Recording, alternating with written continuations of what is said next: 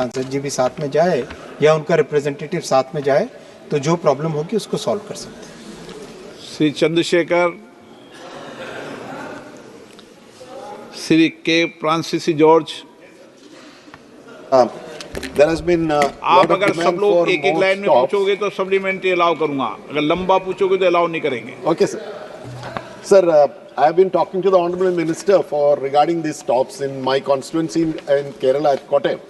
Sir, this Ernakulam Kayangulam memo that mainly caters for students and office-going workers. It hardly stops after Kottayam, sir. In Kurupandara, Yetimanur, Vaikam Road, and Mulandurati, people have been demanding for a long time for a stop. Sir, due to the rush, a second memo was started from Kollam to Ernakulam, and this is not running on Saturday and Sunday. माननीय अध्यक्ष जी, stoppages का विषय है, माननीय सांसद महोदय का request है, वो मैंने नोट किया। श्री वीडी शर्मा।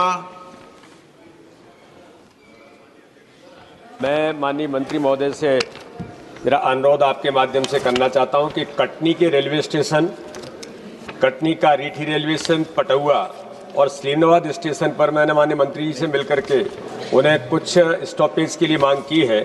साथ में ही छतरपुर के खजुराहो के पास डबरा रेलवे स्टेशन पर भी ट्रेन के स्टॉपेज की मांग मैंने अपने संसदीय क्षेत्र में की, जो पहले होते थे लेकिन बाद में बंद हुए हैं, और मैं आपके माध्यम से अनुरोध है। माननीय अध्यक्ष जी, स्टॉपेज के जितने भी विषय हैं वो नोट कर सकते हैं। इसमें यहाँ पर एक एक ट्रेन का स्टॉपेज के बारे में कहना बात सही। कोई भी माननीय सदस्य अगर स्टॉपेज का प्रश्न पूछेगा तो उसको नहीं पूछा जाएगा। स्टॉपेज आप बात करो, स्टॉपेज हर स्टॉपेज। शेर सिंह गुबाया मंत्री जी की नोटिस में आ जाती है पूछने के बाद, तो इलाके में लगता है कि हमने पूछ लिया। आपने मेरे को रेलवे के में बोलने का मौका दिया। स्पीकर साहब, मैंने मानयोग मंत्री साहब से सबसे पहले जब मिला तो मैंने एक मांग की थी कि हमारी राजधानी चंडीगढ़ को फाजिलका से ट्रेन चला दें। सर, हमारा डिस्ट्रिक्ट पूरा कंस्टिट्यूंसी बार हड़ में इतना बह गया है कि जमीनें भी चली गई, फसल भी चली गई। प्राइवेट बस वाले हजार रुपया पैसेंजर लेते सर, एक ट्रेन नोट किया सर, फाजिलका से चंडीगढ़ का सबके नोट हो रहे हैं तो मैं आगे ले जाता हूँ। Question number 243 Shri Anil Firojiya. 243 sir. माननीय मंत्री महोदय, कोयला मंत्री महोदय, उत्तर सभा पटल। माननीय सदस्य। सर, मैं आपके माध्यम से माननीय मंत्री जी से पूछना चाहता हूं कि देश में कोयले के उत्पादन और सप्लाई के आंकड़े क्या है? क्या हम पिछले साल से बेहतर कर रहे हैं? और सर, दूसरा भी इसी में दूसरा सप्लीमेंट्री पूछ लेना, बैठ जाइए। आदरणीय अध्यक्ष जी, आज कोयला भारत का एनर्जी हो, पावर जनरेशन का हो, स्टील सेक्टर पे भी हो, सीमेंट पर भी हो, और वैसे ही अलग अलग एल्यूमिनियम ऐसी मैन्युफैक्चरिंग सेक्टर में कोयला बड़ा एक उपयोगिता है। आज 10 वर्षों में प्रधानमंत्री जी के नेतृत्व में कोल सेक्टर में विस्तृत रिफॉर्म लाए हैं। आज गर्व के साथ मैं कह सकता हूँ 24-25 लास्ट ईयर में लगभग 1 बिलियन टन कोल पहली बार भारत में आज प्रोडक्शन हुआ है। आज कोल प्रोडक्शन हो, सप्लाई हो, हम पूरा तरह वर्तमान साल में भी लास्ट ईयर में भी कोई कम नहीं। आज आपको मालूम है कोयला क्या स्थिति थी, आज अलग अलग रिफॉर्म्स के कारण कोयला सप्लाई और प्रोडक्शन ठीक तरीके से हर सेक्टर में सरकार के द्वारा, हमारा पीएससी द्वारा हम सप्लाई कर रहे हैं। माननीय सदस्य। सर, आपके माध्यम से सरकार कोयला गैसीकरण पर इतना जोर क्यों दे रही है? किन राज्यों को कोयला गैसीकरण के रूप में पहचाना गया है? माननीय सदस्य। अध्यक्ष जी, आज कोयला दुनिया के सेकंड लार्जेस्ट प्रोड्यूसर है, सेकंड लार्जेस्ट कंज्यूमर भी है, मगर 5th largest Bharat 5th largest आज कोल रिजर्व्स भारत में है। लगभग हम हिसाब किया है 60 साल तक कोयला हमारे पास अभी भंडार है। इसीलिए आज कोयला को विस्तृत उपयोग करना चाहिए, क्योंकि आज सिर्फ ये ट्रेडिशनल सिस्टम नहीं है, गैसिफिकेशन के द्वारा केमिकल्स बनाते हुए, सनगैस बनाते हुए भारत में जो इंपोर्ट डिपेंडेंसी अलग अलग सेक्टर में होते हैं, वो क्रूड ऑयल हो, पेट्रोल डीजल का संबंधित हो, अलग अलग सेक्टर में लगभग इस साल जो गैसिफिकेशन के द्वारा अगर हम सक्सेस हो गए तो भारत कोयला कम नहीं है, 2,77,214 का इंपोर्ट जो करते हैं उसमें अमोनिया हो, कुकिंग कोल हो, डीजल हो, एविएशन फ्यूल हो, नेचुरल गैस हो, यूरिया, ऐसी प्रोडक्ट्स हम सिनगैस के द्वारा, गैसिफिकेशन के द्वारा उत्पादन कर सकते हैं। इसीलिए आदरणीय प्रधानमंत्री नरेंद्र मोदी जी का स्पष्ट आदेश है, हम आने वाले दिन में जो ट्रेडिशनल सप्लाई के साथ साथ गैसिफिकेशन का भी भारत सरकार दृष्टि लगाकर गैसिफिकेशन का डेवलपमेंट करे। उसमें झारखंड है, जैसा आदरणीय सदस्य पूछे, छत्तीसगढ़ भी है और वैसा उड़ीसा भी है, जो डीप सीटेड है, वैसी जगह में कोल गैसिफिकेशन अंडरग्राउंड का भी काम कर रहे हैं। श्री कोडा Vishweshwar Reddy. So I want the This is Varun. Varun calls himself a foodie. Lunch में समोसे, डिनर में मोमोज, फिर ब्रेकफास्ट में भटूरे, जो भी हो वायरल, वरुण करेगा उस पे अटैक until भटूरे ने किया counter attack. That's when Varun realized foodie बनने से पहले हेल्थ इंश्योरेंस लेना स्मार्ट है। Star Health Insurance, India's most trusted health insurance company. Insure now.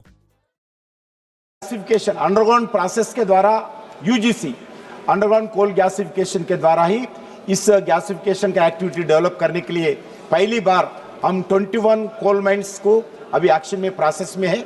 अगर वो प्रोसेस होने के बाद हम अंडरग्राउंड कोल माइंस उपयोग करेंगे, उसके द्वारा जो कोल का पूरा उपयोग होगा। उसके साथ साथ हम अभी तक बता चुका है, फर्टिलाइजर हो, हाइड्रोजन हो, मेथनॉल हो, एथेनॉल हो, अमोनिया हो, यूरिया हो, सिंथेटिक एसएनजी हो, ऐसी पूरा सब प्रोडक्ट्स इस कोल गैसिफिकेशन के द्वारा भारत में उत्पादन कर सकते हैं। इसका टेक्नोलॉजी भारत में भी इंडिजिनियस डेवलप कर रहे हैं, अलग अलग देशों से लाने के लिए भी पूरे हम अलग अलग देशों से बातचीत कर रहे हैं। हमारा जो स्टेक होल्डर्स है उनसे अलग अलग मीटिंग करके इसमें भी हम आगे बढ़ रहे हैं। श्री माननीय Pradyot बोरोदोलई। for allowing me to ask this question, I would like to ask the Honorable Minister.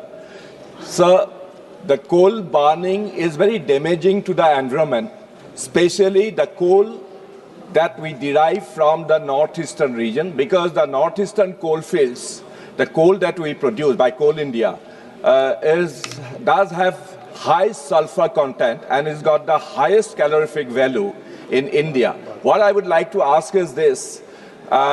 The northeast coal fields as well as the private coal mines that you have allowed in Kharsang, in Arunachal district, all these coal have, if you allow the coal burning, that is damaging to the environment. So do you have any plan, because there was a empirical evidence that the coal produced in the northeastern region has got high waxy content and minerals. So there was a project taken by Oil India to derive crude oil from Assam coal.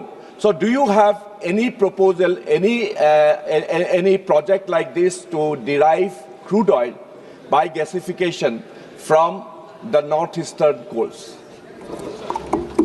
Shri Shyam Kumar हम जो बर्बे।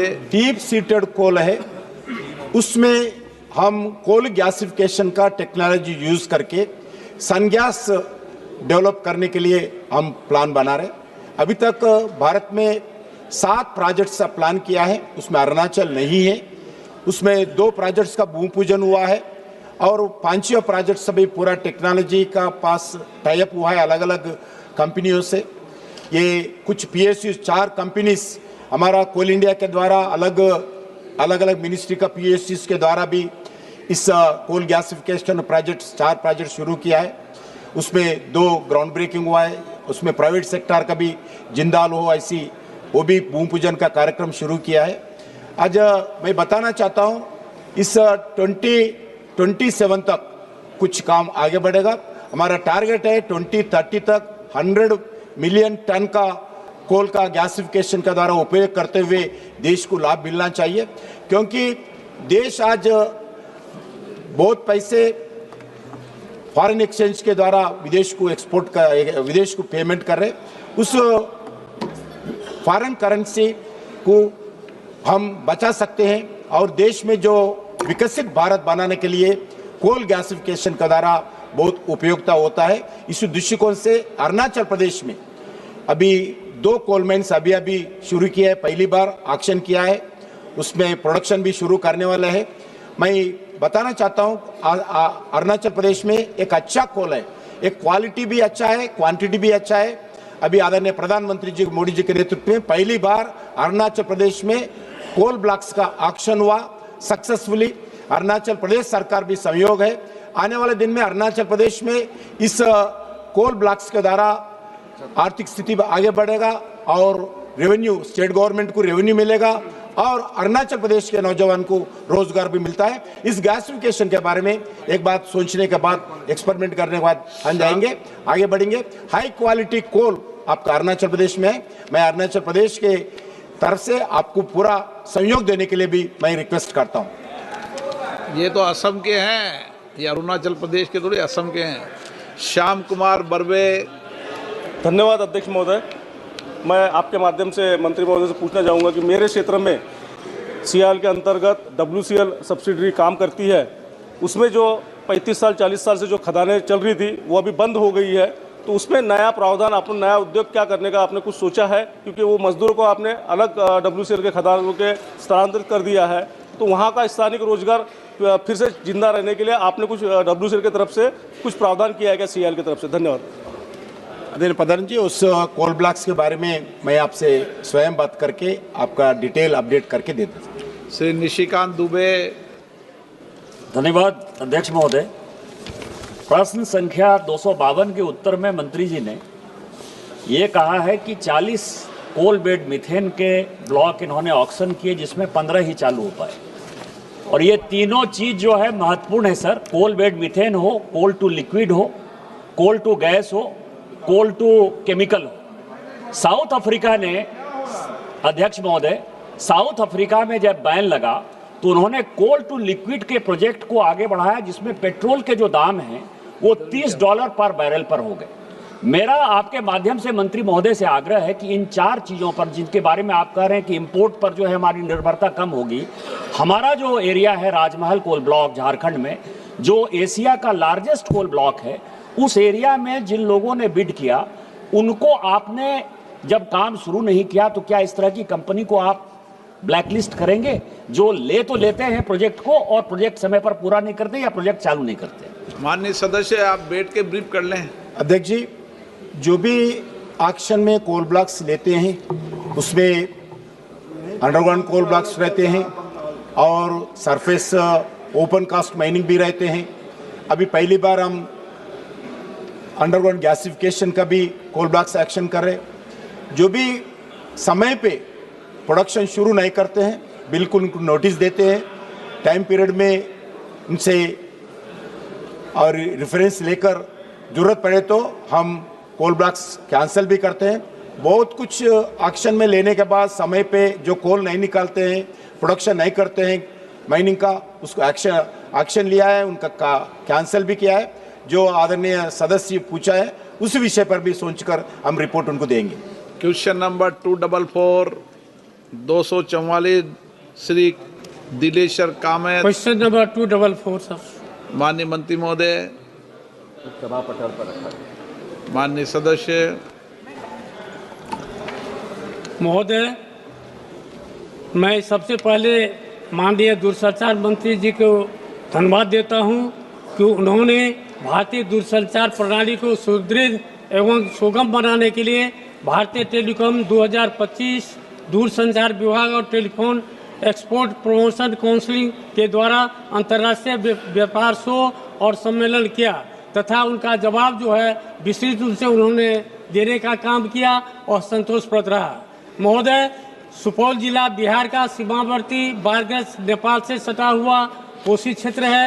सुपौल जिला के ग्रामीण क्षेत्रों की जनता के पास ज़्यादातर BSNL का मोबाइल नंबर है। साथ ही सभी सरकारी विभागों के कर्मचारियों के पास भी BSNL का मोबाइल नंबर है, जिसमें ज़्यादा समय नेटवर्क नहीं रहता है। चुने हुए जनप्रतिनिधियों के पास भी अधिकांशतः BSNL का ही सिम कार्ड मोबाइल में उपयोग किया जाता है। ज़्यादातर नेटवर्क नहीं होने की वजह से मान्यों को समय पर कार्यक्रमों की सूचना नहीं मिल पाती है तथा स्थानीय जनता के साथ सीधे संपर्क नहीं हो पाता है। क्षेत्रीय समस्याओं एवं विकास कार्यों को समय से निष्पादन हेतु मोबाइल एवं इंटरनेट का उपयोग जनहित में अति आवश्यक है। इसलिए मैं माननीय मंत्री से जानना चाहता हूं कि सुपौल सहित बिहार के ग्रामीण क्षेत्र की आम जनता को BSNL की बेहतर सुविधा के लिए सरकार के द्वारा कोई योजनाएं बनाई गई है? यदि हाँ, तो तत्संबंधी ब्यौरा क्या है? यदि नहीं, तो मेरा अध्यक्ष महोदय आपके माध्यम से माननीय संचार मंत्री से आग्रह है, कृपया जनहित में सुपौल जिला सहित बिहार के सभी ग्रामीण क्षेत्रों में आवश्यकता अनुसार BSNL का मोबाइल टावर लगाया जाए अथवा पूर्व में स्थापित मोबाइल टावरों का नेटवर्क कनेक्टिविटी क्षमता बढ़ाया जाए, जिससे BSNL के ग्राहकों को इजाफा भी होगा तथा सरकार के राजस्व में वृद्धि भी होगी। साथ ही सभी विकास कार्यों को सुचारू रूप से समयानुसार किया जा सकेगा एवं क्षेत्रीय तथा स्थानीय जनता की समस्याओं का सही समय पर समाधान भी किया जा सकेगा। माननीय सदस्य, ऐसे तो आप सीनियर सदस्य, लेकिन संक्षिप्त में ही लिख के लाया करें। ऐसे नियम प्रक्रियाओं में ये है कि यहाँ पर पढ़कर नहीं बोला जाता, लेकिन सभी बोलते हैं कुछ कुछ सामान्य रूप से, लेकिन संक्षिप्त में लिख लें। सर, माननीय सदस्य महोदय को मैं धन्यवाद अर्पित करना चाहता हूं, जो भारत टेलीकॉम के बारे में उन्होंने अपनी टिप्पणी दी। हमारी कोशिश है सर कि दो कार्यक्रम, भारत टेलीकॉम और इंडियन मोबाइल कांग्रेस के आधार पर भारत में टेलीकॉम के इक्विपमेंट के मैन्युफैक्चरिंग को एक नई वृद्धि हम लोग प्रदान करें। और ये दोनों कार्यक्रम अलग अलग श्रेणी के लिए आयोजित किए जाते हैं। भारत टेलीकॉम हमारे SME सेक्टर के लिए आयोजित किया जाता है और इंडियन मोबाइल कांग्रेस बड़े और कंपनियों के लिए और उनको सुदृढ़ करने के लिए दोनों सॉफ्टवेयर के क्षेत्र में, हार्डवेयर के क्षेत्र में, टेलीकॉम सिस्टम इंटीग्रेशन के क्षेत्र में और कंसल्टेंसी सर्विसेज, चारों क्षेत्रों में आयोजित किया जाता है। भारत टेलीकॉम एक बहुत ही सफलतापूर्वक प्रयोग रहा है। TEPC और भारत सरकार के दूरसंचार मंत्रालय के अंतर्गत इस वर्ष हमारे 135 अंतर्राष्ट्रीय डेलीगेट्स आए 31 देशों से। 88 कंपनी, जिसमें से 38 स्टार्टअप्स ने भाग लिया और करीब 300 हमारे भारतीय डेलीगेट्स और 1200 विदेशी डेलीगेट्स उपस्थित रहे। इन दोनों कार्यक्रमों के आधार पर सर, मैं सदन के पटल पर ये सूचना रखना चाहता हूँ कि पिछले 5 वर्षों में जो हमारे भारत के टेलीकॉम इक्विपमेंट की एक्सपोर्ट्स की वृद्धि हुई है, जो 10,000 करोड़ का आंकड़ा 2020-21 में हुआ था, 2024-25 में हमारी निर्यात बढ़ के 18,000 करोड़ 406 करोड़ हो चुकी है सर। तो 72% हमारे वृद्धि हमारे निर्यात के क्षेत्र में हुआ है। आयात का क्षेत्र थम गया है, 51,000 करोड़ 2020-21 में था और आज भी उतना ही 51,000 करोड़ तक ही टिका है। मतलब कि भारत में बनाया हुआ माल ही भारत के हमारे ज़रूरतों के लिए और विदेश एक्सपोर्ट के लिए भी आज बढ़ रहा है। आप माननीय सदस्य का जवाब दे दो। और इसी के आधार पर ट्रेड डेफिसिट भी हमारा 19% घटा है। जहां तक बिहार की बात माननीय सदस्य जी ने की, मैं उनको सूचित करना चाहता हूं सर कि हमारे 10 करोड़ उपभोक्ता हमारे टोटल वायरलेस सब्सक्राइबर्स बिहार में हैं। हमारे BTS बेस ट्रांससीवर स्टेशन जो लगे हुए हैं बिहार में, करीब 1.5 लाख BTS लगे हैं, जिसमें से करीब 1 लाख 4G के BTS हैं और 27,000 5G के BTS हैं। जो कमी बिहार में है कनेक्टिविटी के आधार पर, भारत सरकार की प्रतिबद्धता है और प्रधानमंत्री जी ने कहा है कि 100% 4G सैचुरेशन होना चाहिए। उसके आधार पर 6 स्कीम्स हम लोग बिहार में चला रहे हैं, जिसके आधार पर करीब करीब 400 गांव को हम लोग 500 गांव को हम लोग कवर करना चाहते हैं। और इसमें से हम लोग ने आज तक 390 गांव को कवर किया है और शेष जो गांव बाकी है वो आने वाले मई 2026 तक हम लोग पूरा करने वाले हैं। हमारे LW फेज़ 1 अपग्रेडेशन के आधार पर, LW फेज़ 2 के आधार पर, 502 एस्पिरेशनल डिस्ट्रिक्ट के आधार पर, अनकवर्ड विलेज स्कीम के आधार पर, 4G सैचुरेशन स्कीम के आधार पर और BOP और BIP के आधार पर। श्री दयानिधि मारन, माननीय सप्लीमेंट्री क्वेश्चन। ओके, एक मिनट Dayanidhi ji, please supplementary. Sir, क्या संचार मंत्री जी यह बताने की कृपा करेंगे कि देश भर में 5G सेवाओं के रोल आउट की वर्तमान स्थिति क्या है तथा अब तक किन किन क्षेत्रों को कवरेज प्रदान की गई है? क्या सरकार ने देशव्यापी स्तर पर 5G सेवाओं को प्रसार में तेजी लाने हेतु विशेष पहलें की है? यदि हाँ, इन पहलों का विवरण, जिनमें वित्तीय सहायता, नीतिगत उपाय तथा अवसंरचना विकास योजनाएं शामिल हो, इस संबंध में बताने की कृपा करेंगे। सर, जहां तक 5G की बात है, मैं हमारे सांसद महोदय को आपके द्वारा सूचित करना चाहता हूं और हाउस को सूचित करना चाहता हूं कि प्रधानमंत्री जी के नेतृत्व में 5G भारत की सक्सेस स्टोरी नहीं है सर। 5G विश्वव्यापक सक्सेस स्टोरी बन चुकी है। भारत ने 5G की टेक्नोलॉजी, मैं बार बार कहता हूं सर कि India followed the world on 4G, India marched with the world on 5G, we will lead the world on 6G। और 5G की कहानी ये है सर कि 2023 में इसका क्रियान्वयन शुरू हुआ। आज तक 5G के द्वारा हमारे करीब करीब 5 लाख BTS लग चुके हैं।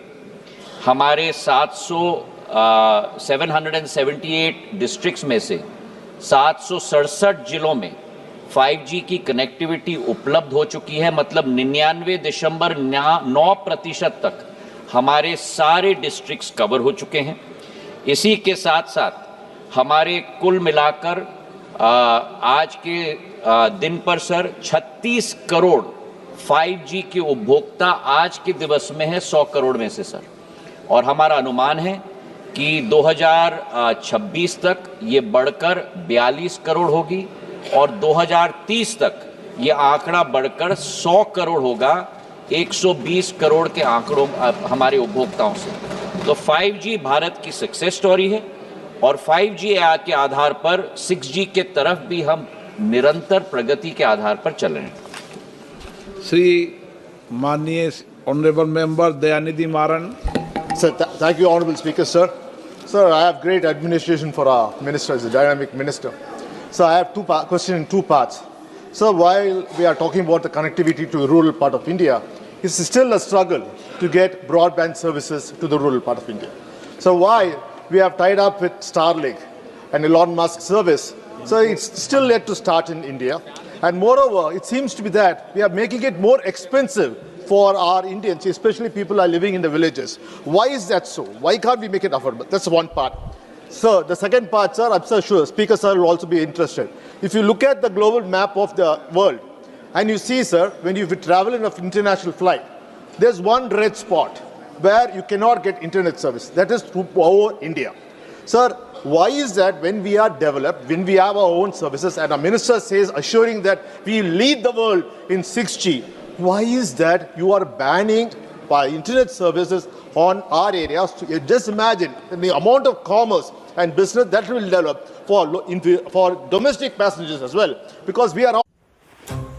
I need peaceful sleep, Rexa. Not in my job description. जब जब इस धरती पर कोई पीसफुली नहीं सोता, I'll be there. The Sleep Company, India's first and only smart grid mattress. The body goes soft comfort, back go firm support. Peaceful sleep mode on. The Sleep Company.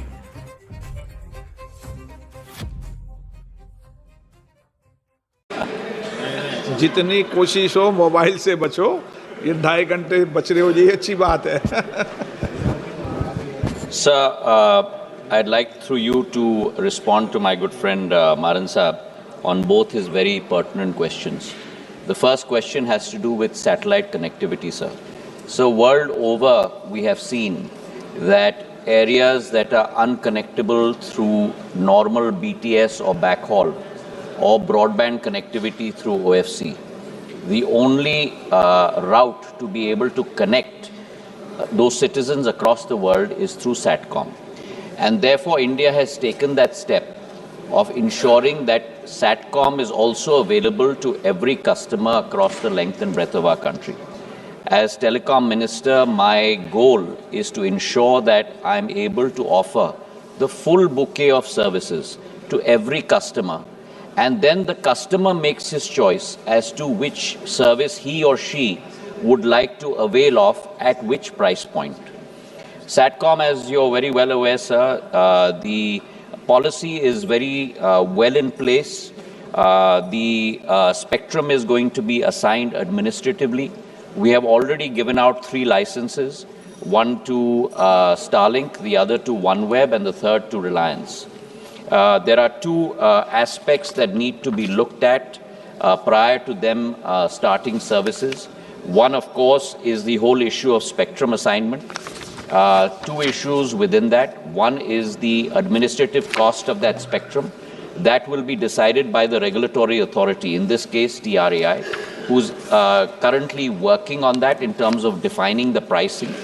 The second is the whole issue of security-related clearance from the enforcement agencies to these players.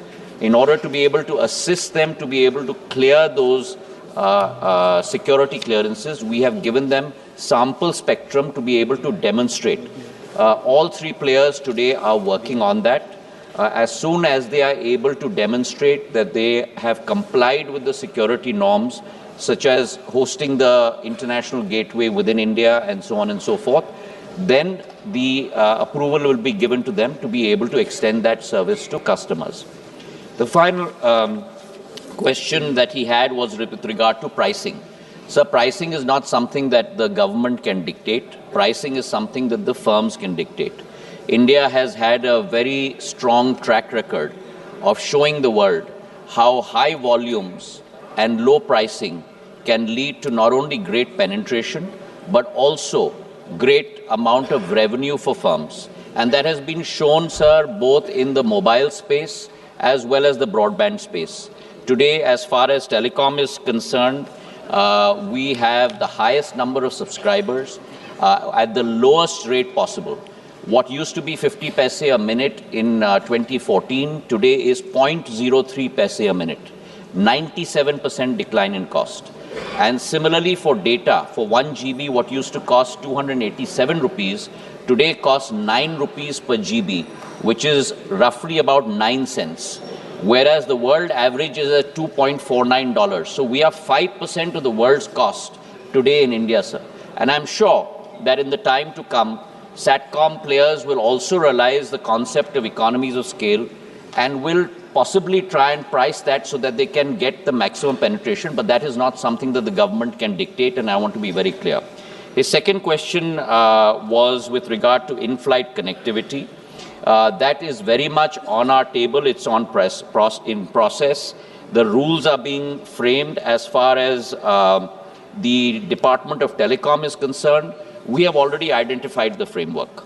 Now, there are 2 processes. Having been Minister of Civil Aviation in the last government, I'd like to offer up to Mr. Maran as well. From the Department of Telecom, everything is clear in terms of setting this in process. There are 2 issues. One, the Department of Civil Aviation. Sir, प्रश्नकाल 12 बजे तक होता है.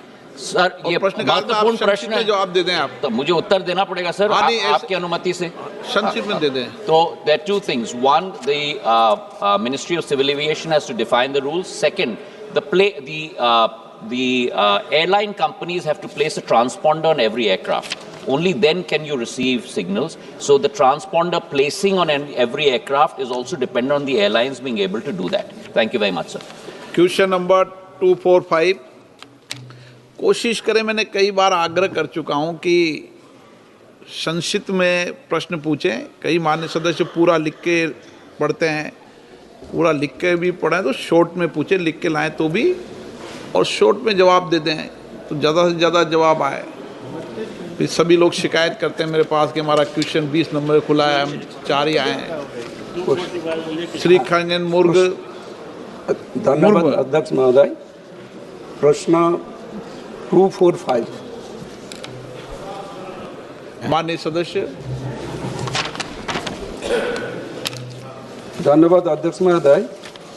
आपके माध्यम से मैं माननीय मंत्री जी से पूछना चाहता हूँ, फर्स्ट माइल कनेक्टिविटी एफएमसी परियोजना क्या है, इसमें किस तकनीक का उपयोग हो रहा है और इसका मूल उद्देश्य क्या है? फर्स्ट माइल कनेक्टिविटी, आदरणीय सभापति महोदय, आपके द्वारा बताते हुए सांसद महोदय को बहुत खुशी हो रही है कि फर्स्ट माइल कनेक्टिविटी का उद्देश्य होता है कि कोल ब्लॉक से हम कन्वेयर बेल्ट के माध्यम से शायलों तक कोल पहुंचाना और शायलों के माध्यम से रेल वैगन को कम समय में उसको पूरा करना, भर देना बोगी को, और इससे समय का बचत होता है, इससे पर्यावरण पे भी कंट्रोल पाया जाता है और इससे जाम की प्रक्रिया, एक रोड पे रोडवेज पे काफ़ी जाम की प्रक्रिया होती है, उससे भी निजात मिलता है और एक्सीडेंट भी कभी कभी होता है, उससे भी निजात मिलता है और समय से पावर प्लांट पे हम कोल पहुंचा पाते हैं। यही फर्स्ट माइल कनेक्टिविटी का उपयोग है। सर, मेरा दूसरा पूरक प्रश्न है, जब कोयला क्षेत्र परिवहन अनुकूल उपाय अपना रहा है तो एफएमसी प्रोजेक्ट इस क्षेत्र की सस्टेनेबल इनिशिएटिव में कैसे योगदान दे रहे हैं? धन्यवाद sir.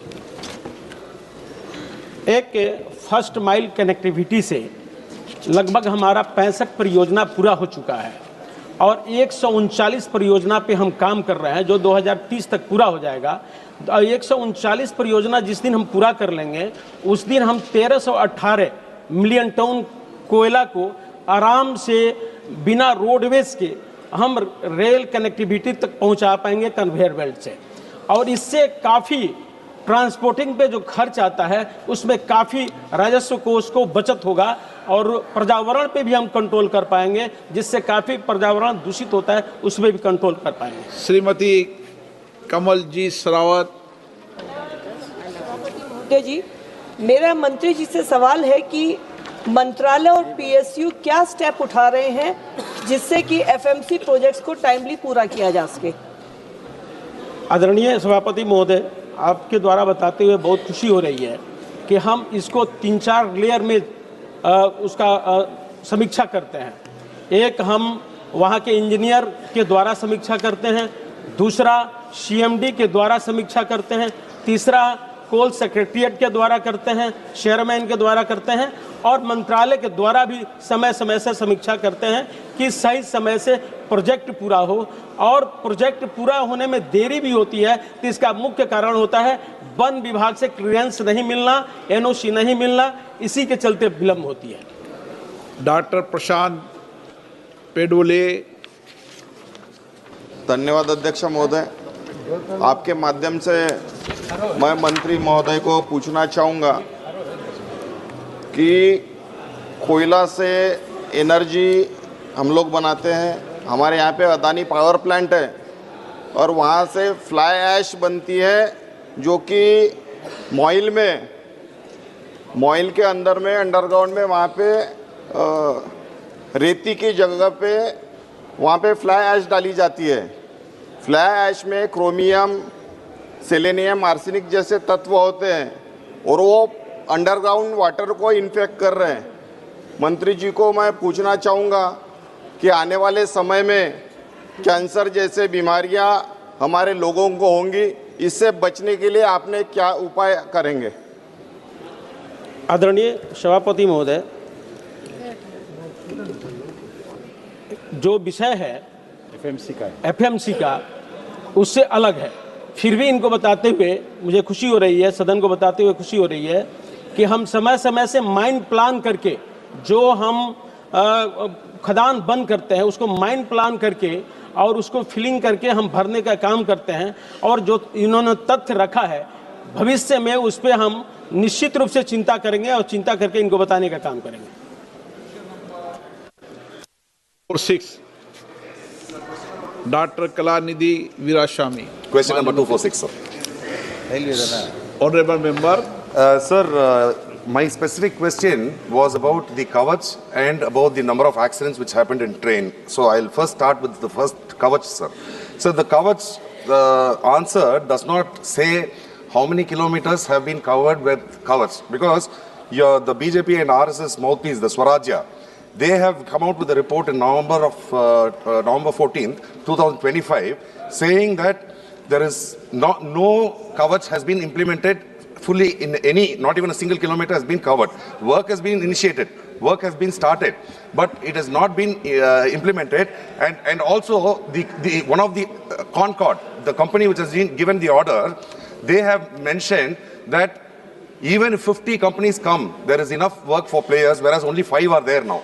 Does the government propose to include more players to ensure that instead of your target of 10 years, within 5 years, whether the Kavach can be implemented where many lives of Indian lives can be saved? Very good, very good. Very good. Honorable Chairman, sir.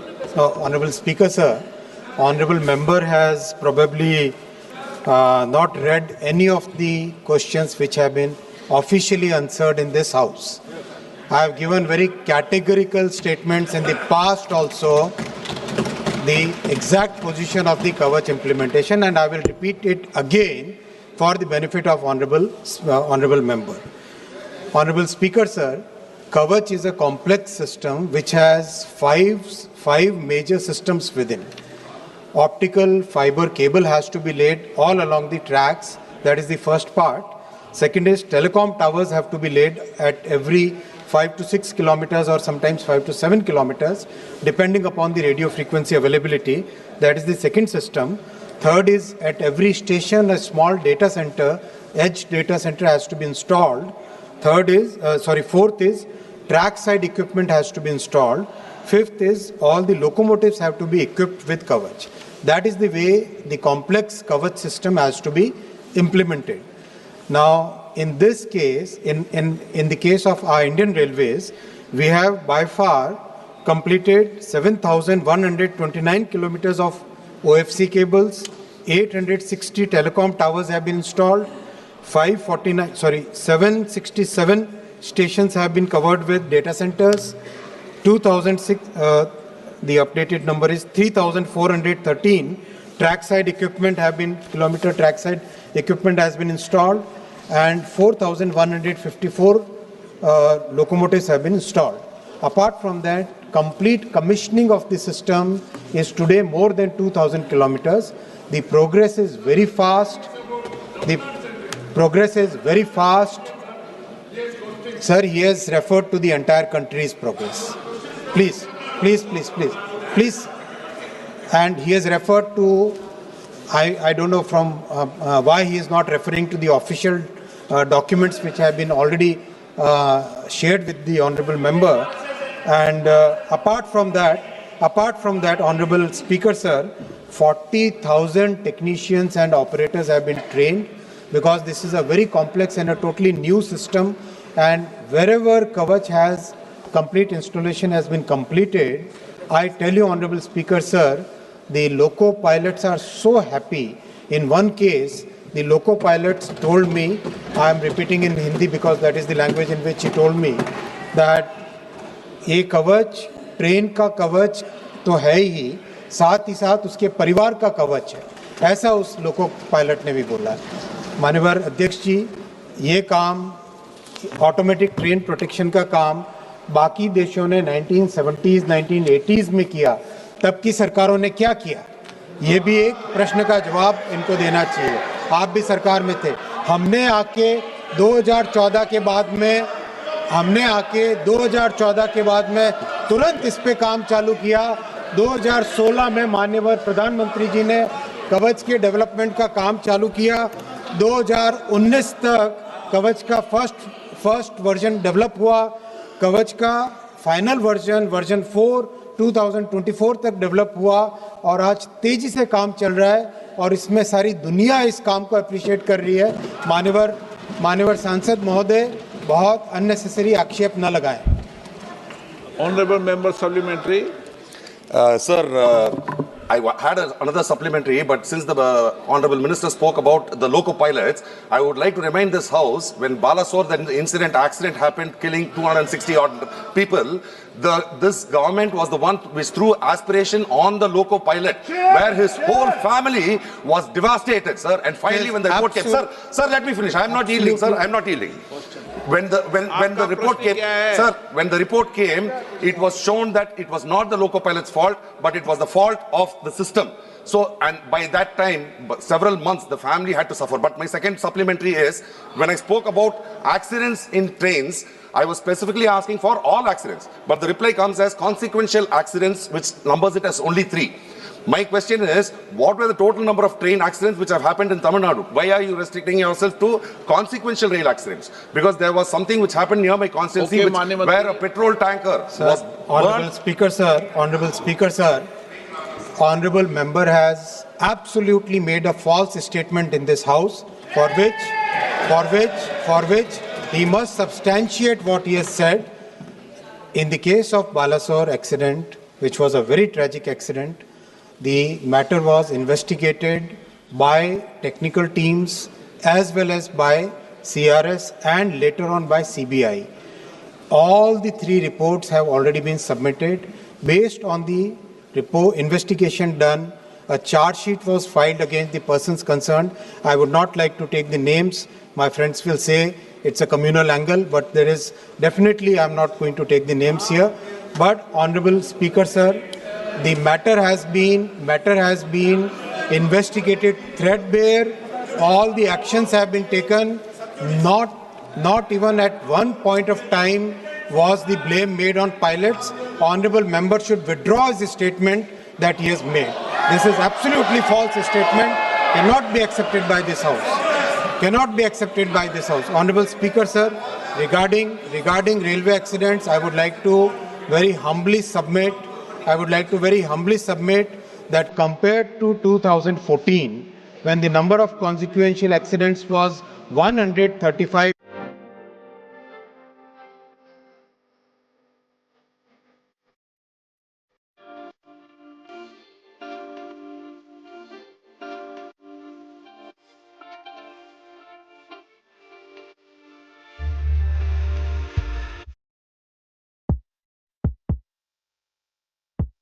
we work in such detail so that whether we have to make a structural change, whether we have to train the people better, whether we have to redesign the system, whether we have to bring new components, whatever best possible has to be done on any safety related incident. Honorable Speaker, sir, the entire team is working with full sincerity is what I can share with you in full humility. Question number 247.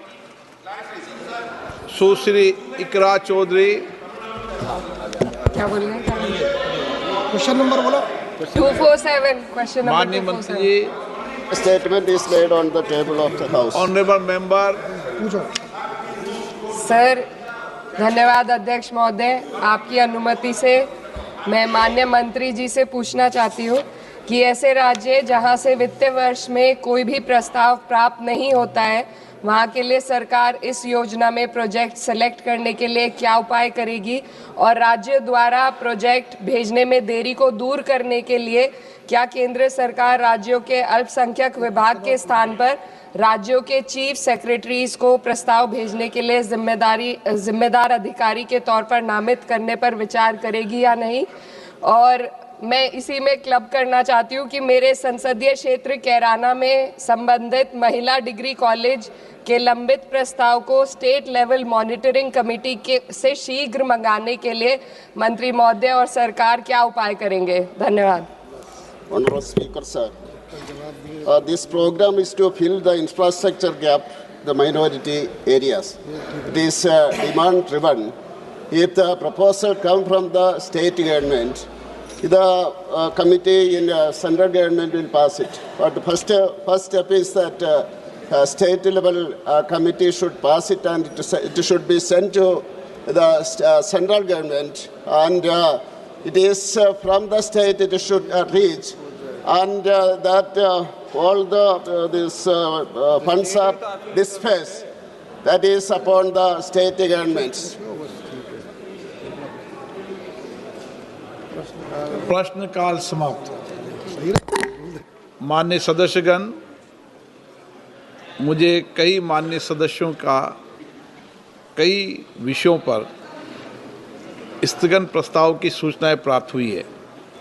Shri Neeraj Maurya, advocate Chandrashekhar, Shri Beni Bannon, Gurjeet Aujla, Virendra Singh, DM कथीरानंद, Manickam Tagore, विजय बसंत, मनीष तिवारी, के सुरेश सहित कई मान्य सदस्यों के स्थगन प्रस्ताव की सूचना मेरे पास प्राप्त हुई है। मैंने आज किसी भी स्थगन प्रस्ताव की सूचना की अनुमति नहीं दी गई है।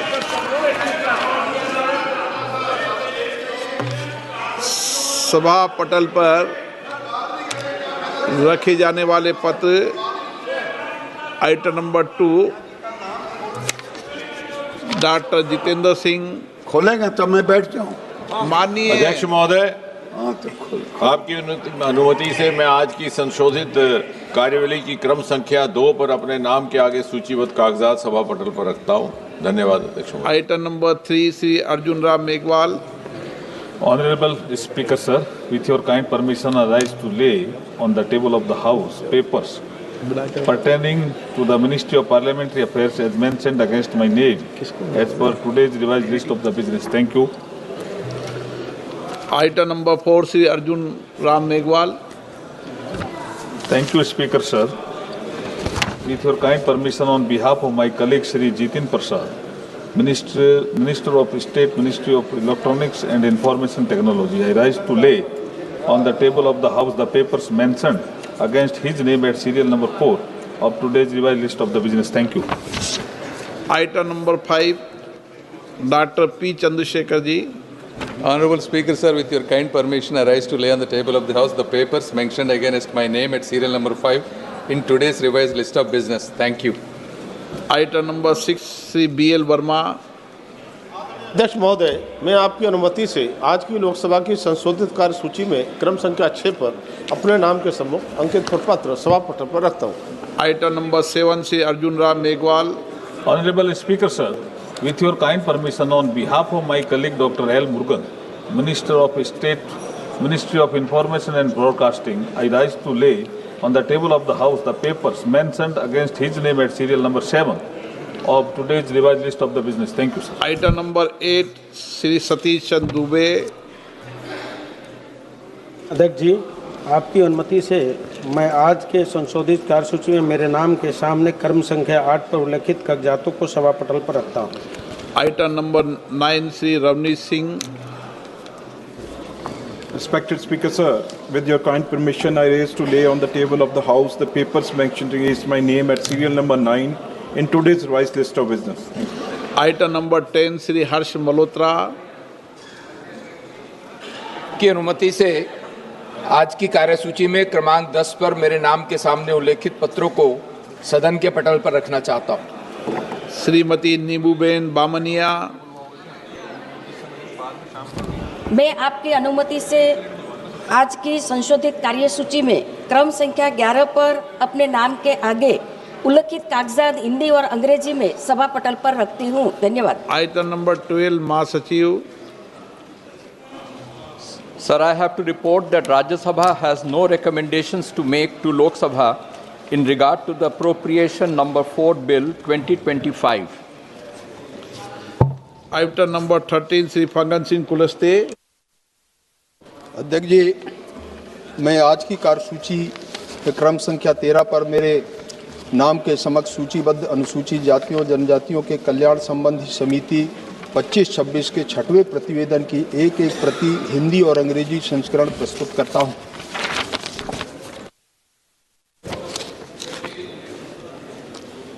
Shri Faggan Singh Kulaste.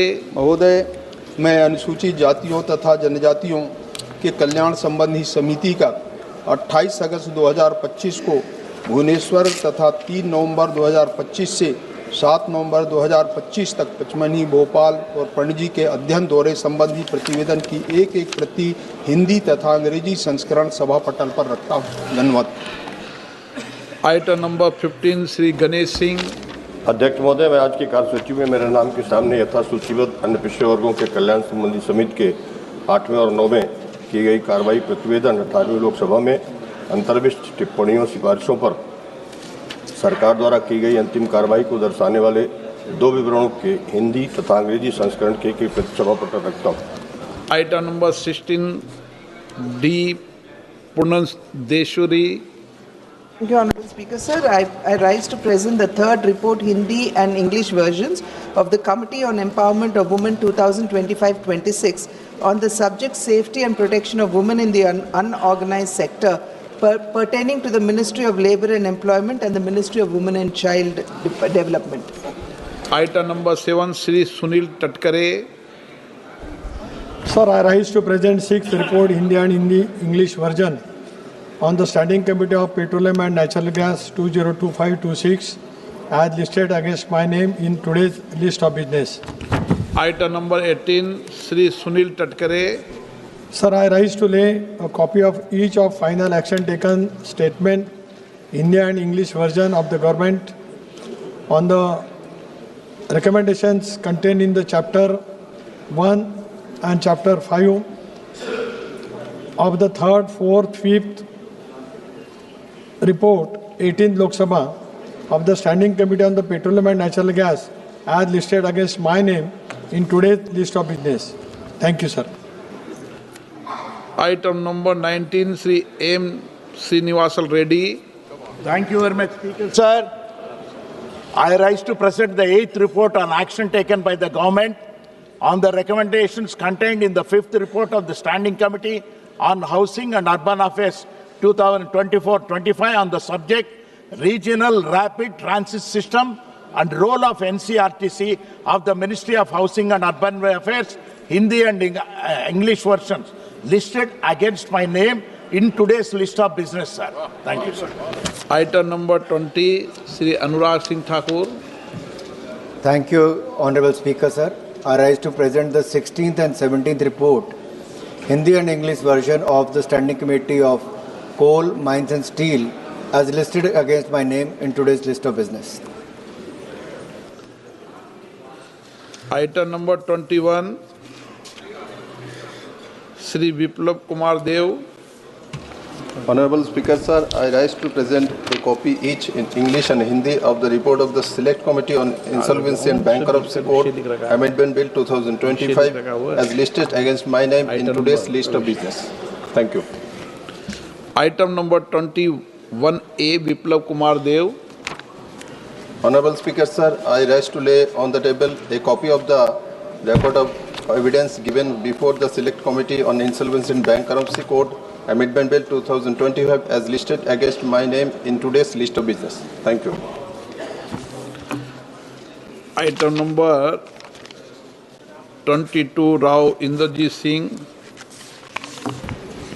Speaker, sir, I rise to make statements on status of implementation of recommendations of the Standing Committee on Finance contained in the 17th and 22nd reports on demands for grants of the Ministry of Planning for the years 24-25 and 25-26 respectively, listed at serial number 22 in today's revised list of business.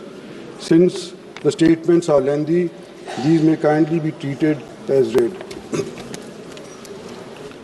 Item number 23, Shri Arjun Ram Meghwal. Honorable Speaker, sir, with your kind permission, on behalf of my colleague, Dr. L. Murugan, Minister of State, Ministry of Information and Broadcasting, I rise to lay the reports, statements. 1. The status of implementation of the recommendations contained in the 11th report of the Standing Committee on Communication and Information Technology 2024-25 on the demands for grants 2025-26.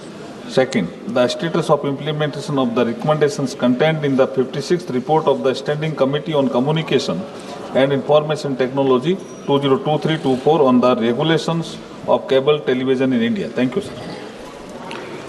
Item number 24, Shri Satish Chandra Dubey. आदरणीय सभापति महोदय, मेरे नाम के सम्मुख निम्नलिखित बारे में वक्तव्य सभा पटल पे रखता हूं। खान मंत्रालय से संबंधित अनुदान की मांग 24-25 के बारे में कोयला खान और इस्पात संबंधित अस्थायी समिति 2024-25 के दूसरे प्रतिवेदन अंतर्विष्ट सिफारिश करवाने की स्थिति में। दूसरा, खान मंत्रालय से संबंधित अनुदान की मांगें 2025-26 के बारे में कोयला खान और इस्पात संबंधित अस्थायी समिति 2024-25 के 5वें प्रतिवेदन अंतर्विष्ट सिफारिश के करवाने की स्थिति में सभा पटल पर रखता हूँ। Item number 25, Shri Ravneet Singh Bittu. Respected Speaker, sir, with your kind permission, I raise to make a statement on the status of implementation of the recommendations contained in the 4th report of the Standing Committee on Railways, 18th Lok Sabha, on construction and maintenance of rail tunnels and bridges, and including road overbridges, road underbridges, presented to the Lok Sabha on 11/8/2025. A statement showing implementation status of all the recommendations contained in the report is enclosed. Since the statement is voluminous, I request the same may be taken as read. माननीय सदस्य, जिन माननीय सदस्यों को आज 377 के अधीन मामले उठाने की अनुमति प्रदान की गई है, वे व्यक्तिगत रूप से तत्काल अपना अनुमोदित पाठ सभा पटल पर प्रस्तुत कर सकते हैं। आज की कार्यसूची में 2 महत्वपूर्ण विधेयक कार्यसूची में है, जिसकी जानकारी आपको सबको है। मैंने कल भी आपको एक मंशा व्यक्त की थी कि हमें देर तक बैठकर कई विधेयकों पर चर्चा करनी पड़ेगी और कई महत्वपूर्ण विषय जो आपने समय समय उठाए हैं उन पे भी चर्चा करने के लिए हम बैठकर वापस में चर्चा करेंगे। इसलिए आज आइटम नंबर 27 जो महत्वपूर्ण विधेयक है, आप क्या कहना चाहते हैं? This item number 27 and 28. 2 bills are already here for consideration and passing. Sir, I think you are aware of that Business Advisory Committee. Entire opposition demanded these 2 bills. Both the bills are very important. One is relating to the nuclear thing, which is going to be a far-reaching impact in the country. Number 2, the bill on Manrega is going to affect crores of common workers of this country, Manrega workers. So both of the things, entire opposition demand these 2 bills should send it to the standing committee or JPC. This was our demand, sir. Honorable Minister told time should be allotted. Some government side they are told time should be allotted 3 hours, time should be allotted. Entire opposition, we are not in a position to allot the time. We are demanding for sending to standing committee or JPC. Therefore, Minister told that point of time, no, we are not deciding the time now. Therefore, we will come back. We didn't get any information from the Minister, sir. Now, in the air, there are things that just now Minister is also telling that all the 2 bills we passed today itself. Sir, you are not sending it to the standing committee. You are not sending it to the JPC, which is the most important bill. Then you are trying to limit the discussion also. Entire members of the parliament, want a detailed discussion. Okay. Sir, therefore I think minimum 6 hours should be allotted for. Sir, minimum 6 hours should be allotted for nuclear energy, and minimum 8 hours should be allotted for those car energy. Sir, this is our demand, sir. माननीय सदस्यगण, मुझे सभी दल के माननीय सदस्य मिले थे और उन्होंने मुझसे आग्रह किया था कि आइटम नंबर 27 भारत के रूपांतरण के लिए नाभिकीय ऊर्जा का संसाधनीय दोहन और अभिवर्धन विधेयक 2025 को आज नहीं लाएं, आज लाने के लिए उन्होंने आग्रह किया था। और मैंने आप सबकी भावनाओं को देखते हुए उसको कल नहीं लाकर आज लाए हैं। जब कल बिल जो नया बिल रोजगार वाला है उस पर भी डिटेल मैंने जब इंट्रोड्यूस हुआ था, जब डिटेल मैंने चर्चा उस पर भी करा दी थी, सबको मौका, सभी दलों को मौका दिया था। मुझे लगता है कि हम ज़्यादा से ज़्यादा बिजनेस को निपटाएं, देर रात तक बैठें, चर्चा करें, सबका मत आए, सबको 4 घंटे 2 घंटे 6 घंटे जो भी आप समय होंगे समय देंगे, लेकिन सबको मौका दूंगा।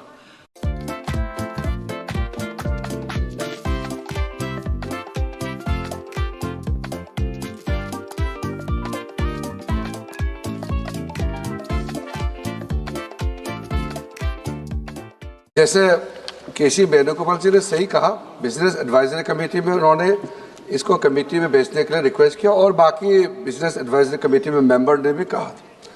साथ साथ दूसरा मांग उन्होंने रखा कि और एक पब्लिक इम्पोर्टेंस विषय पे चर्चा होना चाहिए, स्पेशल डिस्कशन, जो माननीय नेता प्रतिपक्ष श्रीमान राहुल गांधी जी ने उठाया था। हमने उस समय भी कहा कि सरकार चर्चा के लिए रेडी है।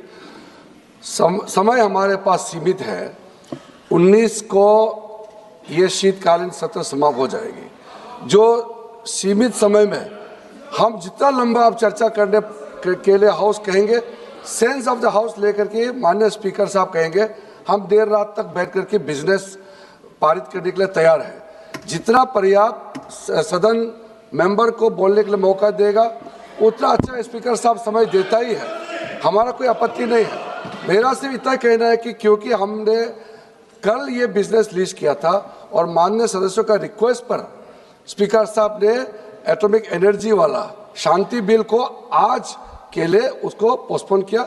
हम इंश्योरेंस आप लोगों ने साथ दिया, मैं उसके लिए धन्यवाद। लेकिन आज इस दोनों विधायक को अगर हम देर रात तक भी चर्चा करना पड़ेगा, दोनों को पारित करने के लिए सरकार की तरफ से तैयार है। और दूसरा, आपने जो विशेष चर्चा मांग की है नेता प्रतिपक्ष आप सब ने, उसके लिए भी जैसे स्पीकर साहब निर्देश देंगे, सरकार की तरफ से कोई आपत्ति नहीं है। आइटम नंबर 27, भारत के रूपांतरण के लिए नाभिकीय ऊर्जा का संसाधनीय दोहन और अभिवर्धन विधेयक 2025। माननीय मंत्री महोदय।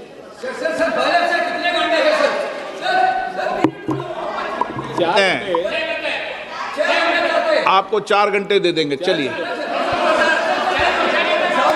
Speaker sir, with your kind permission, समय दे दूंगा।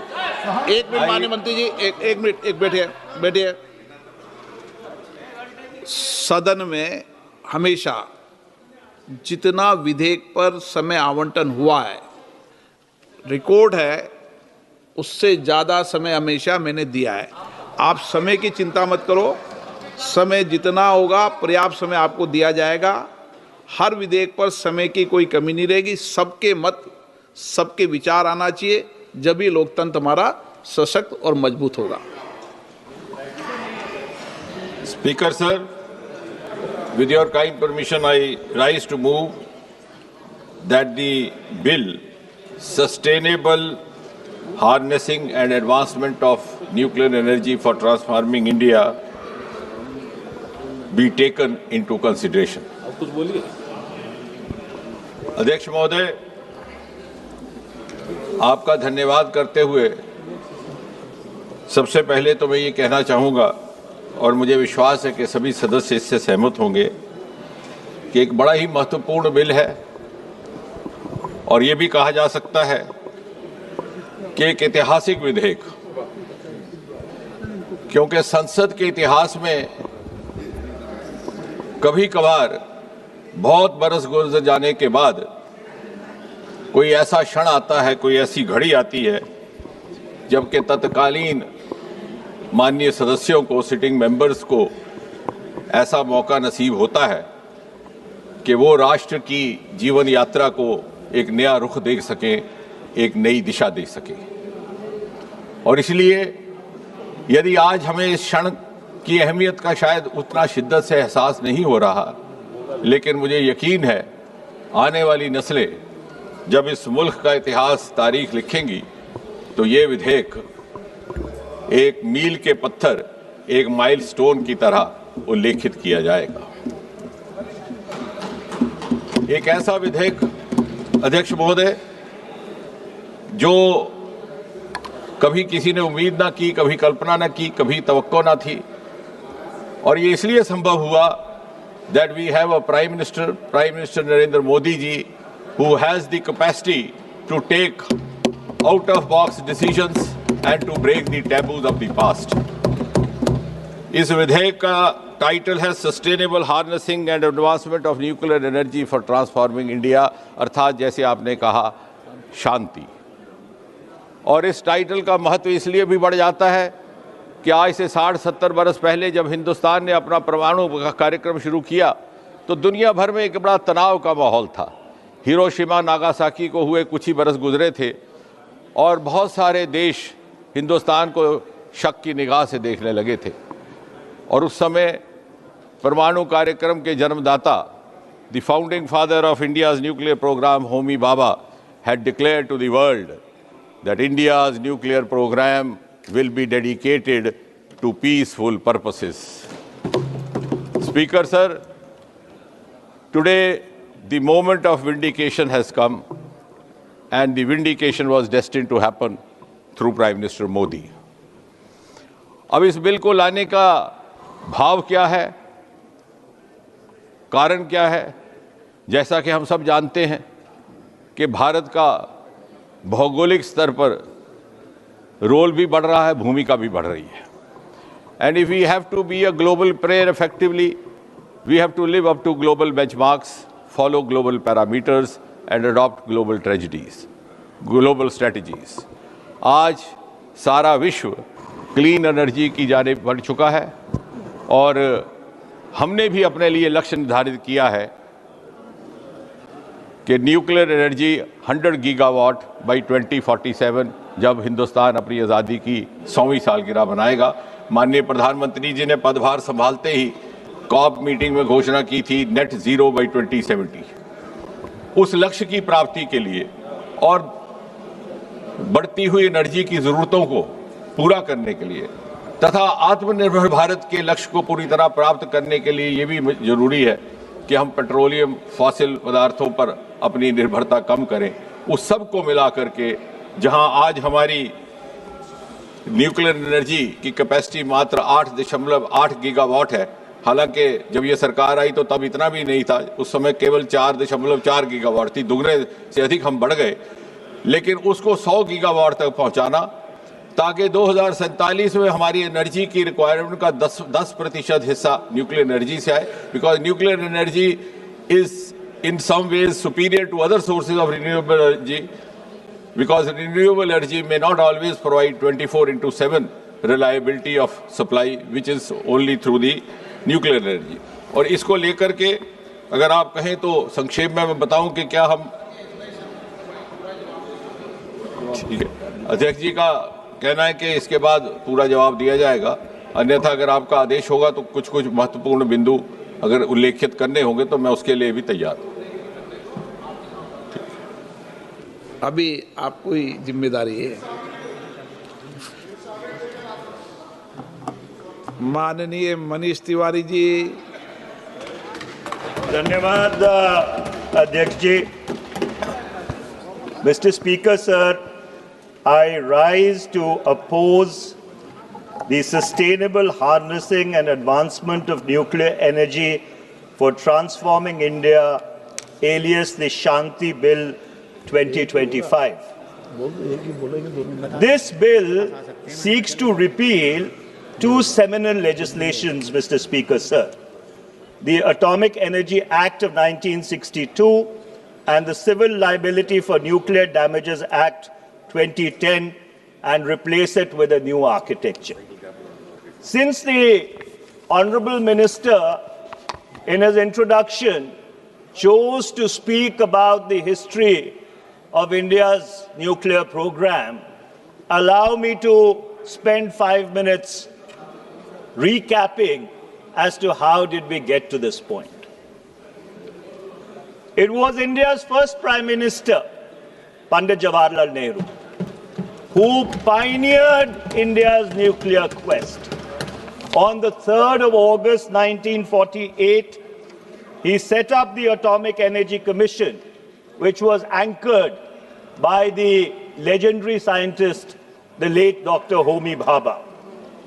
On the 3rd of January 1954, it was the Nehru government which set up the Atomic Energy Establishment in Trombay. And on the 12th of January 1967, after the very tragic demise of late Dr. Homi Bhabha in a plane crash, AI 101 went into Mont Blanc, the mountain, on the 24th of January 1966. The Atomic Energy Establishment in Trombay was dedicated in his name and renamed as the Bhabha Atomic Research Center.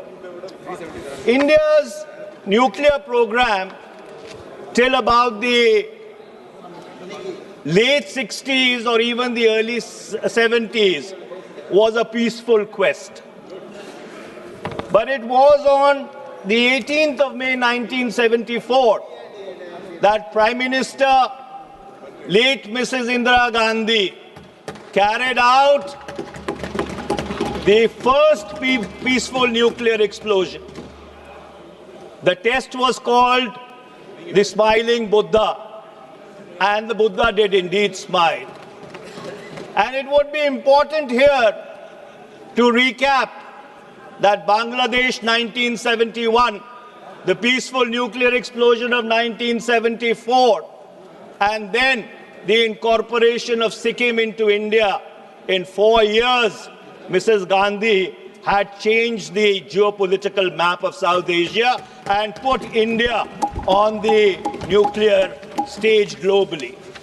However, when a nation takes bold steps, it comes with a consequence.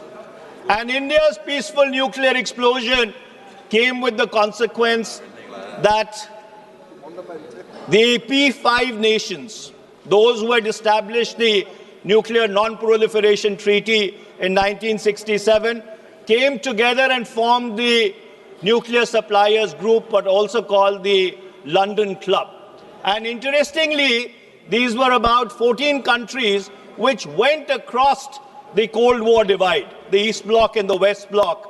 And the only objective of the Nuclear Suppliers Group or the London Club was to deny India access to nuclear technology. On the 11th and the 13th of May 1998, Prime Minister Mr. Atal Bihari Vajpayee, late Mr. Atal Bihari Vajpayee, carried out India's second series of nuclear tests, but the sanctions against India only tightened after that, despite the Jaswant Singh Strobe-Talbot dialogue, which went across a couple of continents at that point in time.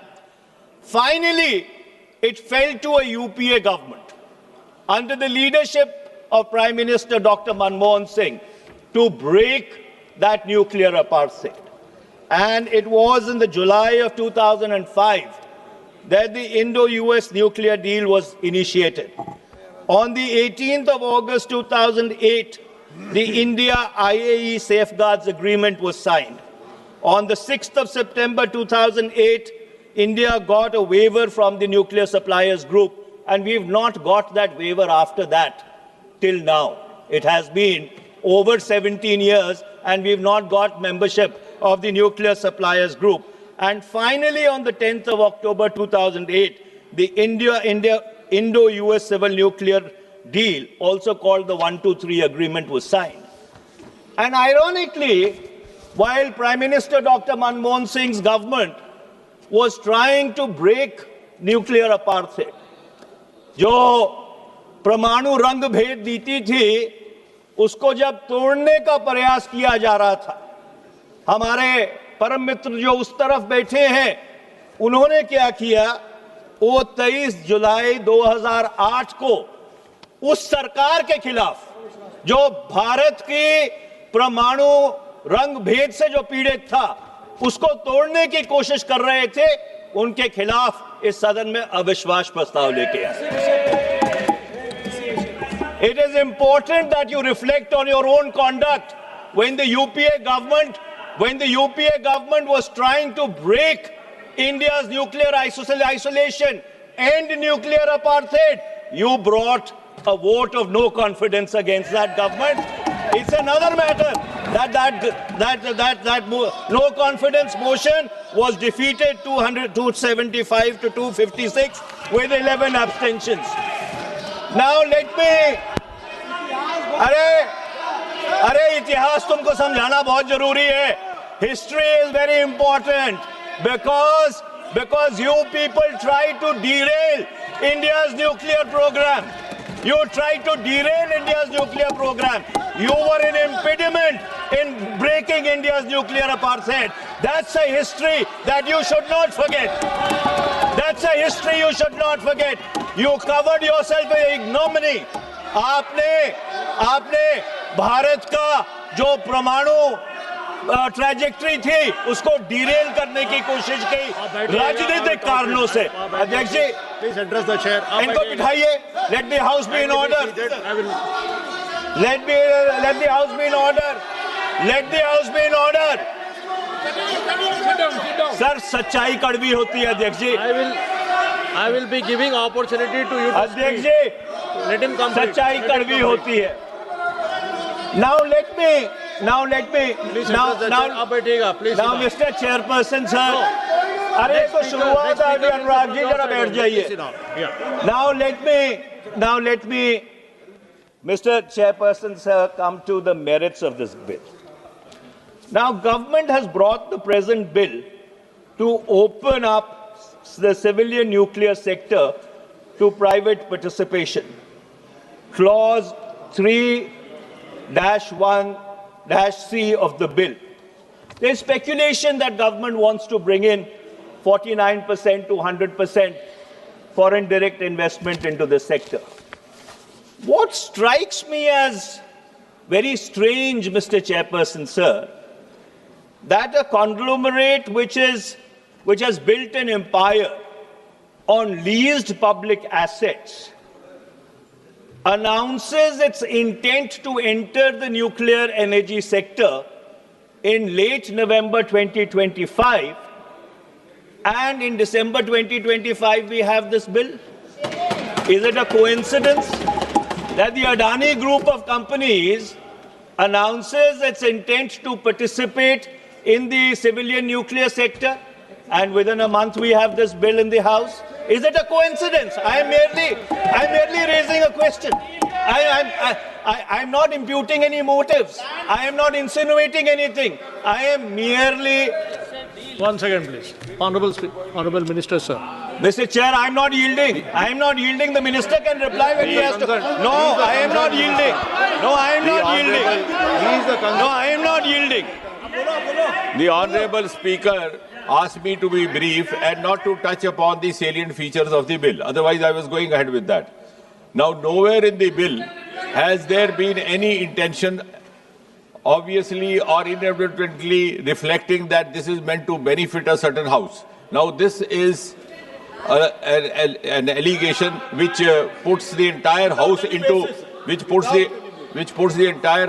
disrepute. We are practicing the highest norms of democracy, and nowhere in the bill. So this is totally an unfounded and a politically motivated charge which has no reflection on the body of the bill. आप बैठिएगा. Mr. Chairperson, sir. Honorable Minister has replied. Mr. Chairperson, sir, I wasn't making any insinuation. I wasn't imputing any motives. I was just saying that is it just coincidental that this has happened? Honorable MP, sir, you already mentioned it could be a so coincidence.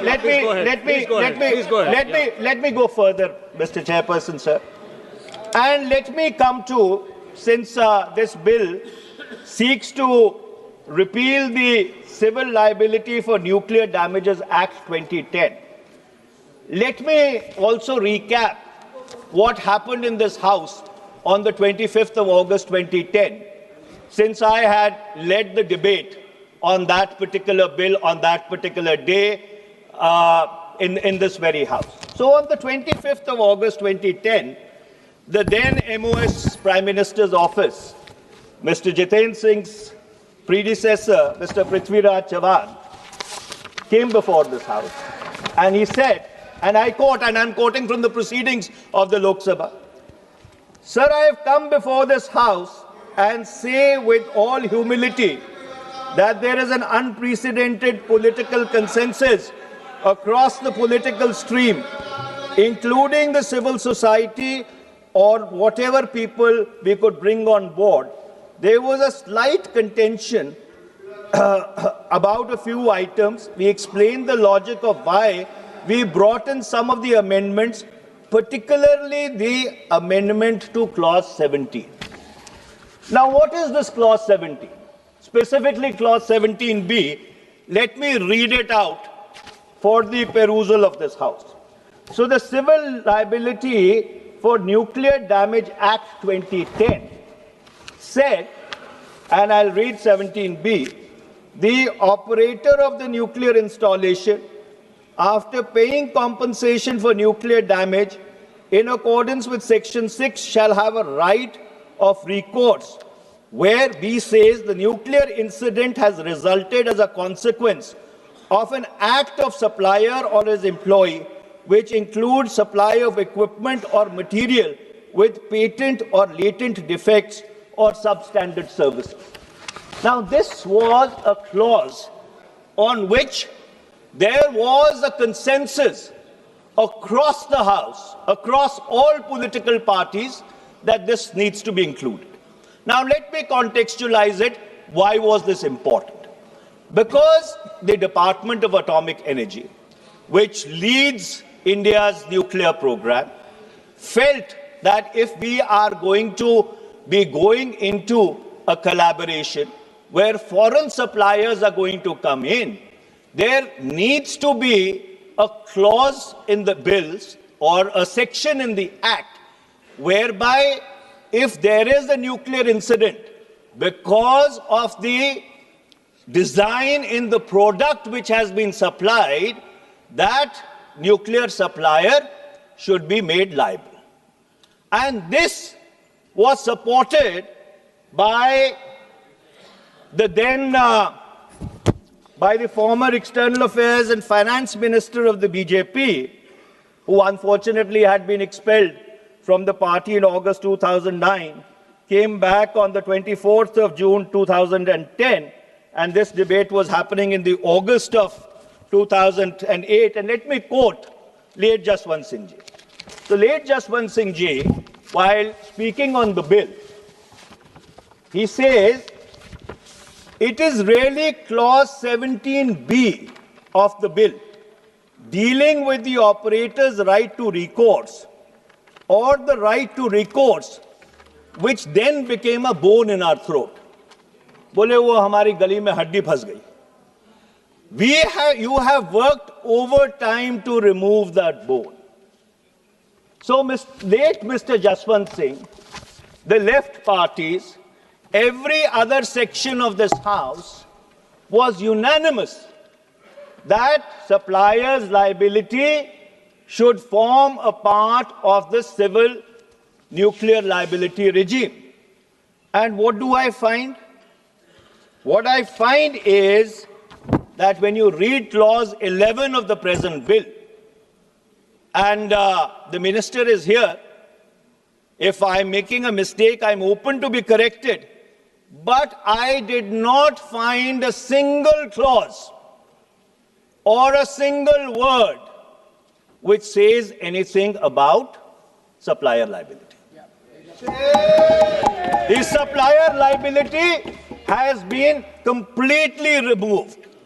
Now, God forbid, if a nuclear accident or a nuclear incident was to take place, and since we are going to be dependent upon foreign suppliers, especially when we are opening up the nuclear energy sector to private participation, we are going to allow foreign direct investment, 49%, 51%, 76%, 100%. I do not know how much to come in. Then, under those circumstances, shouldn't the supplier be liable? if there is a defect in the product. In fact, it is going to indemnify your own domestic players about whom you made such a big noise a while ago. God forbid, if some incident was to take place. And so therefore it is very important. I know a large number of countries around the world have had reservations with regard to suppliers' liability, now going back 15 years.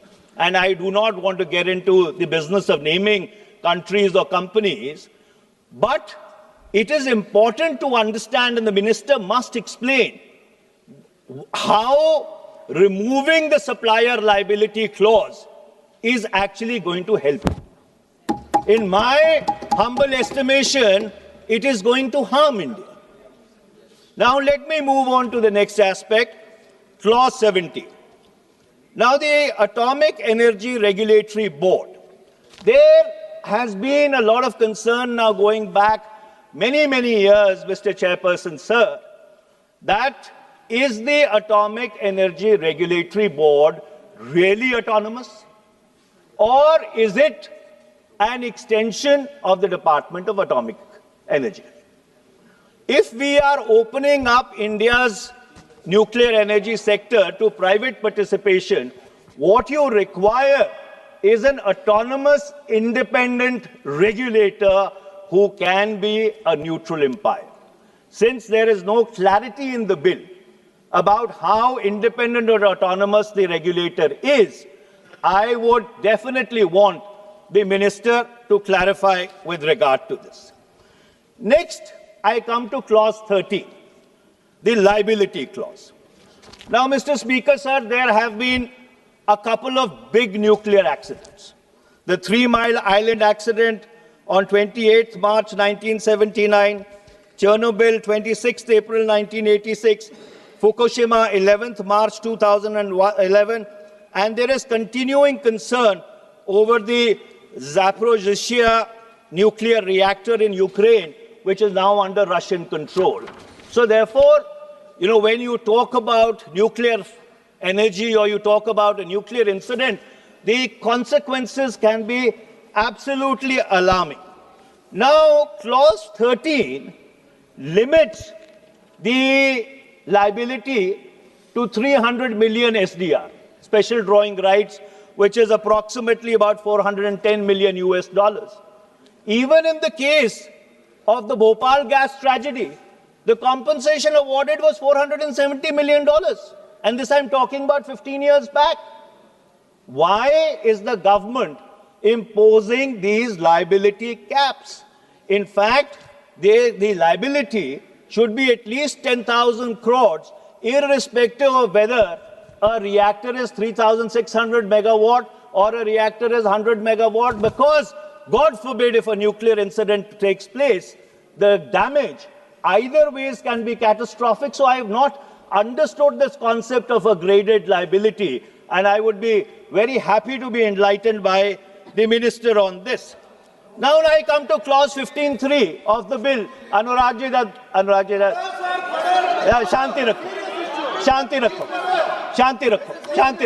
Shanti rakho. Now I come to Clause 15.3 of the bill, Mr. Chairperson, sir. Now, it exempts government-owned nuclear installations from insurance cover.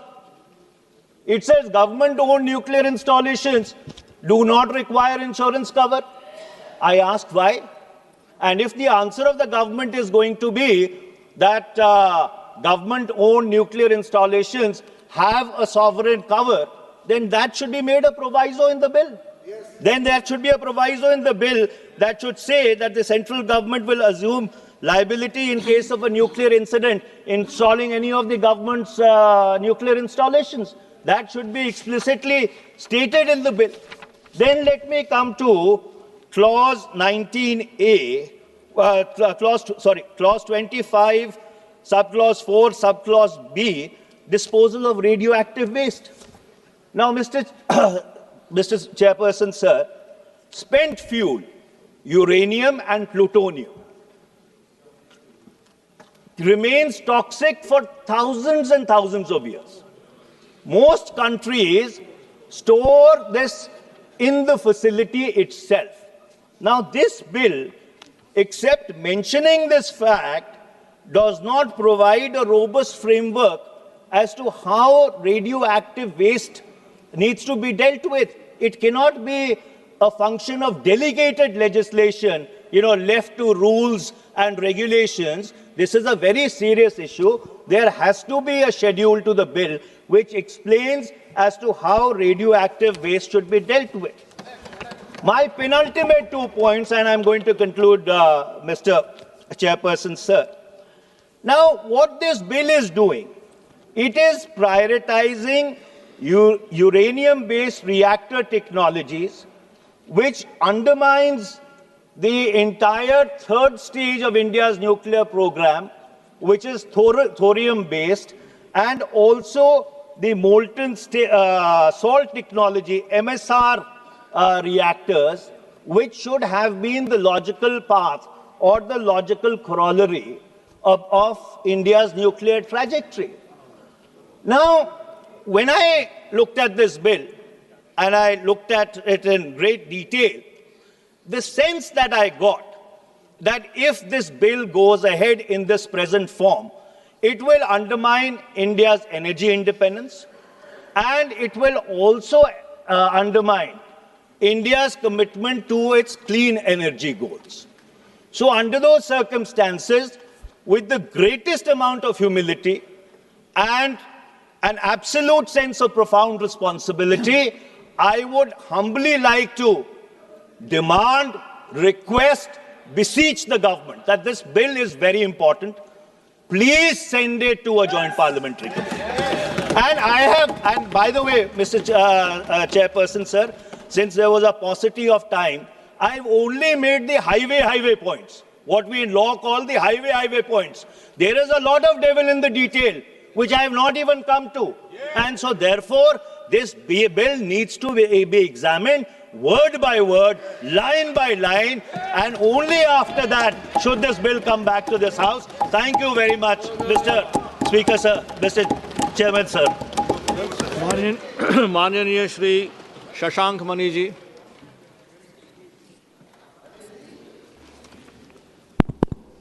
प्रणाम देवरिया। अध्यक्ष महोदय, आज आपने मुझे एक महत्वपूर्ण विधेयक पर चर्चा करने के लिए समय दिया, इसके लिए आपको धन्यवाद देता हूं। यह विधेयक मेरे हिसाब से देश को नई गति देगा और विकसित भारत के रथ को आगे बढ़ाएगा। यह बिल आदरणीय प्रधानमंत्री जी के प्रत्यक्ष नेतृत्व के कारण इस सदन में उपस्थित है और इस बिल के कारण मेरे हिसाब से देश के हर व्यक्ति को लाभ मिलेगा। Sustainable harnessing and advancement of nuclear technology for transforming India, Shanti 2025 bill एक बहुत महत्वपूर्ण बिल, एक बहुत महत्वपूर्ण समय पे आया है। अध्यक्ष महोदय, इस बिल में जो हमारी बिखरी हुई पिछले विधेयक थे, जिसमें 1962 का एटॉमिक एनर्जी एक्ट और 2010 का न्यूक्लियर लायबिलिटी बिल समाहित हो गया है, एक एकाग्र रूप से समाहित हुआ है। और इसमें मैं समझता हूं कि आदरणीय प्रधानमंत्री जी के सबके प्रयास की भी ऊर्जा है। इसमें न केवल सरकार, समाज और प्राइवेट सेक्टर का पूरा निवेश होगा, और उसी के साथ साथ जो सबसे ज्वलंत समस्या हम सबको दिख रही है कि कैसे हम लोग अपने आधारभूत ढांचे को, अपनी एनर्जी सिक्योरिटी को आगे ले जाएं, लेकिन उसी के साथ साथ हम लोग अपने पर्यावरण का भी ध्यान दें। लेकिन इस बिल में अध्यक्ष महोदय अन्य उपलब्धियों का भी उल्लेख है, जैसे कि इस बिल में परमाणु टेक्नोलॉजी से, प्रौद्योगिकी से, कृषि उद्योग में, हमारे फूड सिक्योरिटी में, स्वास्थ्य केंद्रों में, उद्योग में, अन्य चीज़ों में भी बहुत बड़ा निवेश होगा। इसलिए मैं समझता हूं कि इस बिल की उपयोगिता न्यूक्लियर एनर्जी से भी ज़्यादा बड़ी है। अध्यक्ष महोदय, हमारा देश स्वावलंबन में, आत्मनिर्भरता में बहुत सालों से परमाणु उपयोग में आगे बढ़ता रहा है। कुछ लोगों को उल्लेख किया गया, लेकिन उसमें होमी भाभा जी और विक्रम साराभाई जी का बहुत बड़ा योगदान है। मैं आज वंदे मातरम के 150वें वर्षगांठ पे इन महापुरुषों का नमन करता हूं, क्योंकि उनके होते होते आज की तारीख में हम लोगों ने अपनी अर्थव्यवस्था ही नहीं, अपनी सुरक्षा के लिए भी अपने आप को संभल रखा है।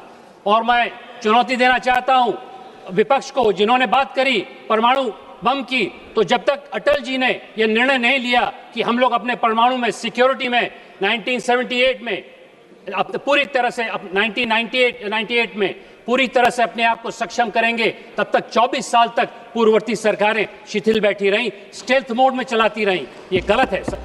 हम लोगों ने पहली बार इसका नेतृत्व किया और उसके होते होते आज की तारीख में हम लोग सशक्त राष्ट्र हैं। लेकिन अध्यक्ष महोदय, सिर्फ सुरक्षा से आज की तारीख में काम नहीं चलेगा।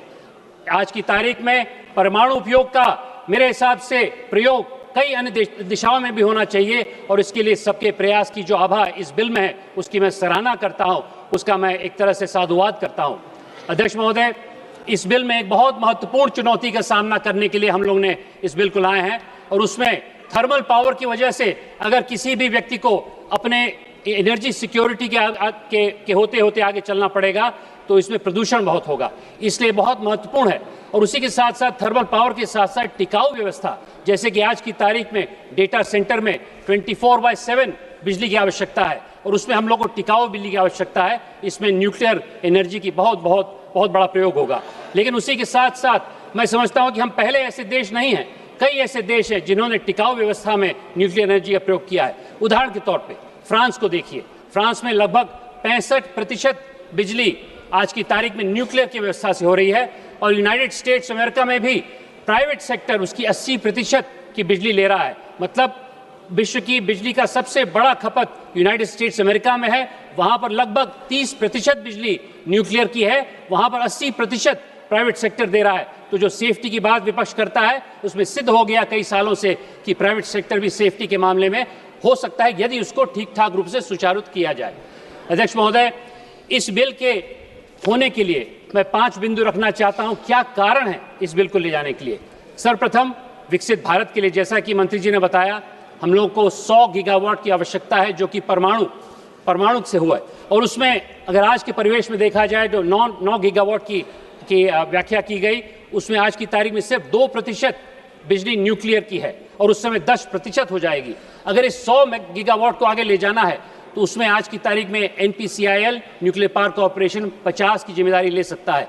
लेकिन अन्य 50 के लिए हमें और साधन चाहिए, हमें और टेक्नोलॉजी चाहिए और लोग चाहिए ताकि इसमें विकसित भारत में कोई कमी न रहे। इसके लिए बहुत महत्वपूर्ण है कि हम लोग प्राइवेट सेक्टर को लाएं, हम लोग अन्य निवेशों को लाएं, बहुत महत्वपूर्ण इसकी आवश्यकता है। और उसी के साथ साथ दूसरी आवश्यकता ये भी है कि हम लोग आने वाले समय में NPCL जो एकाग्र रूप से आज की तारीख में हमारे देश में इसका नेतृत्व कर रहा है, उसमें एक मोनोपोली पावर है। जब किसी भी चीज़ की मोनोपोली होती है तो उसमें मेरे हिसाब से नवाचार नहीं होता है। नवाचार के अभाव में अपना ये इंडस्ट्री आगे नहीं बढ़ पाएगा और इसके लिए अध्यक्ष महोदय बहुत आवश्यक है कि हम लोग अन्य लोगों को लाएं। और इसके होते होते इस बिल में बहुत महत्वपूर्ण प्रावधान है कि कैसे हम लोग प्रौद्योगिकी, पूंजी और प्रतिभा के आधार पर अन्य चीज लाएं और उसके लिए 20,000 करोड़ का निवेश आदरणीय निर्मला सीतारमण जी ने पिछले बजट में SMR रिएक्टर के लिए दिया था, क्योंकि SMR के माध्यम से आज की तारीख में न्यूक्लियर पावर भी विकेंद्री हो रहा है। SMR मतलब स्मॉल मॉड्यूलर रिएक्टर के माध्यम से इस प्रकार की आभा चल रही है। तीसरा कारण यह है कि विधेयक में परमाणु प्रौद्योगिकी को भूमिका का भी विस्तार हो रहा है। अध्यक्ष महोदय, इसमें ईंधन चक्र की गतिविधियां, उपकरण निर्माण, बिजली उत्पादन और संयंत्र संचालन भी शामिल है, यह भी कड़े सुरक्षा मानकों की निगरानी में। इसके अतिरिक्त इसमें फॉरेन डायरेक्ट इन्वेस्टमेंट का 49% का प्रावधान है।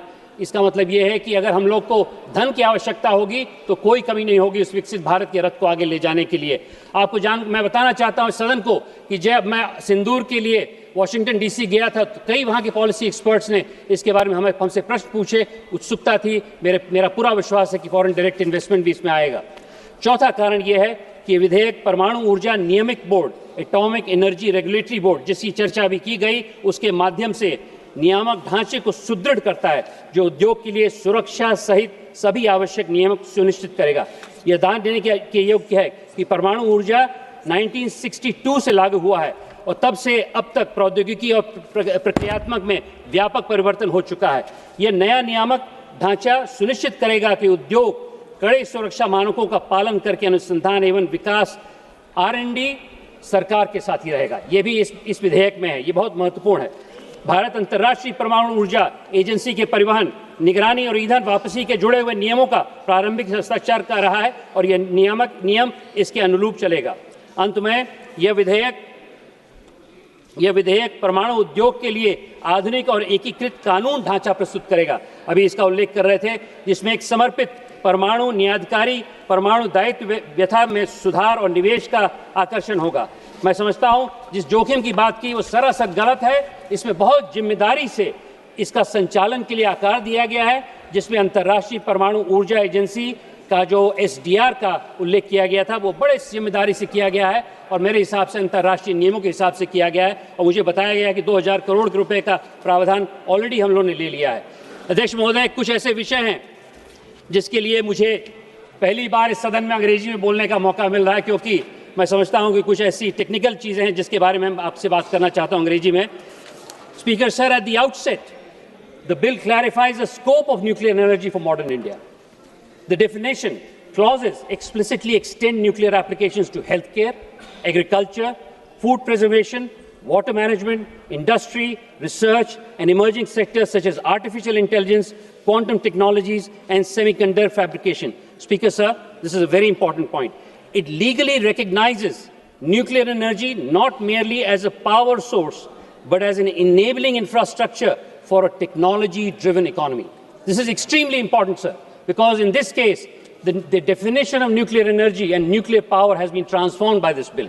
This is fundamental. For instance, by defining radiation facilities separately from nuclear power plants, the bill brings medical imaging centers, cancer radiographic therapy units, and industrial irradiation facilities within a uniform safety framework, reducing regulatory ambiguity and improving compliance.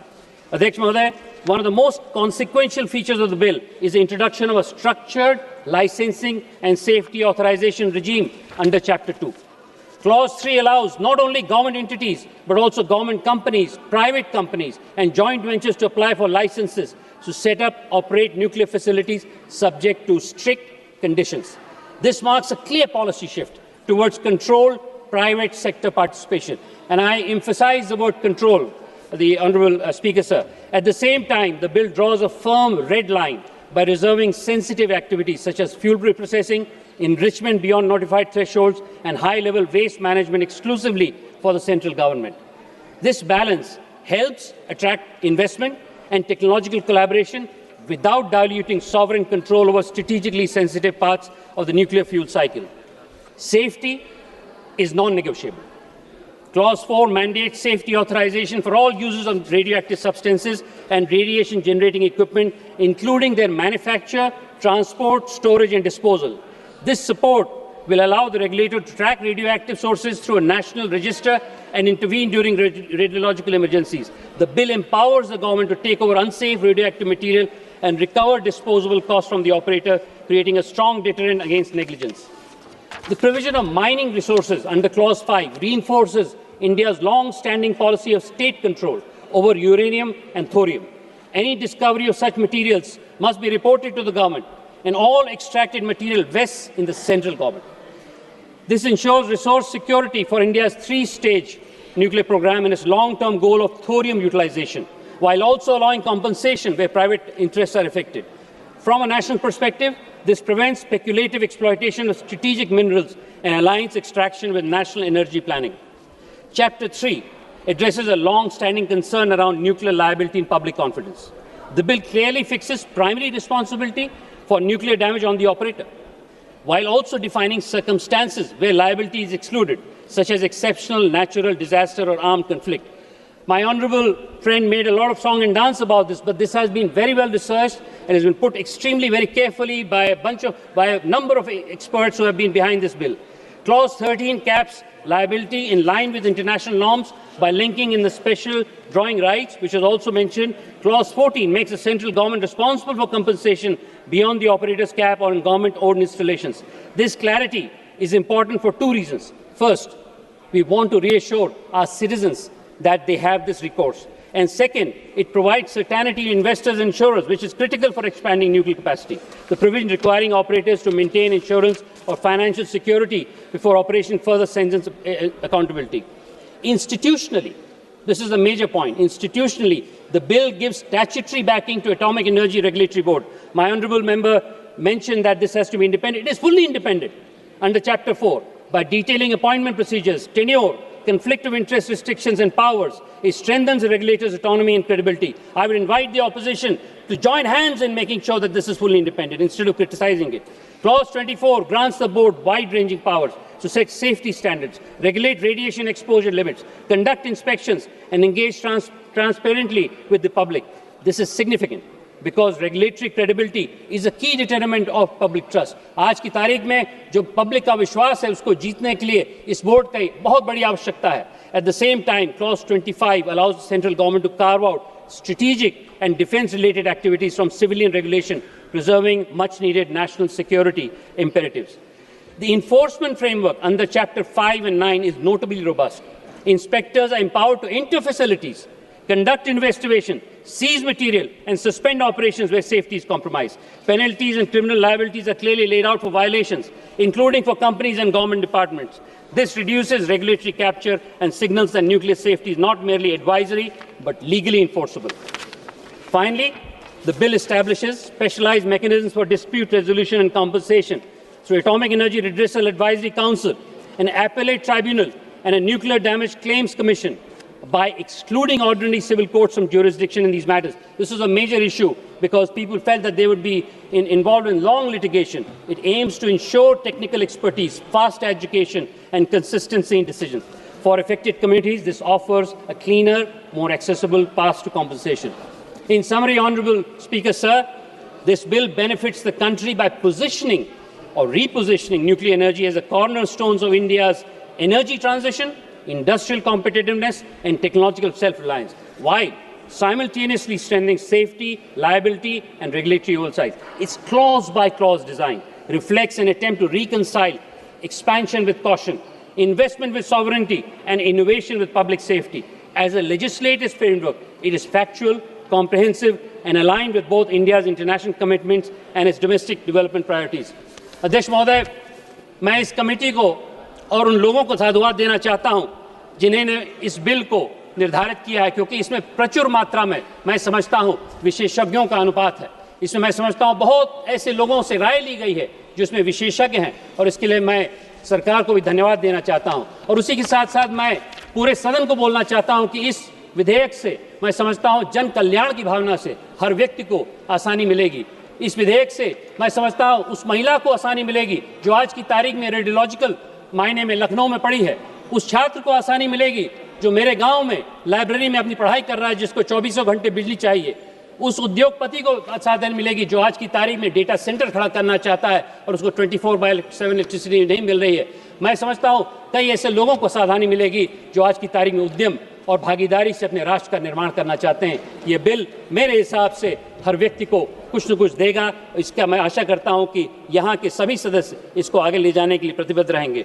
अंत में अध्यक्ष महोदय, हमारे ऋग्वेदों में यजुर्वेद एक ऐसा वेद है जो हमें सिखाता है कि किस प्रकार से किस यज्ञ को निर्धारित किया जाए, और मेरे हिसाब से हमारे विकसित भारत की यात्रा भी उसी प्रकार का एक कर्म यज्ञ है.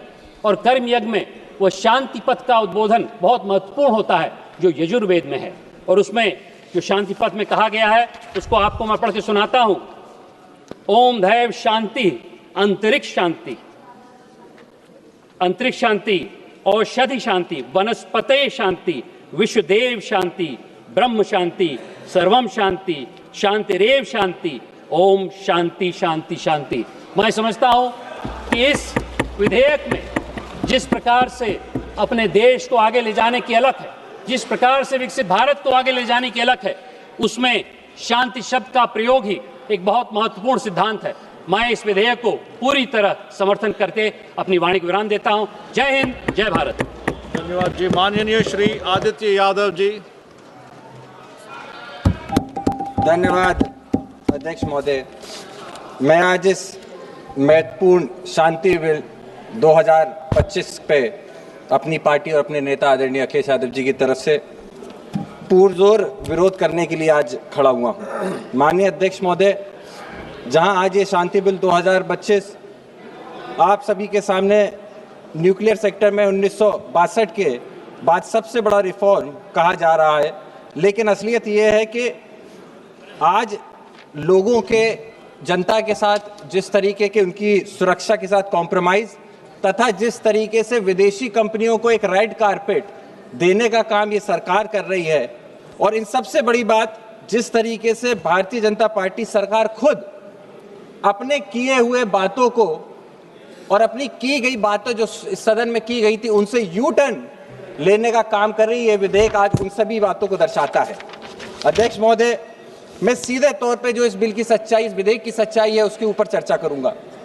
जहां 49% एफडीआई अलाउ किया जा रहा है, वहीं पे सीधे तौर पे अमेरिका की बड़ी कंपनियां जैसे Washington house, French company Areva, इन सभी कंपनियों को देश में लाने का प्रयास किया जा रहा है। मैं सरकार से पूछना चाहता हूं कि आज अगर हम लोग 49% से 100% तक का एफडीआई अलाउ कर रहे हैं, तो प्रधानमंत्री जी द्वारा जो मेक इन इंडिया की बात की जाती थी, उस बात का क्या हुआ? आज इतने बड़े प्रोजेक्ट्स के अंदर अगर हम लोगों को लेनी है तो हम लोग कुशल उन लोगों से सुझाव ले सकते हैं, लेकिन जिस तरीके से मैन्युफैक्चरिंग और सप्लायर्स को इस विधेयक में पूरी तरीके से कैप देने की बात की जा रही है, इसका भी मैं विरोध करता हूं। अध्यक्ष महोदय, सप्लाई और liability cap, operation insurance coverage जहां 1500 करोड़ का पर इंसिडेंट दिया जा रहा है, लेकिन अगर आप फुकुशिमा दाकाशिनी का त्रासदी देखें तो जापान में जो त्रासदी हुई थी उस समय पे लगभग $1 ट्रिलियन यानी कि 82 लाख करोड़ रुपए का खर्चा सरकार को देना पड़ा था इतनी बड़ी त्रासदी से निपटने के लिए। वहीं पे सरकार इस समय पे 1500 करोड़ रुपए या उतने तक की अगर लायबिलिटी को कैप करने का काम कर रही है, कहीं ना कहीं सप्लायर्स को बचाने की बात सीधे तौर पर की जाती है। अध्यक्ष महोदय, वहीं पे आपने देखा होगा, आपको याद होगा चेरनोबिल का जहां पे न्यूक्लियर डिजास्टर हुआ था, उसको क्लीन अप करने के लिए जहां $700 बिलियन का लॉस सरकार को झेलना पड़ा था, उस सबसे बड़ा मैं मानता हूं आज जिस चीज को हम आप सब झेल रहे हैं, पर्यावरण का नुकसान। न्यूक्लियर डिजास्टर के अंदर एक सबसे बड़ी चीज जो दशकों तक हमने देखी है, जिसका नुकसान हम लोगों ने देखा है, ह्यूमंस को, लोगों को झेलना पड़ता है, वो है डिजास्टर के बाद एनवायरनमेंट का नुकसान, जानवरों का जो होता है उनको नुकसान, और किस तरीके से आने वाले समय पे आपने देखा है कि समुद्रों के अंदर भी जो न्यूक्लियर वेस्ट होता है उसको छोड़ के जो समुद्र के जनजीवन होता है उसको भी सीधे तौर पे नुकसान पहुंचाया जाता है। वहीं जब मैं बात करता हूं कि सरकार का टारगेट है 2047 तक 100 गीगावाट कैपेसिटी करना, अभी तक जहां ये 8 गीगावाट तक पहुंचे हैं, वहीं सीधे तौर पे दिखता है कि इसको इन्हें 12 गुना बढ़ाना पड़ेगा। और जब हम 12 गुना बनाने की बात करते हैं तो कहीं ना कहीं सीधे तरीके से सेफ्टी के साथ कॉम्प्रोमाइज होने का भी एक सवाल उठता है। इसको लेकर के हम लोगों ने क्या किया है, इसके ऊपर भी मंत्री जी बताने का कष्ट करें। अब जो सबसे इंपॉर्टेंट है, भारतीय जनता पार्टी के डबल स्टैंडर्ड। अध्यक्ष महोदय, जब विपक्ष में थे तब ये कहते थे कि ये लोग अब क्या ट्रंप को सीधे तौर पे फायदा देने के लिए ऐसा बिल लेके आ रहे हैं।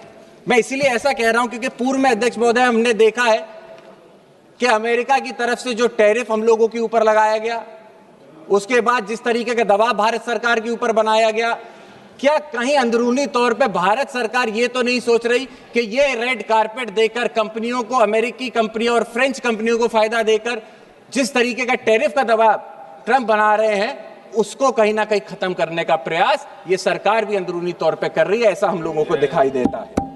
साथ ही में मैं आपको बताना चाहूंगा कि 2010 में डॉक्टर मनमोहन सिंह जी की सरकार में जब civil liability of nuclear demand act लेकर आए थे, तो इसमें बीजेपी ने जमकर विरोध किया था।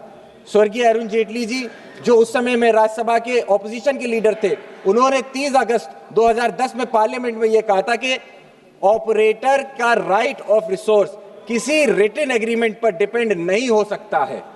अगर इक्विपमेंट में पेटेंट या लेटेंट डिफेक्ट हो तो सप्लायर की लायबिलिटी होनी चाहिए। इसमें आपको क्लॉज 17B की यूटिलिटी को सप्लायर डिस्ट्रॉय नहीं कर सकता। तो क्या जो उस समय पे 2010 में जेटली जी ने बात की थी, आप उसको भूल गए?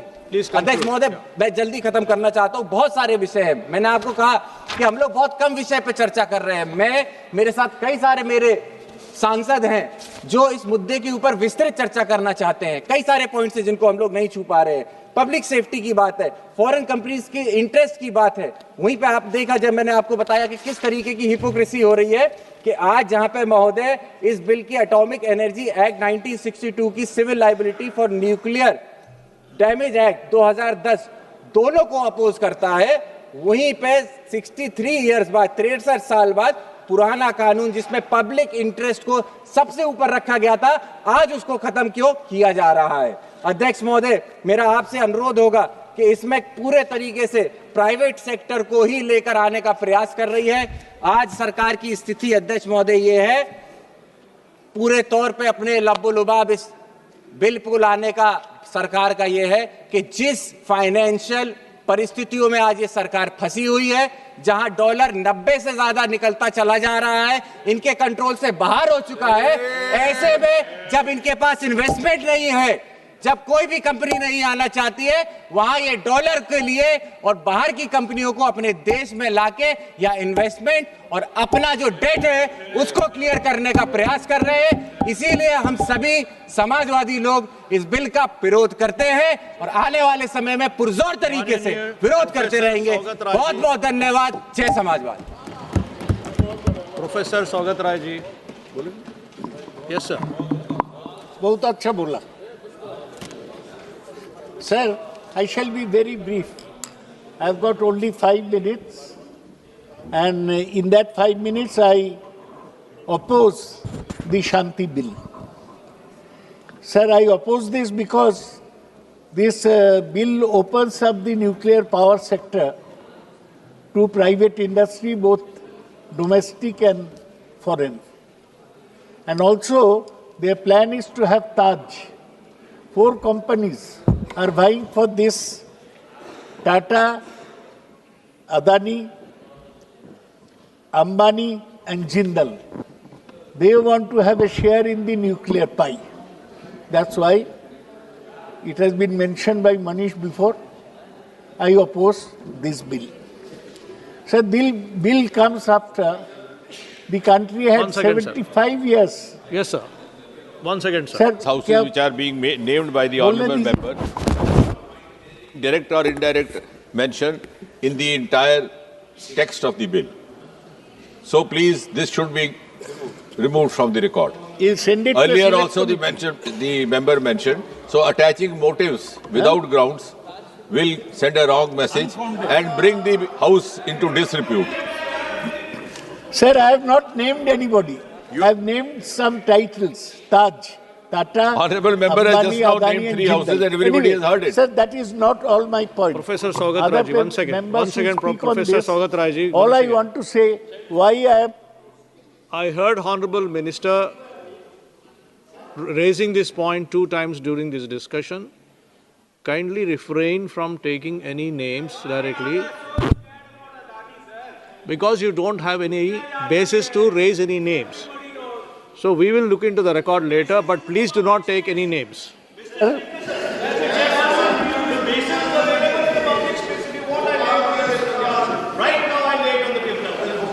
Rule doesn't permit, sir. The rule doesn't permit, you know that. Yes, please go ahead, sir. Sir, the government is planning to have 100 gigawatts by 2047 through the nuclear route. It plans to have 22,000 megawatt by 2032. It says that it will reduce dependence on fossil fuels. But we must also remember that nuclear energy is a risky proposition. You know about the Chernobyl incident in Belarus, 3 Mile Island in the United States, and Fukushima in Japan. You are saying that if accident takes place, maximum liability will be 300 million. I say that this should be increased to 500 million. Why? It should be such a small cap. Liability should be full. Sir, we have shortage both of nuclear raw materials. As you know, all these reactors are fission reactors, splitting the atom. We haven't developed the technology to have fusion reactors, where you combine two atoms into one. So, these fission reactors have this problem, chance of accident. One should be careful about that. Sir, they say that this is to achieve low carbonization, zero carbon emission by 2070. But if in the process this accident takes place, the whole purpose will be defeated. Some new boards have been taken up. Atomic Energy Regulatory Board, Atomic Energy Redressal Advisory Council, Nuclear Damage Claims Commission. It's all right to have such regulatory bodies. But basically, if you bring in the private sector and foreign investment, there will be a basic problem in the whole nuclear. We don't have enough nuclear raw material.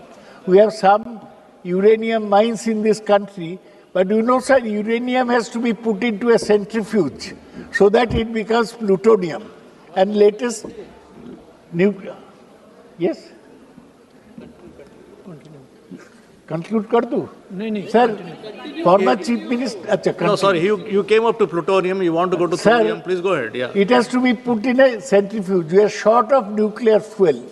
Now you are allowing import of nuclear fuel, import of equipment, and you are also allowing private parties to build nuclear reactors. So the whole thing should be considered afresh. The minister should send this bill without hurrying. He should not make haste or hurry. He should send it to a select committee. Let us consider all these aspects and then we can decide.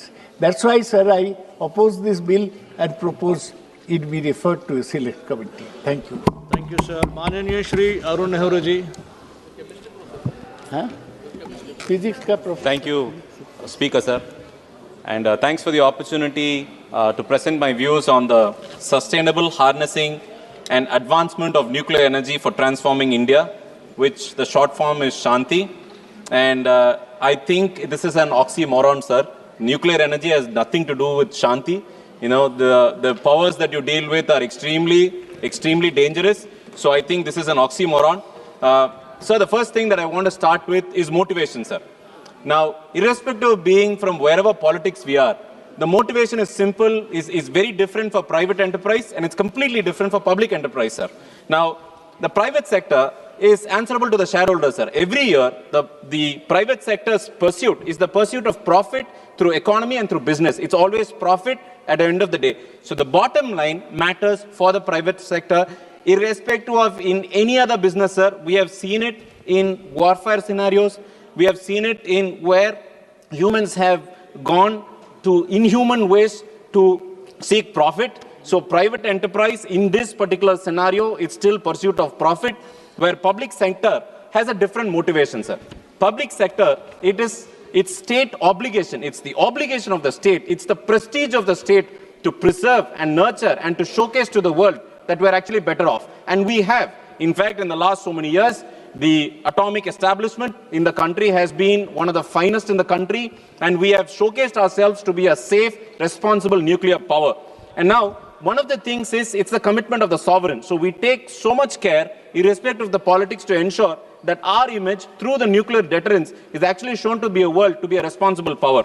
Now, I will also want to tabulate the difference between private enterprise and public enterprise across various industries, sir, and the outcomes that has happened because of a policy change allowing private enterprise to come in. I'm not against private enterprise, sir, but I want to point out to House in certain sensitive segments where the pursuit of profit has actually caused harm rather than, productivity in this country.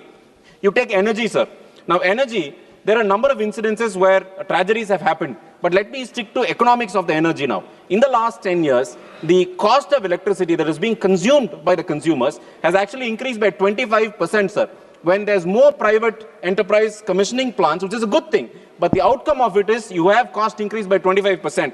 On the public enterprise, we have superb enterprises like the NTPC, CIL, and GAIL, thanks to the stalwarts of liberalization who actually gave these products to us. Second, finance. In the industry finance, private sector has come up with innovation in finance in a number of ways. There have been so many good things, but I also want to point out that corporate write-offs in the last 10 years is increased by so many times, sir. I'm not trying to say that it is wrong, it's right, but an outcome of a policy which is allowing private players to pursue profit is actually corporate write-offs, where on the other side, we have companies, we have institutions, I would say institutions, public institutions, not even companies, like SBI and LSE, pursuing the public thing. The last thing that I want to, two more things, sir, is food and agriculture. You see, one of the outcomes of the private enterprise coming in is the shortage of fertilizer. I mean, it is because of so many other reasons, but one of the reasons is because the private has a very large share of fertilizer production in this country, and that is one of the consequences of having a shortfall in the last season of shortage of fertilizer. On the other hand, we have TN's horticulture mission, which is actually have policies to enable the largest per capita production of vegetables in the country, sir. The last point we have, in this case itself, nuclear, you have Fukushima and you had Chernobyl happen, which again is Fukushima is again a private enterprise, sir.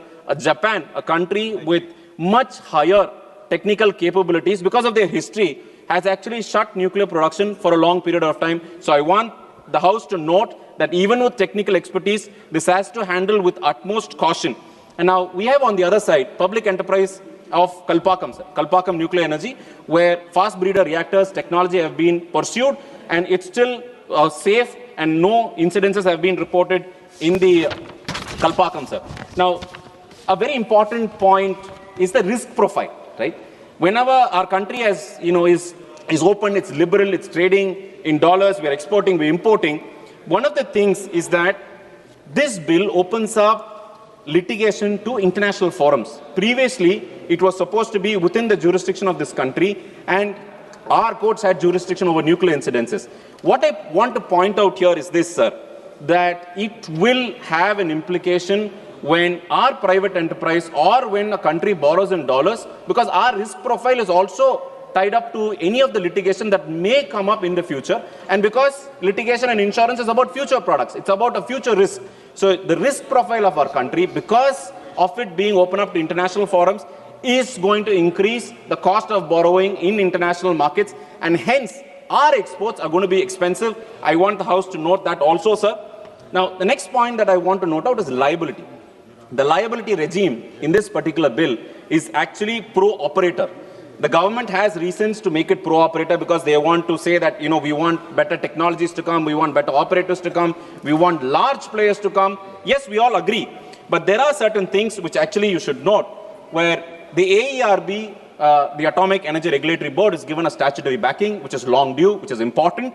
But there are certain provisions which a government can instruct ARB to. So the autonomous nature of ARB on a statutory role is actually short-circuited in this particular bill, sir. I would want the attention to happen. Now, there are strict time limits on claims.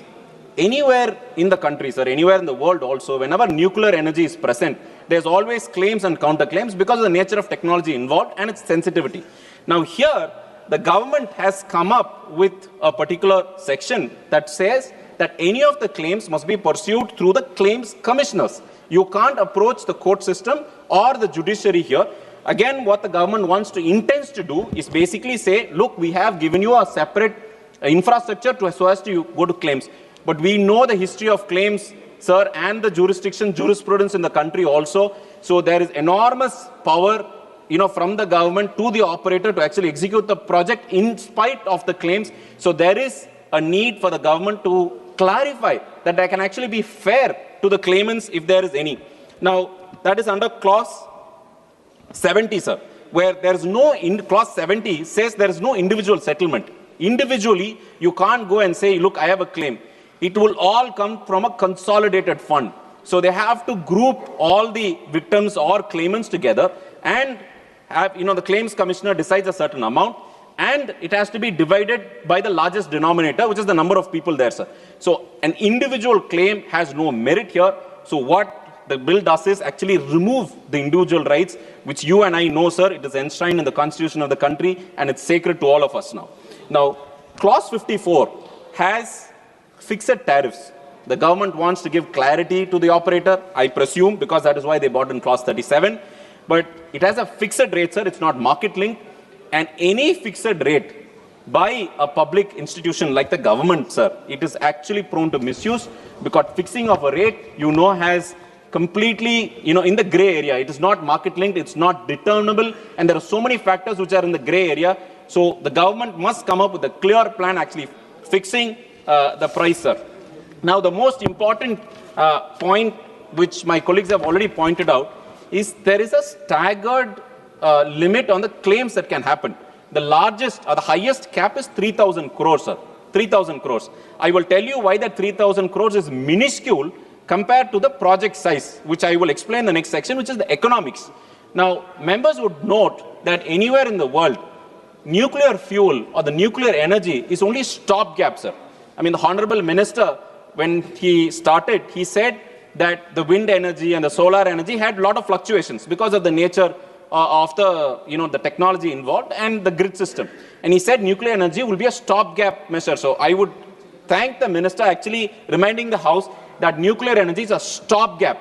And I will explain the mechanics or the economics to understand why stopgap and the economy doesn't match. Now, the cost of nuclear versus different energies, sir. Any project has tangible cost and intangible cost. Tangible cost is something that you can measure. Intangible costs are those costs which is especially environmental factors, which comes through environmental clearance and the green tribunals that have been set up. Now, cost of production, capital expenditure. When you want to establish a nuclear power station or a nuclear project, cost per megawatt is 30 crores, sir. 30 crores per megawatt. Coal is approximately 12 crores, sir. You can still do it lower, but 12 crores is taking the latest technology in place, making sure clean fuel is available. So it's clean energy is available. So it's 12 crores, sir. Solar is 4.5 crore per megawatt. So this is the current, even in Indian conditions, because foreigners, it's still very expensive because of the statutory norms and safety norms. Now, if you take the levelized cost of electricity, putting all the numbers together, I'm not great at mathematics, sir, but if you ask me, give me one number, what is the cost of per unit of electricity? Now, the localized cost of electricity, LCOE is called, is rupees 5 per megawatt when it comes to a nuclear station above 100 megawatts. Sir. You need that minimum scale because it doesn't come up with the investment if it's 1 megawatt or 2 megawatt. Now, for coal, it's 5.5 today in India's term. And for solar, it's 3 megawatt. Now, coming back to the stopgap, what the Honorable Minister had pointed out, sir. Now, this project of 30 crore per megawatt, a stopgap, is like a UPS in your home, right? You would spend 10 lakhs, 20 lakhs for your home, but the UPS will be less than 50,000 for the initiative that it provides, which is a stopgap, which is a ensure that there is uninterrupted power supply, but on a larger scale through nuclear source. Now, when you take this stopgap measure, the cost of each of the project, that to link to the dollar, because all of your technologies and the fuel come from dollar, not rupees, you are actually exporting or exposing the risk of the country to multitude of factors other than just cost of production, sir, which is actually intangible. We still don't know the intangible cost because advanced powers, where they have a matured nuclear industry, still haven't figured out the intangible cost, and you still have, so many litigations in the, Western Hemisphere on nuclear energy. Now, because of this exposure to the dollar, sir, you have to tap the international markets. The domestic markets cannot fund the size and scope of this particular project, and suppliers of technology will also want a stopgap because they will tap the dollar. Now, 1% increase in the interest rate, if from the borrower, impacts the cost of electricity production by 40 paise per kilowatt hour, sir. And you can multiply it by the thousands of the megawatt the government wants to bring in, it will actually make the project not feasible, sir. A 10% increase, which is about 5 rupees, and a 40 paise increase is a 10% increase, sir. Would you think the consumers or the government or the private industry, I don't think it's going to be liable, sir. The last point that I want to explain to the members of the House is safety. Now, the power of plutonium-239, there are a number of fuels, sir, but an isotope, which is a variation of the nuclear fuel, plutonium-239, which is actually used by India in the fast breeder reactors in the country, we have got very good expertise, has been the fuel, sir. Now, safety-wise, a lot of members don't know that there's something called the half-life period of this material, sir. And half-life period is the amount of time required for the energy to be reduced into half. So if you produce 1 kilowatt, if 1 gram of fuel produces 1 megawatt of power, that 1 gram to reduce to 500 kilowatts, sir, takes 24,100 years, sir. 24,000 years, sir. We are not even, forget 5 years, 10 years, 24,000 years, sir. One small incident that on this, of course, the government is pursuing on the safety also. One small error is an error of 24,000 years, sir. It is epochs. So also, I'm finishing, sir. Last point, the geological storage of spent fuel in this country. We have still got geological storage, sir. Geological storage is the storage where you keep this fuel. Spent fuel, which can't be given outside, is approximately 10,000 years, sir. Forget about the policy continuity on 50 years, 100 years. 10,000 years, are you going to have a policy continuity? There are a number of risks, sir. I'm finishing last point, sir. The number of risks in this bill where the government's intention is to bring up innovation, bring up energy production. I think the government is at risk in terms of safety, in terms of statutory routes, and in terms of getting our engineers to actually come up to date. So I request the government to take note that there is a lot of risks which is opening our country into foreign risks. So I request the government to revisit or revise to JPC. Thank you for the opportunity, sir. Honorable Member Shri Alok Kumar Sumanji.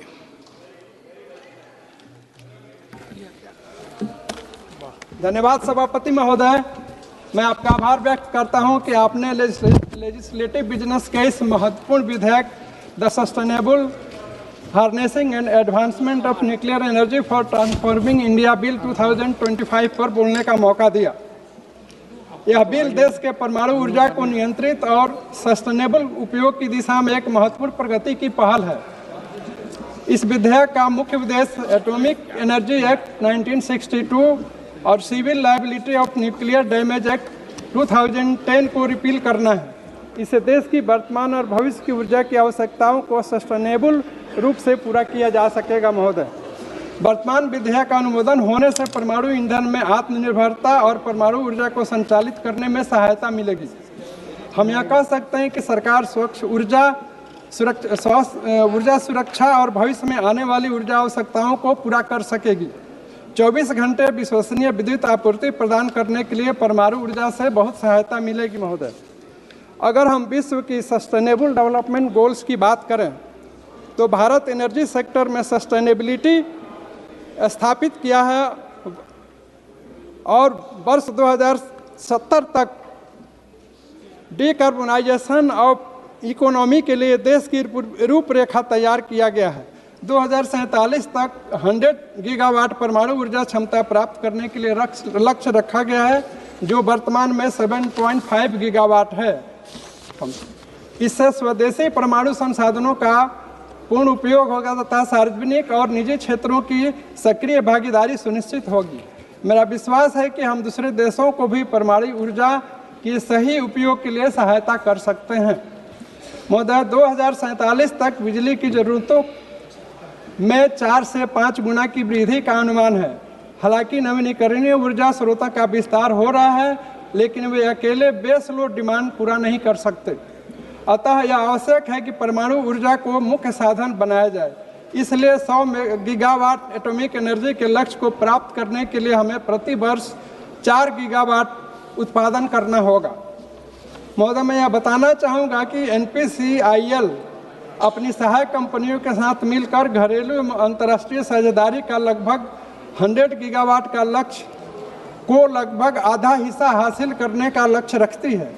NTPC के संयुक्त उद्यमी अश्विनी माही बसवाड़ा में 700 क्षमता वाले 4 PHWR के निर्माण का बीड़ा उठाया है।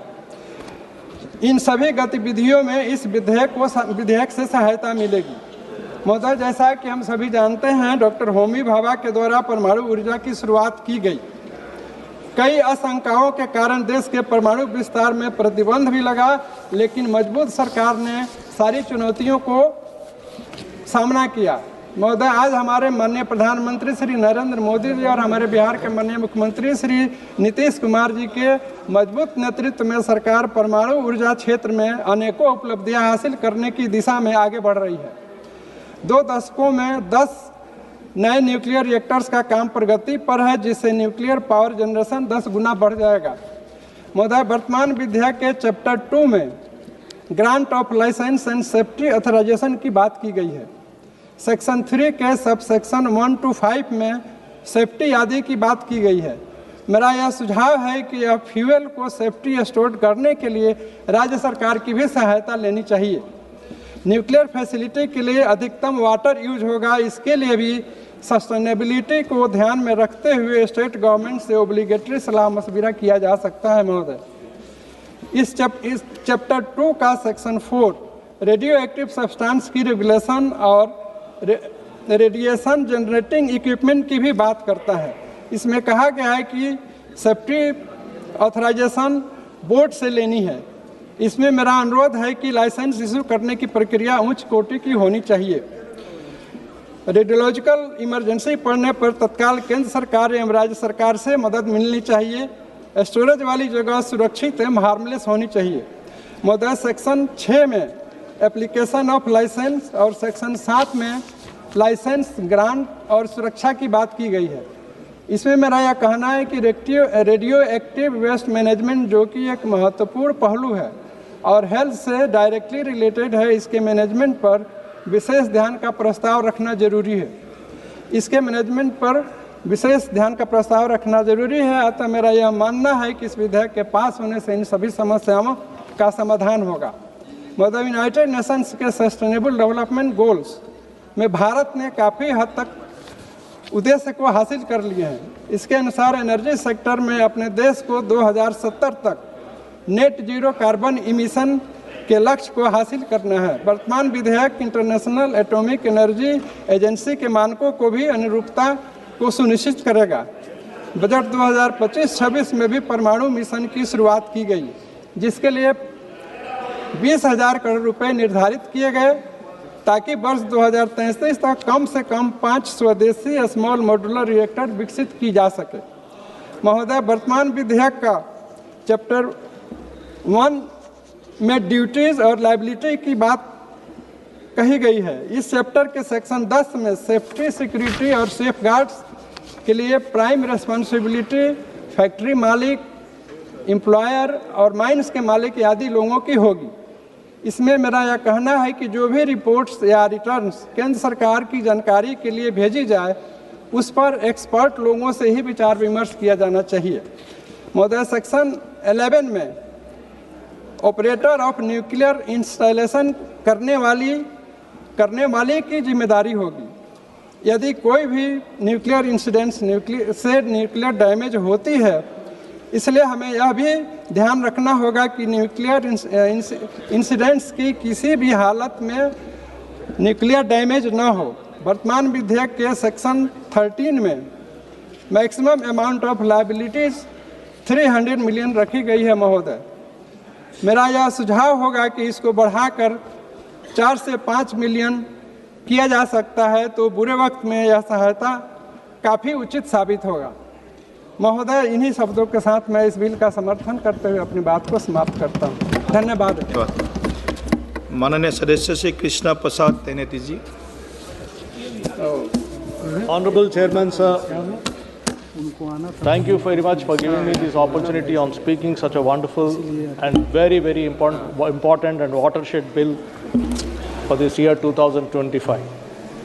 Dear sir, I rise today on behalf of my party and our honorable leader, Honorable Chief Minister Sri Nara Chandrababu Naidu ji, to express the support for the sustainable harnessing and advancement of nuclear energy for transforming India, in short, Shanti Bill 2025. The very name, sir, of this bill reflects our nation's resolve to harness nuclear energy responsibly and strategically for national development and long-term sustainability in line with the aim of an Atmanirbhar Vikasit Bharat by 2047. Honorable Speaker, sir, our country's journey in atomic energy is deeply rooted in scientific temperament and national foresight. Dr. Homi J. Bhabha, the architect of India's nuclear program, viewed atomic energy as a driver of development and self-reliance. His vision was complemented by the defense developments under Sri Babu Jagjivan Ramji, whose political showcased India's nuclear capabilities on the 1974, thereby aligning scientific advancement with national security and sovereignty. Honorable Chairperson, sir, Dr. Homi J. Babaji has envisioned Atmanirbhar Bharat on 3 stages. We started by talking about uranium, and from uranium, after 2 stages to thorium, because I want the House to understand, India has 25% of the global reserves of thorium in our country. Had it not been for the NDA government and the vision of our Honorable Prime Minister Sri Narendra Modi ji, we couldn't have come to the 3rd stage. We paused for several years, nearly 50 years in between. We didn't go forward. So now we have come after the 2nd stage, from 2015 amendments which sped up development in nuclear energy to the historic entry into phase 2 of India's nuclear plan in 2024, wherein our Prime Minister witnessed the commencement of core loading in your own stage in India's first indigenous fast breeder reactor at Kalpakam. I will come to you, sir. I will come to you. Please recollect the core loading which happened in your own stage in the India's first indigenous fast breeder reactor at Kalpakam in Tamil Nadu. Is it a fact or not? Honorable Chairperson, sir, globally speaking, where are we? Countries like United States of America, France, Slovakia, European Union countries, and Japan generate and consume a substantial share of their electricity from nuclear power, exceeding 50% of total electricity generation. Whereas in India, we are only at 3%. We have a long way to go. We should develop an ecosystem. We are on that path. We are on the way thanks to the vision of our Honorable Prime Minister, Sri Narendra Modi ji. And this bill facilitates greater investment, innovation, and efficiency while maintaining sovereign control. I repeat, this bill facilitates greater investment, innovation, and efficiency while maintaining sovereign control. It enhances India's ability to attract long-term foreign investment in nuclear infrastructure, reactor components, and allied technologies. This roadmap will help us to scale up to 100 gigawatts by 2047. And again, I want the House to recall, today we are only at 8 gigawatts as compared to 98.7 gigawatts of America already. Now, there was a question raised, my friend has gone out, Mr. Manish Tiwari ji, about the foreign investment or the private sector role, and also about the accountability with respect to the supplier versus operator. Let me explain to you, to the House and to the people of my country, my people in my constituency, through you, sir. If you look at in America, the private sector companies, Constellation Energy, their nuclear capacity is 10.7 gigawatts in the private sector. Duke Energy, 10.7 gigawatts, whereas my country today is still at 8 gigawatts. Vistra Corporation, 6.4 gigawatts in USA. Tennessee Valley Authority, 8.3 gigawatts. Extra Energy is 6.2 gigawatts. I can go on. I have a very long list of private sector, and this is the role that private sector companies, while following the security protocols in America, are producing. Each company is producing as much as my entire country is producing. Sir, should not my country grow? Should not my country produce more? And we are on that path. We should do that. And, sir, when we are marching ahead, there are several people who will comment, but we should not look at them. We should march ahead. Sir, Honorable Chairperson, sir, nuclear energy offers 3 decisive advantages to us. First, it provides reliable base load power for more than 60 years.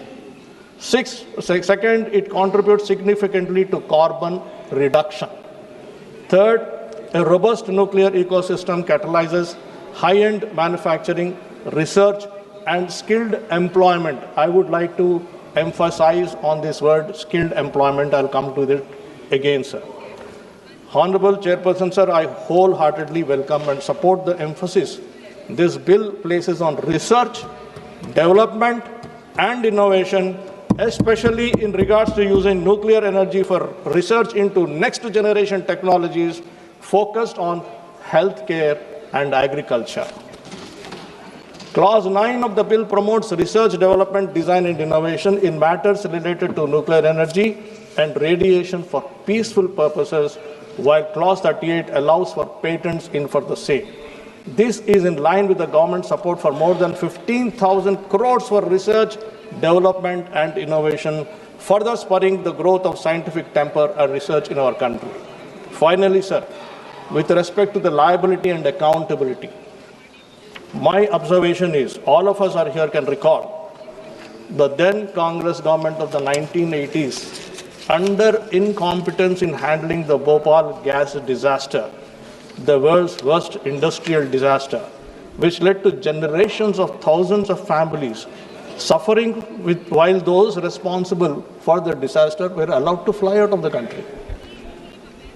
Exactly from this point of view, today we are now talking about this great bill where the entire onus is on the operator. No operator can run away from this country, and that is, he has to literally take care of all this. So therefore, right from the day one, from the day of supplies itself, the operator will have to be very, very careful, not only from installation of the plant, but also to the operation and the process of the entire process of generating power. Finally, sir, my final suggestion is, I would like to make a request to you, sir, through the Honorable Minister and to the government. We should also consider launching skill development initiatives and infrastructure to train our youth and give them the proper tools to benefit from us opening our doors of nuclear energy to the international markets. Sir, you may recall when the IT bubble came into our country in 1990s, because we have trained our youth much in advance. We're also now talking about cloud. Because we are training our youth much in advance, not only we are taking care of the requirements in our country, but we are also sending our youth all over the world, all over the globe, to take care of this industry, sir. So therefore, my request is, while BARC and NPCIL operate training schools, fellowships, and retraining schemes for engineers, scientists, and technicians, we must boost their efforts by upgrading and expanding the existing skill development programs of public infrastructure. Our youth should be trained to contribute globally in this industry also. In this spirit, sir, I would like to propose establishing a center of excellence in nuclear energy research and skilling in my home state, Andhra Pradesh, and new training programs and skill centers across our country, especially in my constituency, Bapatla, sir. Finally, in conclusion, sir, Dr. J. Babaji once famously said, "I believe in excellence. It is not enough to be good. We must be the best." Our youth should be the best. Inspired by this spirit and encouraged by our NDA government's strong track record under the leadership of our Honorable Prime Minister Shri Narendra Modi ji over the last decade, I stand in support of this bill and our vision for Atmanirbhar Vikasit Bharat and Swarna Andhra Pradesh. Thank you so much, sir. Thank you, Honorable Member. Mananiya Sadasya Srimati Supriya Sule ji. Thank you, sir, for giving me the opportunity to speak on the sustainable harnessing and advancement of nuclear energy of transforming India bill, sir. Sir, I would like to quote Dr. Homi Babaji, "No power is costlier than no power." So I appreciate the efforts of the Honourable Minister to bring in this bill today, because I think we all need to evolve with time, change with time, policies have to change with time. But I'm not sure whether the approach of this bill is what we expected from this government. Well, like my learned friend Manish Tiwari ji said, I would like today, when we are talking about nuclear energy, the forefathers who have really contributed in the last 7-8 decades of India's growth story, starting from Pandit Jawaharlal Nehru ji, who actually sowed the seed of this new India that we all live in today. Dr. Homi Bhabha, Vikram Sarabhai, Dr. Manmohan Singh ji, and I wish my learned friend Krishna Teni ji, in his speech, he talked about the thorium changes that he wants. Yes, this government has contributed, but there are thousands and thousands of scientists, and I would like to put it on record, it was Dr. Anil Kakodkar who actually thought of moving from uranium to thorium. He is one of the tallest leaders as a scientist in India who has first thought of this idea, and now the government is taking it forward. I appreciate the efforts, but I think we must put it on record that yes, the government does it, but the real man behind this entire technology change is Dr. Anil Kakodkar. Sir, and now something else that India should be very proud of, and I'd like to put it on record, that recently in October, Professor Sunil Gupta was elected the President of International Union of Pure and Applied Physics during the 33rd Assembly held in China for a 3-year term, where this was the only job in the last 70 years which Dr. Homi Bhabha got it, and this is the first time that we should all be proud that Professor Sunil Gupta, a proud Indian today, leads the global change in this nuclear power. So it's something very big for India, I think. In the Atomic Energy Act 1962 and the Civil Liability Nuclear Damage Act 2020, the amendment that has been proposed by this government. So I want to ask 2 questions to the Honourable Minister, since he's here, and my learned friend Shashank ji is also here, who is very, very good technically. I would like to seek 2 clarifications from him about this bill. In his speech, he said that he doesn't want monopolies. So I like that thought, that there should be no monopoly. But I would with full humility say, who is this monopoly you're talking about? It's the nuclear power, the NPCLI, which is the Nuclear Power Corporation of India, who had a monopoly, which is one of our PSUs, which has always been in profit. You want Indigo to have a monopoly and hold this country for ransom, but for a PSU like Nuclear Corporation of India, there is no sympathy in this government. The government must clarify when your lead speaker says that, oh, we don't want monopolies. So when it's private, I'm not against privatization at all. Let me put it on the record. We are a very modern party. Mr. Pawar has always talked about liberalization. So let me put it on record. But please do not hold up PSUs who have built this nation and say they are monopolies. They are not the monopolies. It's the oligarchs who are the monopolies, not the government of India in the last 70 years who's been a monopoly. Another thing that he mentioned, which is very important, we need to put it on record, since you want private players to invest in this company, it's very important to clarify. He said R&D will remain with government. Will R&D only remain with government? That needs to be clarified, because it came from the Treasury bench that R&D will remain. So I seek a clarification from the Honourable Minister that it's very important that when a Treasury bench says that it will remain, it's very, very alarming to hear that. The other few issues which need to know, that NPCIL, the Nuclear Power Corporation of India, has done outstanding work in this country. They started the fleet mode. We've had amazing reactors that this government has built over the last 7 decades. So every government has contributed to this growth story of nuclear power. But I would like to ask, what is the future that the government plans? Because Dr. Kakodkar proposed uranium to thorium. From Chandra Babuji's party, he was talking about uranium to thorium. I appreciate what you said, sir. But what is the plan this government has specifically made? Because this whole fuel price, why are we looking for this energy mix to bring the cost down? Now, we have a lot of thorium in this country. And one biggest asset that the thorium has is it is proliferation resistant. So if it is resistant, then are we going to promote it is a clarification, because all the people who you want to invest, we need to know, because he was talking about only American corporations when he was taking names. I mean, I'm a little worried after hearing that. I'm not against any country. Anybody who invests for the growth of India, we must, with changing times, the world has become flat, sir. So I would like to say that all those American corporations' names were quoted. So I'm little scared and worried that Professor Roy said maybe Indians are going to benefit, but after hearing an ally speech was only Americans benefited. I don't mind as long as Indians are benefited, but I hope India benefits. We don't mind foreign companies benefiting, but we must be very clear about that. So another case is, I would like to highlight, sir, 2-3 very small points. I would like to clarify, because Jaitapur is in my, you spoke about Tamil Nadu, the growth in, we should compliment the Tamil Nadu government for all the work they have done in nuclear with the government of India. But Jaitapur is a project which came in my state, sir. Jaitapur is a project which, Jaitapur nuclear power project, which still, you have also been in power, we've started it. But in the last 11 years, somehow this government has not been able to take it forward. So if you're looking at growth story, what about Jaitapur and how are you going to do it?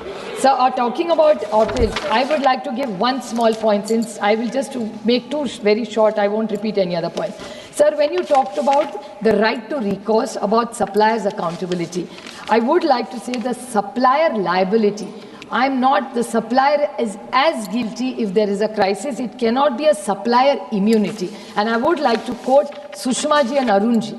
With great respect, I would like to quote Arun ji's statement, where he had also said the same thing. So I want to remind this government about what Sushma ji and Arun ji said. It was in 2010. He was the LOP in Rajya Sabha, and Arun ji had said that in the Supplier Immunity Act, he fought to remove the word and to ensure suppliers cannot escape the law. Okay. My point is, the supplier has to be liable, so it is supplier liability. There cannot be supplier immunity. So much material goes into this. So please don't do it for us, but at least do it for what this party stands for, because your tallest leaders have been Sushma ji and Arun ji, who have actually brought you to power. So please don't pack that. One last two small points are this capping of financial liability of operators. How can you put a cap of 3,000? It is 3,000 crores, sir. It's a request to you, because I don't want anything to happen, but if anything happens, how will you cap it at 3,000 crores? I think that's how will you calculate it at 3,000 crores? How have you come to this magic number is my question to the Honorable Minister. Talking about the autonomy of the regulator has to be very, very strong. You are bringing in safety measures. And please, I will talk about two very small points which nobody else has made, sir. Just very small. Now, decommissioning liability. These are very two small points nobody else has said, sir. Decommissioning of liabilities. I hope every investor comes and does well in this country. But if we ever have to decommission a plant, sir, what is the safety that you have put into this bill? Because if a private player comes, when NPCIL does decommissioning, they do an extraordinarily good job. What is the guarantee that a private player will be as careful? Because the toxic cleanup is very, very critical. And sir, in RTI, last 30 seconds, sir, in RTI, concerns regarding transparency in the bill, clause 39, does not allow RTI questions in this bill partially. I understand. If it is of national security, please don't reply to us. But if there are private players, where is the question of national security? So this RTI point, sir, we have a right to information. You say that it's a transparent and open government. So what is there to hide in this government? आप जवाब दे सकते हैं ना, खोल के जवाब दीजिए, आकर छुपाने के लिए कुछ नहीं. So I request this government that whatever you are bringing in, please, I consider it's a very important bill. I understand it's in the larger interest of India. I recommend that please send it to the JPC. Let's deliberate more, think about it, and bring in a strong bill in a time-bound manner. Thank you. Thank you very much. Arvind Sawanji.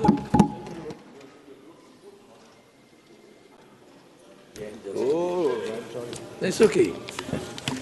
Huh? Thank you, Chairman, sir. The Sustainable Harnessing and Advancement of the Nuclear Energy and Transformation India Bill.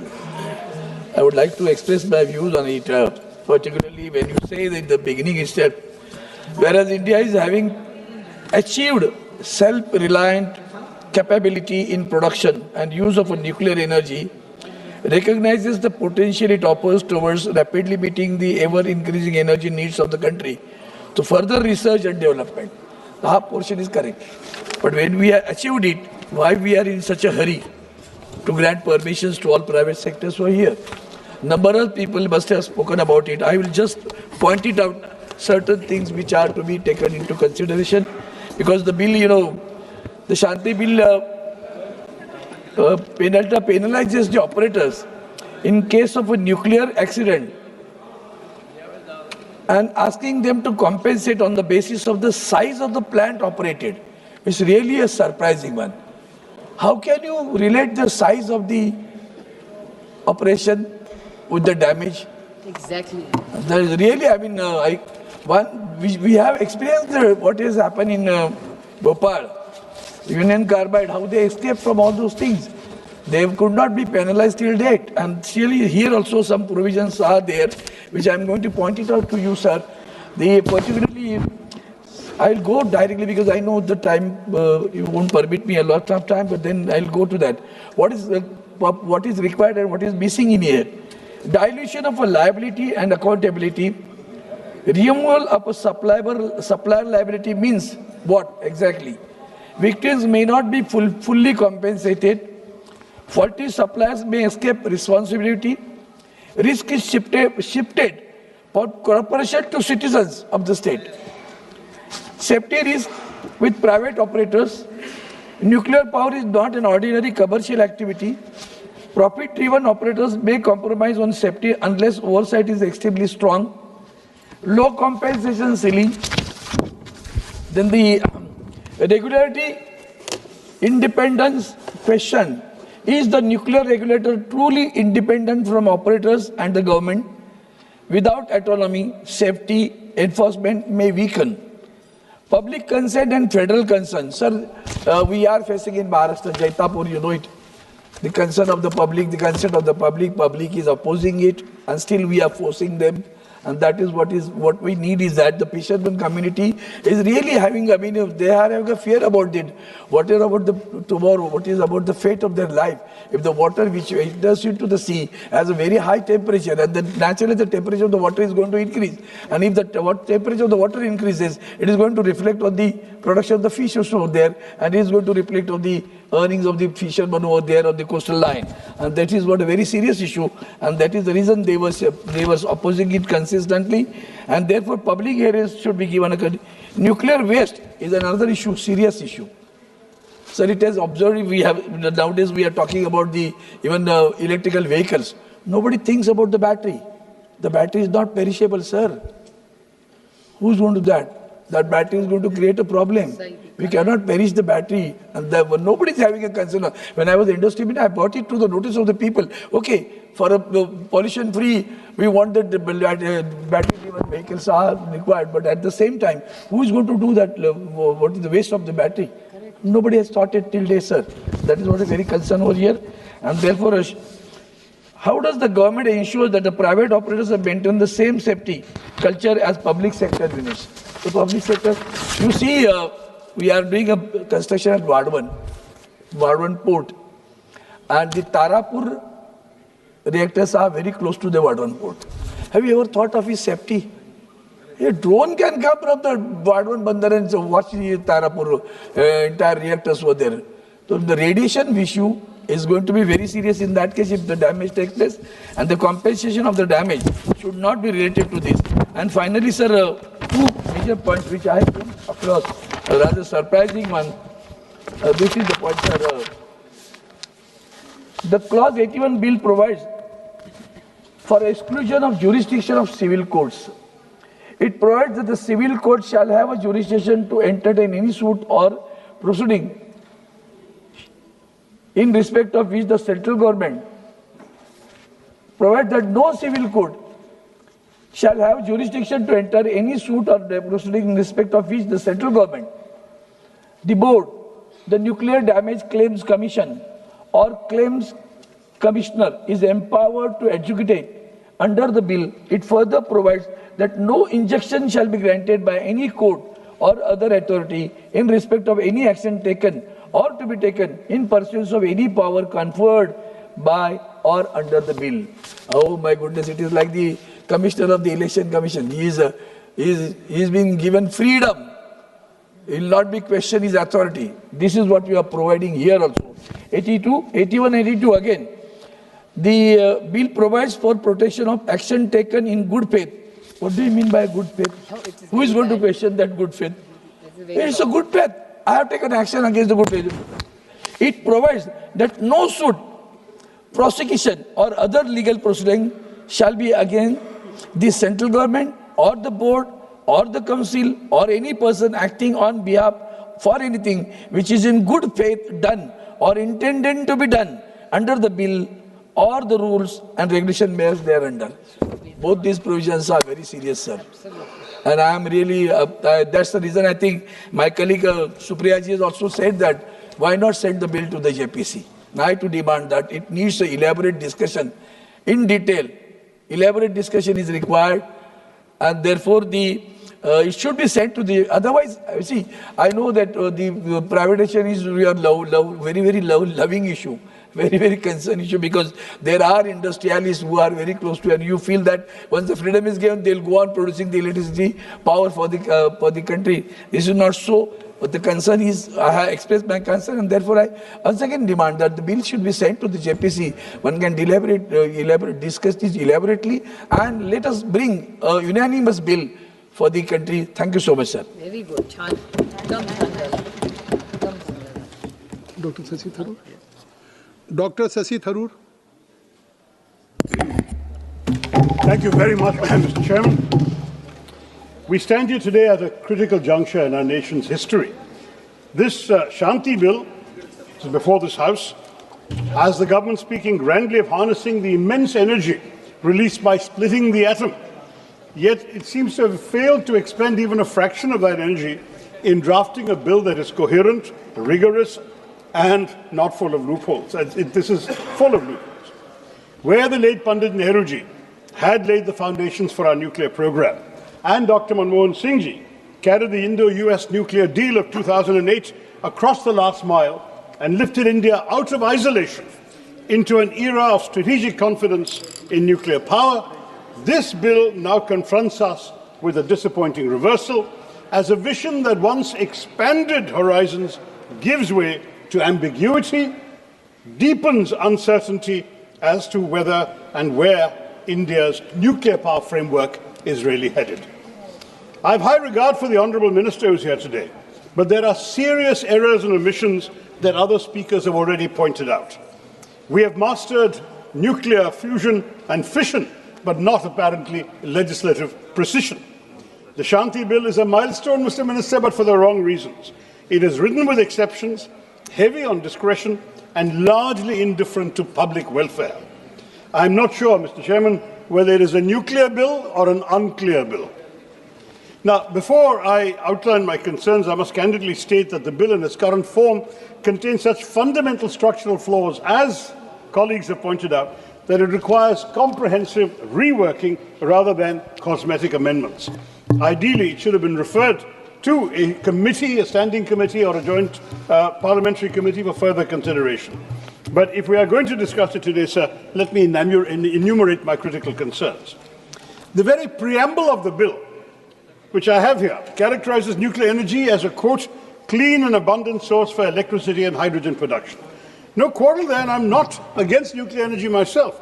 But this language is dangerously misleading because it completely neglects the serious, massive and irreversible risks from radioactive leaks, long-lived nuclear waste that remains hazardous for millennia, and of course the potential for catastrophic accidents.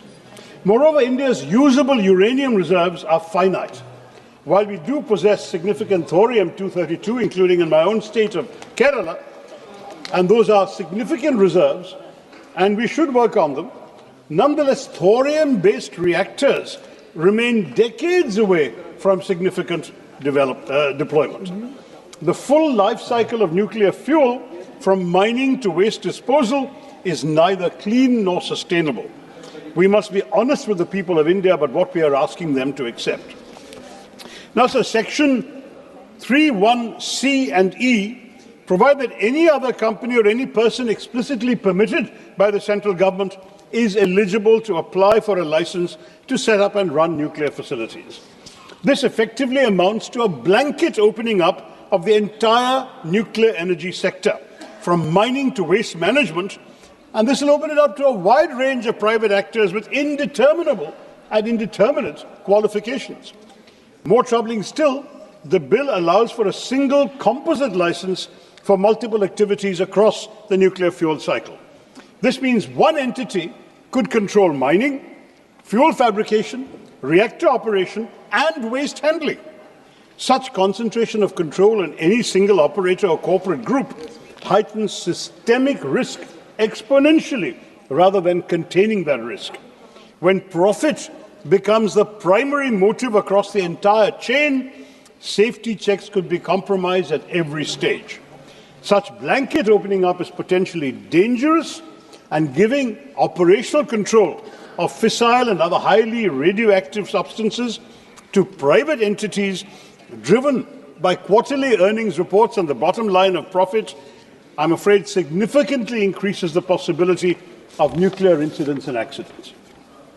The core of the liability reform caps total nuclear incident liability at 300 million special drawing rights, which is approximately today $460 million or 3,900 crores. Let this sink in, honourable members. This cap has not changed in 15 years, despite inflation, despite Fukushima, despite everything we've learned. For context, the Fukushima disaster cleanup costs have already exceeded $182 billion. Okay?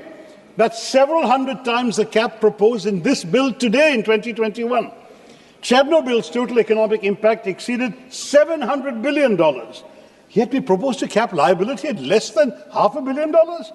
This is grossly inadequate when measured against the potential long-term health, livelihood, and environmental costs of any serious accident. This is not a safety net, Mr. Minister. It is a trapdoor through which victims could fall into decades of legal battles and inadequate compensation. The bill also removes the earlier provisions where the operator had the right to recover compensation from equipment suppliers. This means that even if an accident occurs due to faulty design, substandard parts, or negligent manufacturing by a supplier, that supplier walks away while Indian taxpayers have to bear the entire cost. This might, in cases of serious accidents, strain our economy significantly. We are effectively subsidizing the risk for private international corporations while they retain all their profits. The state underwrites catastrophic risk, Mr. Chairman, while private operators maximize returns. What kind of law is this? Chapter 3, Section 14(1)(a) makes the central government liable where the liability exceeds the amount of liability of an operator.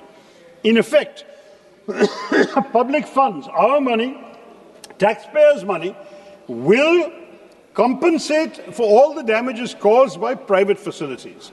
This provision does nothing but further dilute corporate accountability for systemic failures. And Section 42 overrides the Occupational Safety, Health and Working Conditions Code for nuclear facilities. So nuclear workers are removed from our country's general labour safety framework. Is this fair, Mr. Minister? The bill imposes a 3-year period for filing compensation applications, with extinction of the right to claim set for 10 years for property damage, 20 years for personal injury. Now, given the long latency periods of radiation-related diseases, cancers can appear 20, 30 years after exposure, and intergenerational genetic impacts, these limitation periods are, frankly, shamefully restrictive. They will exclude many genuine victims who develop serious health impacts only after years of exposure. Children exposed to radiation who develop leukemia at the age of 25 will find they have no legal recourse. This is not justice, Mr. Chairman. This is a statute of limitations designed to limit liability, not to compensate victims.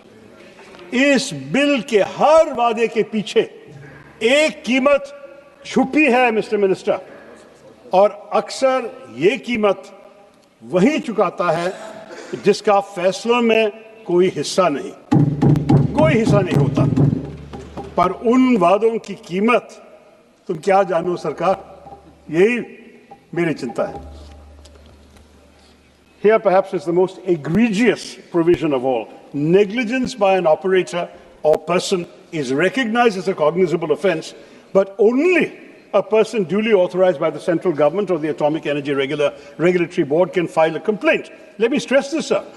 This means that if a nuclear facility operator is criminally negligent, affected communities cannot file a complaint. Civil society organizations cannot file a complaint. Even state governments cannot directly initiate criminal proceedings against the operator. This effectively excludes those most affected from seeking justice and concentrates gatekeeping power with the very institutions that have failed in prior oversight. By limiting judicial recourse and routing both civil and criminal actions. No, sir, I'm barely halfway through. You have taken 10 minutes. No, sir, I have been given enough time. You give me 5 minutes more. And criminal actions through central authorities, the bill restricts victims' access to ordinary courts and their fundamental right to seek effective remedies.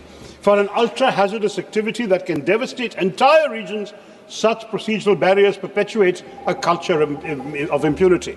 Then Chapter 4, sir, on the Atomic Energy Regulatory Board, essentially retains a regulator controlled by the central government, the same government aggressively promoting nuclear expansion and its agencies, rather than creating a truly independent, multi-stakeholder authority that will be insulated from political and corporate influence. Sir, I can go ideally into clause-by-clause detail, but since you've already told me my time is running out, let me just sum up very simply. The entire regulatory arrangement is an inside job with little or no room for Indian civil society or even meaningful parliamentary oversight. Instead of clearing the fog around nuclear regulation, this arrangement thickens the fog. So Chapter 6, Section 44, grants perhaps the most dangerous power in the entire bill, as it highlights the excessive executive discretion and exemptions of this bill. It allows the central government to exempt any plant from the requirements of license or liability if, quote, the risk involved is insignificant, unquote. The term insignificant risk is not defined anywhere. It's left entirely to the executive.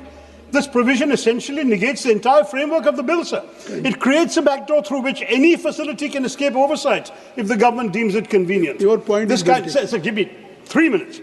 This kind of broad subjective exemption power undermines the very safeguards the legislation claims to establish. It will provide laxity in due diligence in a hugely critical sector. And private players will lobby for exemptions to engage in profiteering at the expense of public safety. We cannot justify this under any democratic framework. Multiple sections are granting sweeping powers on vague grounds. The bill lacks enforceable public participation mechanisms, no mandatory public hearings before licensing, no environmental impact assessment disclosure periods, no community consent mechanisms, no regular public reporting of safety inspections or radiation monitoring, no mandatory tabling in Parliament. You have given 7 names. Sir, from your party, you have given 7 names. That's why I am requesting. Sir, I'll conclude in 2.5 3 minutes. Sir, मैं जो detail बोल रहा हूँ sir सब कुछ जानना चाहिए ये तो रिकॉर्ड में आना चाहिए sir and finally sir, no mandatory tabling in Parliament of incident reports, internal or independent inquiry findings and periodic safety reviews. In other words, you're excluding the very people whose lives and livelihoods are at stake. And the past controversies referred to by other speakers at Jaitapur, Kudamkulam, Gorakhpur demonstrate what happens when communities feel excluded from decisions affecting their safety. This bill risks repeating those conflicts, undermining capacity expansion targets through local resistance and litigation. 2 more points, sir. Section 34B requires licenses, 35B, I beg your pardon, reserves spent fuel management for the central government, but again provides minimal implementation detail. When multiple private operators are generating significant spent fuel, unclear protocols will create operational uncertainty. The bill also lacks climate change provisions despite rising sea levels, extreme weather and water scarcity. Thank you very much. And post-Fukushima, sir, Japan comprehensively revised site selection for climate resilience. Our bill remains silent on that. I'll skip my other points. Let me give you one. Let me conclude, sir. Give me 1 minute to conclude.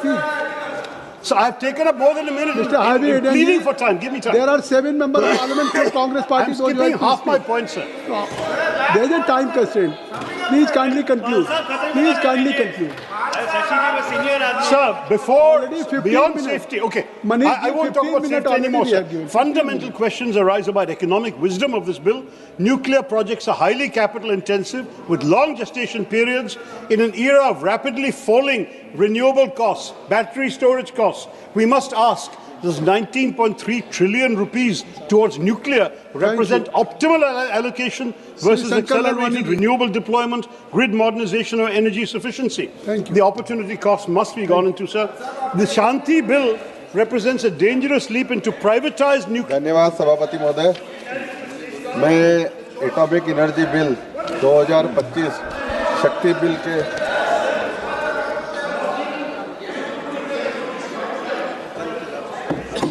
We cannot allow the pursuit of capital to override the non-negotiable requirements of public safety, environmental protection and victim justice. The name Shanti means peace, sustainability. Let us ensure that this name is not a cruel irony in the aftermath of a preventable disaster. I think so. The promise of transforming India ought not to conflate the risk of scarring India. धन्यवाद सभापति महोदय। Atomic energy bill 2025 शक्ति bill का मैं स्वागत करता हूं, वंदन करता हूं, अभिनंदन करता हूं। ये ऐतिहासिक बिल है। माननीय मंत्री जी ने अपनी शुरुआत में ही कहा था, आने वाली पीढ़ी याद रखेगी मोदी जी को कि ये बिल वो लाए थे। 2047 के विकसित भारत का जो अभियान है, यह मील का पत्थर साबित होगा। मोदी जी के नेतृत्व में पिछले 11 वर्षों में परमाणु ऊर्जा में 70% की वृद्धि हुई है। न्यूक्लियर एनर्जी का उपयोग हमने जैसा पहले भी कहा है कि शांतिपूर्ण तरीके से प्रयोजन के लिए करते हैं तथा विकास के लिए करते हैं। अभी इस क्षेत्र में सिर्फ सरकारी पीयूसी हैं वही काम कर रही है।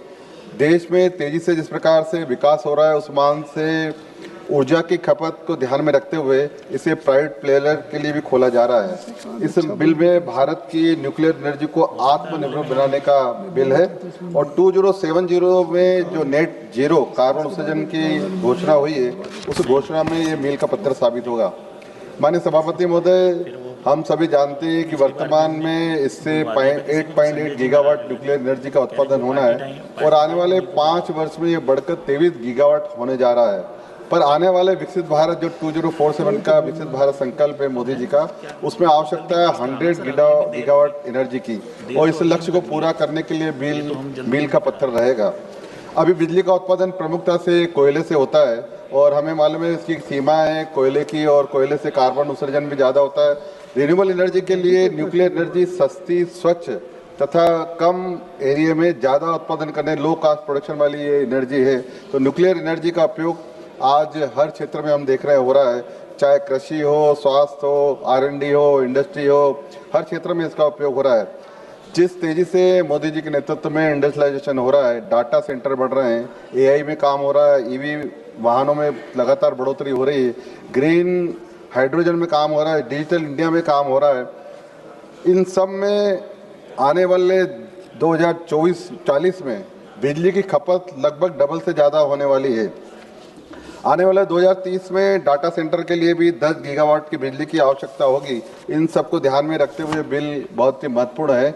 इस बिल में डाटा सेंटर के लिए कंपनी को छोटे छोटे न्यूक्लियर पावर सेंटर अपने यहाँ बनाने की सुविधा रहेगी। स्मॉल मॉड्यूलर रिएक्टर से दुनिया में भारत डाटा और डिजिटल का हब स्थापित होने जा रहा है।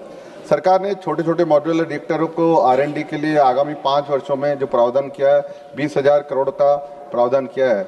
सभापति महोदय, इस बिल को तैयार कर, ये बिल ऐसे ही तैयार नहीं हुआ है, इस बिल को तैयार करने के लिए पूरी होलिस्टिक अप्रोच अपनाई गई है और इस बिल के लिए अलग अलग मंत्रालयों से कंसर्न भी किया गया है। इस बिल के लिए नीति आयोग, विधि न्याय मंत्रालय, विदेश मंत्रालय और इसके साथ साथ परमाणु ऊर्जा आयोग, विद्युत मंत्रालय तथा अन्य मंत्रालयों से सहमति के बाद ये बिल लाया गया है। इस बिल की लाइसेंस की प्रक्रिया भी पूरी स्पष्ट दी हुई है बिल में। सेफ्टी पॉइंट ऑफ व्यू से सेफ्टी के क्या क्या प्रिकॉशन होना चाहिए वो भी इस बिल में बताया गया है। पूरा डिटेल में इस बिल में दिया गया है। मेरे विपक्ष के साथी ने बिल पढ़ा नहीं है। रेगुलेटर बोर्ड भी बनाया जा रहा है जो जिसमें प्रावधान रहेगा हर बात का, और इंस्पेक्शन हो तथा इन्वेस्टिगेशन हो, सभी का इसमें प्रावधान किया गया है। यदि कोई न्यूक्लियर डैमेज होता है तो उसके लिए भी मुआवजा और बीमे की राशि इसमें रखी गई है। माननीय सभापति महोदय, न्यूक्लियर बिल को लेकर हमेशा दो बातें चर्चा में होती है। विपक्षी साथी भी कहते हैं कि इसमें एक रेडिएशन का प्रभाव रहता है और दूसरा वेस्ट का निष्पादन हम कैसे करेंगे। जहाँ तक रेडिएशन की बात करो, जो वैज्ञानिक हमें बता रहे हैं कि रेडिएशन की बात करो, ये रेडिएशन इसमें न्यूक्लियर क्षेत्र में इस पार्लियामेंट से भी कम होता है, ये उन्होंने कहा है। दूसरा, जहाँ तक वेस्ट डिस्पोजल की बात है, वेस्ट डिस्पोजल के लिए उन्होंने कहा है कि वेस्ट डिस्पोजल हम लेंगे और उसमें भी प्रोसेस करेंगे। माननीय प्रधानमंत्री जी कहते हैं कचरे से कंचन, तो ये उसका जो वेस्ट रहेगा उसमें भी प्रोसेस करके हम कमाएंगे। इस बिल के अंतर्गत परमाणु ऊर्जा नियामक परिषद का भी गठन किया जाएगा। इस परिषद के अधिकार व कर्तव्य इसमें स्पष्ट दिए हुए हैं। माननीय सभापति महोदय, वर्तमान में भारतीय परमाणु बीमा पुल जो परमाणु क्षति के लिए 2010 अधिनियम की तरफ से सिर्फ 1500 करोड़ की लायबिलिटी तय करता है, लेकिन इस बिल में न्यूक्लियर स्टेशन स्थापित करने वालों ऑपरेटरों के लिए विभिन्न लायबिलिटी क्लासिफाइड की गई है। अगर हम बात करें, कोई 1200 मेगावाट से अधिक का रिएक्टर बनाता है तो 3000 की लायबिलिटी रहेगी। अगर कोई 500 मेगावाट का रिएक्टर बनाता है तो उसको 1500 करोड़ की लायबिलिटी रहेगी। 250 मेगावाट से अधिक का रिएक्टर कोई बनाता है तो 750 करोड़ की लायबिलिटी रहेगी। 50 मेगावाट से अधिक का अगर कोई रिएक्टर बनाता है तो 300 करोड़ की लायबिलिटी रहेगी और 50 मेगावाट तक अगर कोई रिएक्टर बनाता है तो 100 करोड़ की लायबिलिटी रहेगी। किसी भी अगर कोई विवाद होता है, उस विवाद को निपटने के लिए, निराकरण के लिए परमाणु न्याय प्राधिकरण का भी इसमें प्रावधान किया गया है और इसके बाद भी अगर वो संतुष्ट नहीं है तो हाईकोर्ट और सुप्रीम कोर्ट भी जा सकता है। न्यूक्लियर लायबिलिटी फंड का भी इसमें प्रावधान किया गया है, बीमे का भी प्रावधान किया गया है। माननीय सभापति, मुझे पुरानी सरकार में, इनकी सरकार में हमने देखा कि किस प्रकार इस क्षेत्र में दो प्रमुख बाधाएं थी। एक तो पूरा जो ये नियंत्रण था वो सरकार के पास था और दूसरा प्राइवेट प्लेयर इसमें कहीं नहीं आ रहा है, लेकिन अब इस बिल के प्रावधान में प्राइवेट प्लेयर भी आ सकते हैं। इस बिल में आने से बड़े पैमाने पर परमाणु क्षमता का विस्तार होगा, निजी निवेश आगे आएंगे, सुरक्षित और बेहतर रिएक्टर बनेंगे, स्मॉल मॉड्यूलर रिएक्टर बनेंगे जो डाटा सेंटर और एआई के लिए आने वाले समय में आवश्यकता है। भारत इसमें आत्मनिर्भर बनेगा और जो माननीय प्रधानमंत्री जी का संकल्प है नेट जीरो 2070 में, उस लक्ष्य को हम पूरा करेंगे। अंत में सभापति महोदय ये कहना चाहूँगा कि माननीय प्रधानमंत्री मोदी जी के नेतृत्व में स्वच्छ भारत हो रहा है, उज्ज्वल भारत हो रहा है, आयुष्मान भारत हो रहा है, आत्मनिर्भर भारत हो रहा है, स्वदेशी भारत हो रहा है, शक्तिशाली भारत हो रहा है, स्वाभिमानी भारत हो रहा है, विकसित भारत हो रहा है, डिजिटल भारत हो रहा है। अब न्यूक्लियर भारत भी इस बिल के माध्यम से होगा। बहुत बहुत धन्यवाद। मैं इस बिल का समर्थन करता हूँ। श्री धैर्यशील माने जी नहीं है सर, नहीं बैठे धन्यवाद अध्यक्ष महोदय। आपने एक महत्वपूर्ण विषय पर मुझे अपनी बात रखने का मौका दिया है। मैं सर्वप्रथम इस विधेयक के लिए सरकार का अभिनंदन करना चाहूँगा कि ऊर्जा के डिपार्टमेंट में भारत को स्वयंपूर्ण बनाने का एक निर्णय इस देश की सरकार ले रही है और जिसके माध्यम से न्यूक्लियर एनर्जी का एक नया होराइजन अपने देश में आगे बढ़ने के लिए तैयार है। प्रधानमंत्री नरेंद्र मोदी जी के कुशल नेतृत्व में इस दौड़ में बहुत गति के साथ भारत देश आगे बढ़ रहा है। 2047 में देश को विकसित भारत में अगर परिवर्तित करना है तो ऊर्जा के डिपार्टमेंट में हमें स्वयंपूर्ण होना पड़ेगा। और लाल किले से जो मोदी जी ने भाषण दिया था इस समय, उन्होंने कहा था कि भारत ऊर्जा के डिपार्टमेंट में स्वयंपूर्ण होने के लिए अब पहल करेगा और उसकी नींव रखने का काम इस माध्यम से हो रहा है। न्यूक्लियर एनर्जी का जो चर्चा हो रही है उसकी शुरुआत महाराष्ट्र से हुई थी। डॉक्टर होमी बाबा ने पहली बार ट्रॉम्बे में, पालघर जिले में न्यूक्लियर सेंटर ये शुरू किया। न्यूक्लियर रिएक्टर की शुरुआत हुई और अप्सरा नामक पहला न्यूक्लियर रिएक्टर जो देश में शुरुआत हुआ वो महाराष्ट्र से हुआ। महाराष्ट्र ने हमेशा ही वैज्ञानिक दृष्टिकोण और उसको नेतृत्व देने का काम किया है। इसलिए अब जब शांति बिल लाया गया है, इसका नाम भी बहुत रोचक है आदरणीय अध्यक्ष महोदय। अगर आपका सामर्थ्य है तो ही पड़ोसी आपके साथ शांति रखेंगे। आप एक न्यूक्लियर पावर नाम के माध्यम से अब दुनिया के पटल पे जब जाते हो तो 7th बिगेस्ट न्यूक्लियर रिएक्टर हमारा देश का है इसके वजह से आस पड़ोस के देशों की तरफ आप देखो तो उनकी अवस्था क्या है, लेकिन तिरछी नजर से देखने वालों को भी न्यूक्लियर पावर से डरना पड़ता है। और इसका शुरुआत अगर किसी ने की होगी तो श्रद्धेय अटल बिहारी वाजपेयी जी ने की, और उनके माध्यम से इस देश को एक नए आयाम पर ले जाने का काम तब टाइम में हुआ। तब भी ये कहा जाता था कि न्यूक्लियर पावर की जरूरत भारत को क्या है, लेकिन अटल जी ने अटल निश्चय से ये साबित कर दिया कि आने वाला भविष्य एनर्जी का होने वाला है, और एनर्जी को अगर हम न्यूक्लियर पावर से ले पाए तो निश्चित रूप से जो पारंपरिक ऊर्जा होती थी उससे बचत करते हुए उन्होंने एक नया आयाम रखा। तब भी विपक्ष के लोग कहा करते थे कि भारत न्यूक्लियर की जरूरत नहीं है, लेकिन मैं ये कहना चाहूंगा कि आज भारत एक नए विपक्ष के लोग तभी नहीं, आज मैं आपसे आप उनकी बात करो, कृपया बैठे बैठे आप किसी कोई बोल।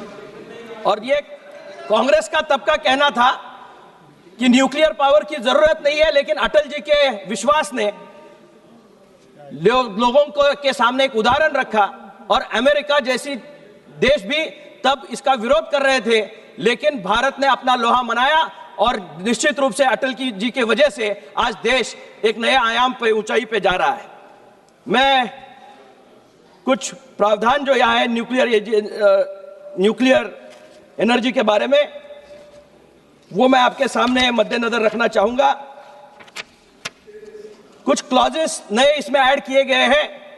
कड़ा लाइसेंस तंत्र इसमें इस्तेमाल किया गया है, जिसके माध्यम से क्लॉज 3 और 4 के माध्यम से विपक्ष डर फैला रहा है कि प्राइवेट लोग आएंगे तो सुरक्षा खतरे में पड़ जाएगी, लेकिन क्लॉज 3 ये स्पष्ट करता है बिना सरकार के लाइसेंस और सेफ्टी ऑथराइजेशन के कोई भी इसमें काम नहीं कर पाएगा।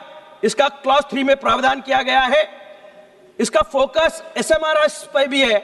स्मॉल मॉड्यूलर रिएक्टर्स देश में बनने चाहिए, इसके लिए इसकी योजना बनाई जा रही है। ये मोबाइल फोन की तरह छोटे छोटे पोर्टेबल होंगे, जिनके वजह से युवाओं को न्यूक्लियर वैज्ञानिक बनने में एक नया मौका बन जाएगा।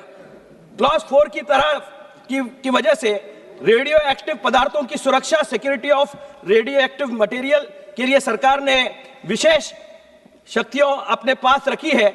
संवेदनशील गतिविधियों, सेंसिटिव एक्टिविटीज केवल केंद्र सरकार के नियंत्रण में होगी, यानी इनोवेशन प्राइवेट हो सकता है, लेकिन कंट्रोल यह सरकार का ही रहेगा। निश्चित रूप से सरकार सुरक्षा कवच के रूप से इसमें देख रही है। क्लॉज 14 लायबिलिटी जो है, यह प्रावधान जनता के विश्वास के लिए सबसे जरूरी है। क्लॉज 14 में सरकार जिम्मेदारी ले रही है। परमाणु दुर्घटना अगर कोई हो तो उसकी सारी जिम्मेदारी केंद्र सरकार की होगी। यह निश्चय के साथ सरकार इसके लिए आगे बढ़ रही है। इसके लिए न्यूक्लियर लायबिलिटी फंड भी अलग से बनाया जा रहा है। लोगों को सस्ती बिजली चाहिए सर, और अगर थर्मल एनर्जी हो या अदर रिसोर्सेस है, उससे सस्ती बिजली अगर हमें देनी है तो हमें न्यूक्लियर एनर्जी को यूटिलाइज करना, उसका प्रावधान करना बहुत जरूरी हो गया है। सस्ती बिजली की गारंटी देने के लिए आम आदमी का सवाल यही रहता है। क्लॉज 37 में सरकार ये अधिकार अपने पास रखती है कि परमाणु बिजली के टैरिफ का जो नियंत्रण है वो सरकार ही निश्चित करेगी। इसमें ईंधन की लागत हो, कचरे का प्रबंध, वेस्ट मैनेजमेंट हो का खर्चा हो, जोड़कर इसकी जो लागत है उसके बाद ईज ऑफ लिविंग के लिए इसका एक हिस्सा निश्चित रूप से सरकार करने का प्रावधान कर रही है। विवाद निवारण और नियामक क्लॉज 54, 57 और स्टैट्यूटरी स्टेटस AERB को तथा एक हमारा रेगुलेटरी AERB केवल एक बोर्ड था, अब उसे कानून के तहत वैज्ञानिक दर्जा स्टैट्यूटरी स्टेटस देने का प्रावधान है, मिल रहा है। वह अब सख्ती से काम कर पाएगा। निश्चित रूप से ये सारे प्रावधान जो बने हैं, ये सरकार ने अच्छी योजना के तहत ये बनाया हुआ है। इलेक्ट्रिसिटी जनरेशन होना चाहिए, लेकिन इकोलॉजिकल डेवलपमेंट होने की बहुत ज्यादा जरूरत है, सस्टेनेबल डेवलपमेंट होने की जरूरत है, और जो अदर जो रिसोर्सेज है जिसमें से इलेक्ट्रिसिटी बनती थी उसका नेगेटिव एनवायरनमेंट पे जो इंपैक्ट आता था उसको एनालाइज करते हुए न्यूक्लियर एनर्जी को बढ़ावा देने का काम सरकार कर रही है। और 2247 तक 100 न्यूटन मीटर्स का उनका संकल्प है कि ये बढ़कर वहां तक यहाँ जाना चाहिए। मैं सरकार से ये कुछ मांगे इसके माध्यम से यहाँ रखना चाहूंगा और मेरे आखिरी शब्दों में मैं ये मांगे करना चाहूंगा। मैं जिस क्षेत्र से आता हूँ वो इचल करंजी, वो टेक्सटाइल का हब है। वहां पे सस्ती बिजली मिलने के लिए मेरे क्षेत्र में इचल करंजी, जिसको मैनचेस्टर कहा जाता है, मेरी मांग है कि इस ऊर्जा से बनने वाली बिजली का विशेष कोटा टेक्सटाइल सेक्टर के लिए अलॉट किया जाए, जिसके माध्यम से कपड़े का उत्पाद बनने में इसका फायदा हो। कैंसर रिसर्च सेंटर सर, इसके माध्यम से उसको भी एम्पावर करने के लिए nuclear medicine and cancer research centre Kolhapur में स्थापित किया जाए कि जिसके माध्यम से मुंबई में जो काम होता है वो अगर कोल्हापुर में हो पाए तो उसका फायदा ग्रामीण इलाके के लोगों को होगा। मैं धन्यवाद। टेक्सटाइल के साथ ही निश्चित रूप से शांति बिल का मैं स्वागत करते हुए ये आखिरी पंक्तियां कहना चाहूंगा। ये नया भारत है, नई ऊर्जा से जगमगाएगा, विकास की यात्रा को कोई रोक नहीं पाएगा।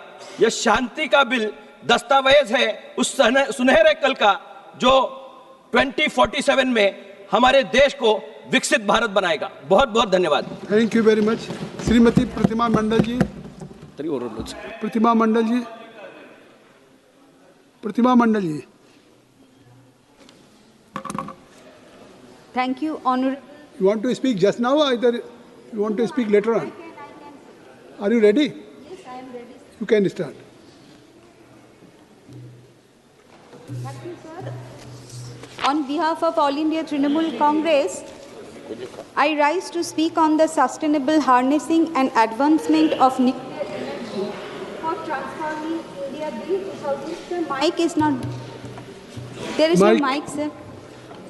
You start your now it is speech, on. I think so Now you will it is get on. automatic. Sir, on behalf of All India Trinamool Congress, I rise to speak on the sustainable harnessing and advancement of nuclear energy for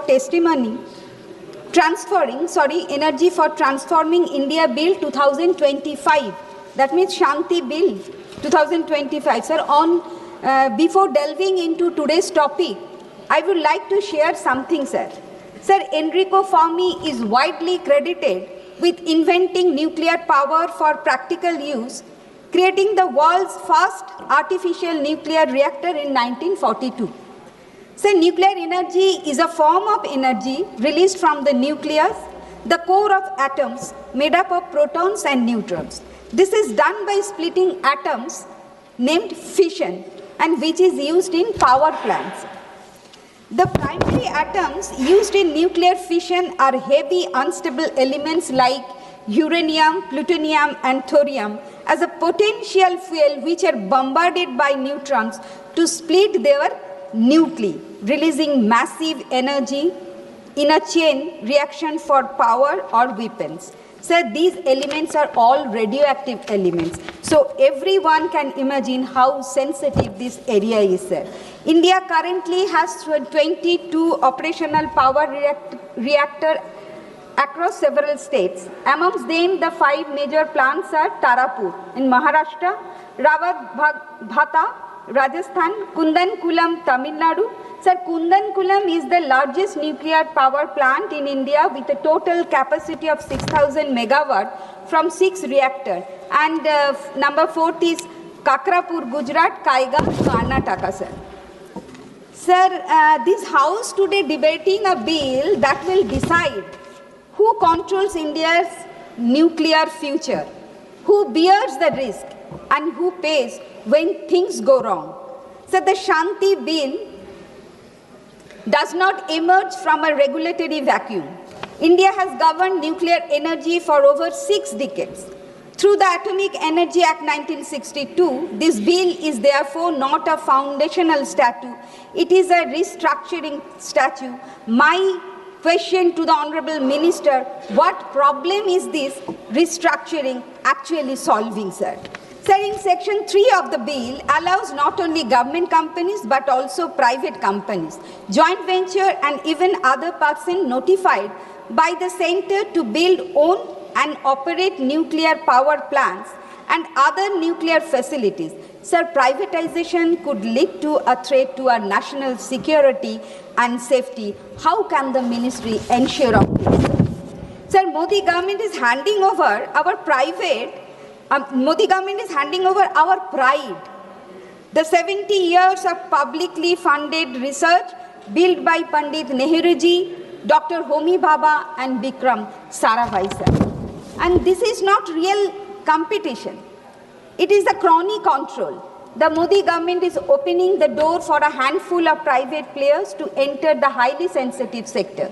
The bill does not create any clear, independent and transparent process for selecting private licensee, nor any strong parliamentary or public scrutiny of such decisions. What we see here is selective privatization profits go to private companies, but control and risk management stay with the government. Here I would like to take a flashback to our history of British Raj in India. Power without responsibility, introduced by after the Battle of Boxer. This system gave the British East India Company control over revenue collection, that means Diwani, and military power. Responsibility without power, the system was designed so the British had power without responsibility, while the Nawab had responsibility but had no real authority, became puppet Nawab. Ultimately, British East India Company ruled over country and looted our wealth. Similarly, this government is now going to execute the same stature of puppet ministry as we are seeing like the civil aviation ministry, sir. Sir, in case of serious accident affecting thousands of people, victims will struggle to get fair compensation because the operator's liability is capped. The rest of the burden falls on the state and ultimately on common citizens through taxes. Sir, most advanced nuclear countries like Canada, like the United States, France have independent regulators with statutory protection. So these regulators can challenge government decisions.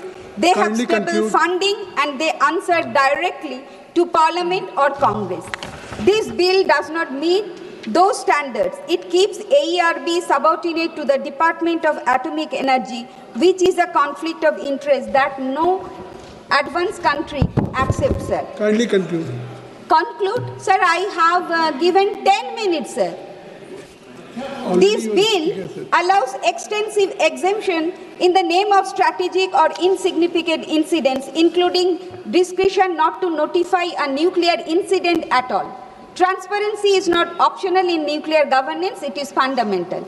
Even judicial oversight is curtailed. Section 81 bar the jurisdiction of civil courts. Appeals are channeled through specialized bodies whose members and procedure are again controlled by the executive. Access to justice become conditional, delayed and distant. So Chapter 6 completes the picture of excessive centralization. There is a time constraint. Section 32 to 37. Your party time is allotted for 12 minutes. Already one speaker has taken 6 minutes. You have taken 7 minutes. So please kindly conclude. No, sir. I have the time. 10 to 12 minutes, sir. Section, and you are, sir, always you are saying so. My time is going now. Don't disturb me, sir. It is a very tough topic.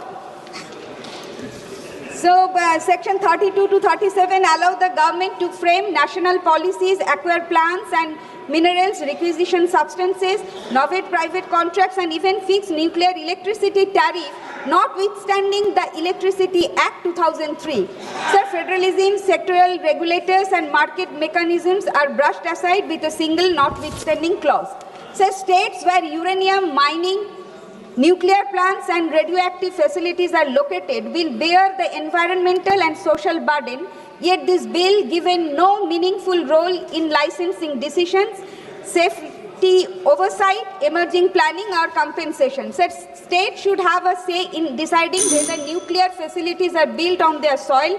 They should receive their compensation if their land is acquired or if there is contamination. So the bill places a duty on operator to ensure occupational safety and health, but it does not strengthen the position to worker to demand safe condition ought to report violations without fear or retaliation. Workers in nuclear facilities face unique hazard and radiation exposure, chemical burns and psychological stress, and they deserve strong protection, sir. In the bill, there is no mention about high cost of containment and the disposal of hazardous radioactive waste, sir. The House is being asked to sign a blank check to trust a government that has centralized power, weakened institutions, and repeatedly ignored expert advice with a nuclear law that expands its direction while limiting its liability. The bill shifts risk onto ordinary citizens, shields private and foreign suppliers. Everybody is talking about we should take a lessons about the grave incidents, that explosion in Chernobyl, Ukraine, and the Fukushima Daiichi, Japan. But we must not forget about the incidents which happened in the Bhopal. Honorable Sir, Honorable Speaker, Honorable Speaker. Last line. Sir, last line, sir. Sir, during the introduction of 3 bills, including this Shanti bill, when some members of opposition raising their voice, Honorable Parliamentary Affairs Minister suddenly stood up and said, we will pass all the bills. Sir, this kind of arrogance we have. Honorable Speaker, sir, if this bill is called Shanti bill, then poison can be called prasadam. That's what the equivalent is. Sir, in this bill, I have a better name for this bill, sir. This bill is actually limited private liability, unlimited public suffering bill, sir. We can call it loose bill. Sir, it doesn't matter how we expand our nuclear energy matters, sir. 10 minutes. But how much we expand it. Sir, energy policy is not merely a question of megawatts or gigawatts, as you know, sir. It is a question of strategic autonomy, safety, accountability, and democratic control. Sir, nuclear energy, unlike any other sector, sits at the intersection of democratic civilian development and national security, sir. Decisions taken in this domain cannot be reversed easily, and hence, precisely the reason why this bill demands highest level of parliamentary scrutiny, sir.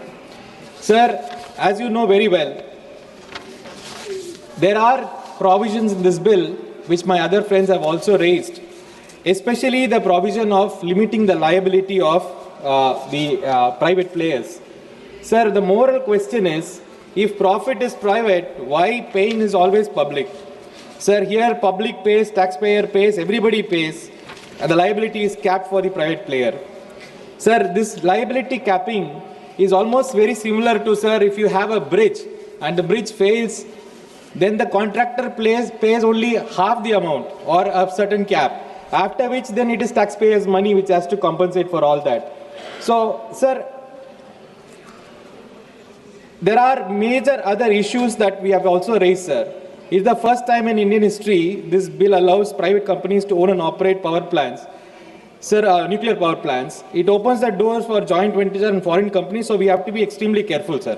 So the government argues that these changes are necessary to meet India's ambitious nuclear capacity targets. Sir, we are also told that India needs around 100 gigawatts of nuclear power, but that actually deserves careful examination. Sir, Indian nuclear expansion has historically been constrained not by ideology, sir, but by 3 real-world factors: financing, land acquisition and public consent, and international technology denial regimes. Sir, none of these problems are solved just by privatization. Sir, financing challenges can be addressed through sovereign guarantees, green bonds, and public investment, as many other countries have done, sir. But public consent requires trust, transparency, and credible safety mechanisms. Trust that is harder to build when you have private players inside, profit-driven private players in this picture. Sir, what this bill does instead is to treat nuclear energy just like any other infrastructure sector, comparable to highways or telecom. Sir, this is a category error. Nuclear energy is not just another market. It involves radioactive materials, long-lived waste, and risks that no insurance market can actually truly price, sir. So energy security cannot be reduced to market efficiency alone. And I talked about the nuclear liability and capping it to 300 STR is not at all accepted, sir. Around 3,900 crores. Sir, then we should ask this question, why now? As we had already pointed out, there has been tremendous external strategic and commercial pressures on the government to do this. So in simple terms, sir, the government has sorted out, yielded to these pressures, and especially to some friendly corporate houses. Sir, let me be very clear, sir. India has always been a very strong player in this area, having a very good regulatory mechanism. But right now, this bill has put everything under a big issue. Sir, also we should remember how our indigenous planning, capability planning for nuclear sector has been compromised by this. So the Indian nuclear program is not merely an energy project. It is a scientific and a technological ecosystem painstakingly built over decades through indigenous efforts under conditions of sanction, technological denial, and international isolation. Sir, actually what has happened, we know very well, sir. I don't have to go into the history of how all this came. India's three-stage nuclear program based on pressurized heavy water reactors using natural uranium, followed by fast breeder reactors, and ultimately thorium-based system. This whole ecosystem is now being affected by this particular bill, sir. So now what will happen, sir? One large-scale private participation is allowed, especially with foreign technology partnership. The entire logic of decision-making changes, sir. Private operators accountable primarily to shareholders. They will prefer imported proven reactor designs. All these new technology and systems will be coming, which will actually spoil our long-term planning for the nuclear sector, sir. So at the end of the day, we are going to be dependent on foreign reactor vendors, foreign spare parts, and foreign fuel assurances in a very critical sector, sir. Sir, and I don't have to even tell about the regulatory overstructure. The entire regulatory mechanism is completely compromised. The government controls the appointments. The government controls even the search committee. It is like the government, which is the primary promoter, is also the regulator and also the person who allows justice mechanisms. If there is something which is going wrong, people are not even allowed to file a complaint. Even the players, civil society, or anybody who is affected cannot go and complain about any issue regarding this matter. The government needs to approve who will make a complaint on these matters. I don't really understand what is this logic of putting a restriction on the justice mechanisms as such, sir. In fact, I really don't understand and also my friend Arun Nehru had talked about the effect this bill will have on the pricing of the electricity which comes out of these reactors.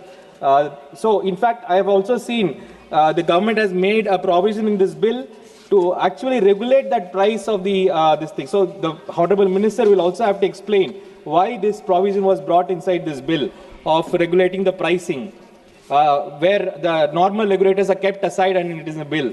Sir, I just want to conclude by saying, sir, this bill is basically, sir, what we are actually asking is, we are not against energy security, sir. We are not against all this. But the point is, this bill requires scrutiny. This bill requires clause-by-clause reading. So we request the Honorable Government to rewrite the bill with full liability, with proper independent regulation, with open courts and honest disclosure. Sir, no development is worth health issues in this country for its citizens. So my request is, please put the bill to stronger scrutiny for a committee, or please rewrite the bill again. Thank you, sir. Thank you. Sri Biren Singh ji. धन्यवाद sir. That's why I'm sitting here to just heard you. मैं सतत दोहन तथा उन्नयन नाभिकीय ऊर्जा द्वारा भारत परिवर्तन विधेयक 2025 के विरोध में अपना वक्तव्य देने के लिए खड़ा हूं. माननीय अध्यक्ष जी, यह सरकार निजीकरण के नाम पर देश की हर चीज बेचने पर तुली हुई है. हवाई अड्डे बिक गए, बंदरगाह बिक गए, सार्वजनिक उपक्रम बिक गए। अब इस विधेयक के जरिए परमाणु ऊर्जा जैसे अत्यंत संवेदनशील रणनीतिक क्षेत्र को भी अपने चहेते लोगों के हवाले करना चाहती है। यह नीति नीलामी, जहां राष्ट्रीय सुरक्षा, जनजीवन और भविष्य की पीढ़ियों की कीमत पर कुछ चुनिंदा कंपनियों को मुनाफा पहुंचाने के लिए जो है सरकार खुले तौर पर जनता की संपत्ति को निजी तिजोरियों में डाल रही है और इस सदन से केवल मोहर लगवाना चाहती है। तो सवाल यह नहीं कि सरकार यह क्यों ऐसा कर रही है, सवाल यह है कि अब देश की सुरक्षा भी जो है कि प्राइवेट लोगों के लाभ के लिए गिरवी रख दी जाएगी। माननीय अध्यक्ष जी, मैं जो अधिनियम आया है उसके धारा 3 और 7 की तरफ ध्यान आकर्षित करना चाहता हूं कि धारा 3 के अंतर्गत निजी कंपनियों को ऊर्जा संयंत्र का निर्माण, स्वामित्व और संचालन करने की अनुमति दी गई है और धारा 7 के माध्यम से लाइसेंस की शर्तें, अवधि और संशोधन का पूरा अधिकार केंद्र सरकार को सौंप दिया गया है। यह व्यवस्था परमाणु क्षेत्र में नीतिगत निर्णय से हटाकर प्रशासनिक विवेक के अधीन कर दिया गया है और इतना संवेदनशील क्षेत्र किसी भी स्थिति में लाइसेंस राज और नोटिफिकेशन राज से संचालित नहीं किया जा सकता। माननीय अध्यक्ष जी, हम आपका ध्यान अधिनियम के धारा 9 की तरफ ले जाना चाहता हूं। धारा 9 में अनुसंधान, विकास, नवाचार और लाइसेंस की छूट दी गई है।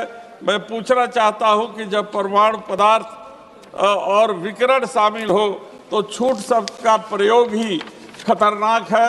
यह प्रावधान भविष्य में निजी संस्थाओं को नियामक निगरानी से बाहर प्रयोग करने का रास्ता खोल सकता है।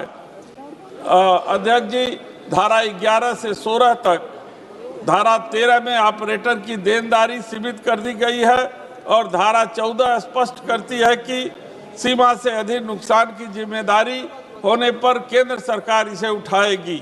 जैसे दुर्घटना निजी संयंत्र में हो, निर्णय निजी संपत्ति का कंपनी का हो, लेकिन भुगतान राज्य और देश की जनता करे। यह इसे रोका जाना चाहिए। न तो यह नैतिक है, न ही न्याय संगत है। हम आपका ध्यान जो है धारा 17 से 27 की तरफ ले जाना चाहता हूं, जिसमें परमाणु ऊर्जा नियामक बोर्ड की नियुक्ति, विस्तार, हटाने का अधिकार सब कुछ कार्यपालिका के अधीन है और धारा 25 के तहत सरकार कुछ भी गतिविधियों को नियामक के दायरे से बाहर कर सकती है। जबकि नियामक ही स्वतंत्र नहीं होगा तो सुरक्षा केवल कागजी बन के रह जाएगी। माननीय अध्यक्ष जी, धारा 28 से 31 के बीच में जांच, तलाशी, कार्रवाई की शक्तियां मुख्यतः केंद्र सरकार और उसके अधीन संस्थाओं को दी गई है। राज्यों और स्थानीय प्रशासन और स्वतंत्र विशेषज्ञों का कोई स्पष्ट भूमिका नहीं है, जो संघीय ढांचे के विपरीत है।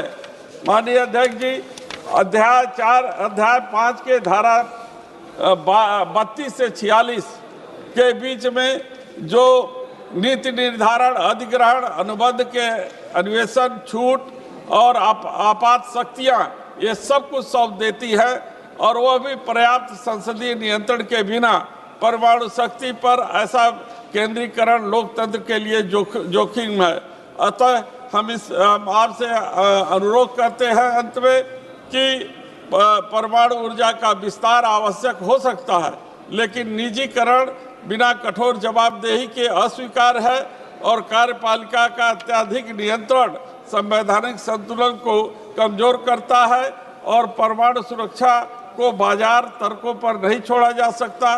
मैं सरकार से आग्रह करता हूं कि इस विधेयक को संयुक्त संसदीय समिति को भेजा जाए और बिना व्यापक चर्चा के इसे पारित न किया जाए। आपको बहुत बहुत धन्यवाद sir. Shri R Sachidanandam ji,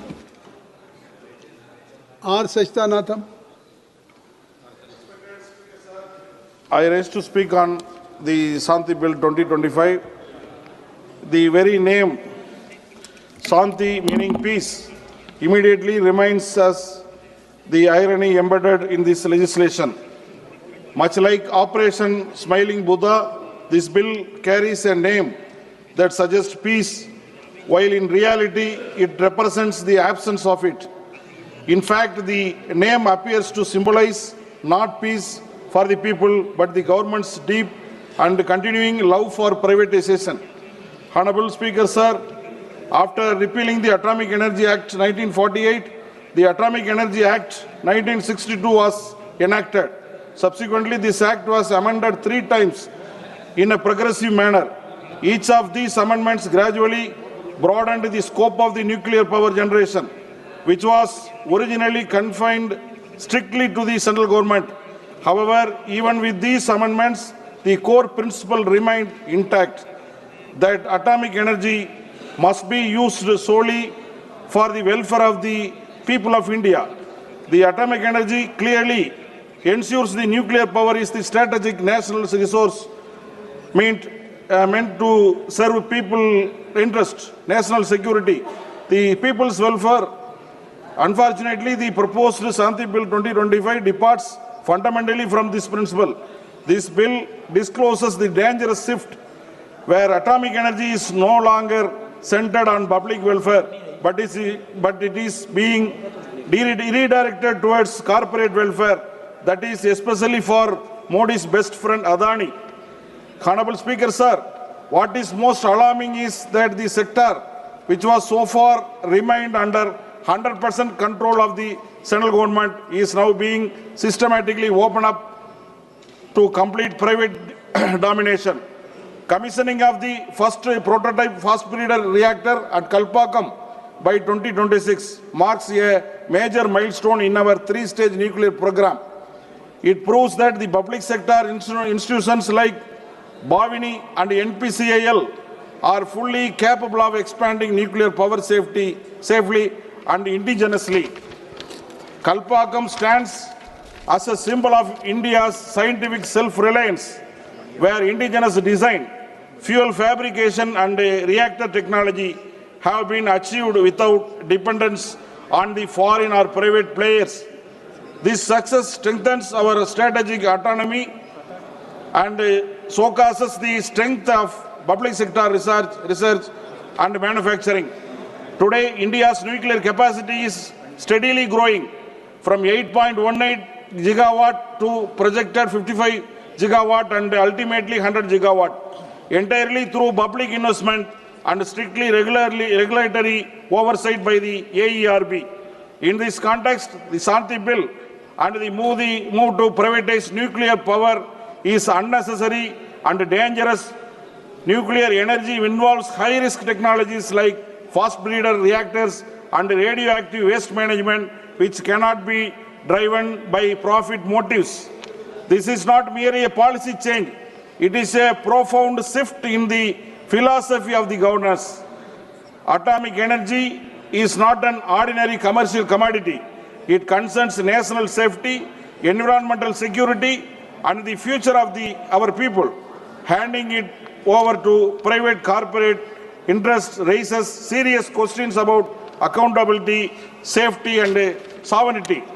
Through you, sir, I seek clarify from government of several serious concerns regarding the entry of the private sector into nuclear power generation. Who will supply the nuclear fuel to private nuclear power plants? Will it be imported by private entities or supplied by the government? How will spent fuel be stored, monitored and controlled? What mechanism will ensure the long-term safety and security of spent fuel? Who is bear the responsibility, sir? One minute, sir. Who will bear the responsible for the decommissioning the nuclear fuel plants after completion of the 40-year life cycle? In the unfortunate event of the nuclear accident, who will bear the nuclear liability and compensate the affected public? Honorable Speaker, sir, I wish to draw the attention of the House to reports published in the New York Times regarding the nuclear device that was installed in the Nanda Devi region of Himalayas and subsequently went missing. It was reported that the device contained nearly 1/3 of the plutonium used in the Nagasaki atomic attack. Even today, local leaders and communities fear that the plutonium from the last device may have entered a glacier, posing a serious threat to the people living downstream.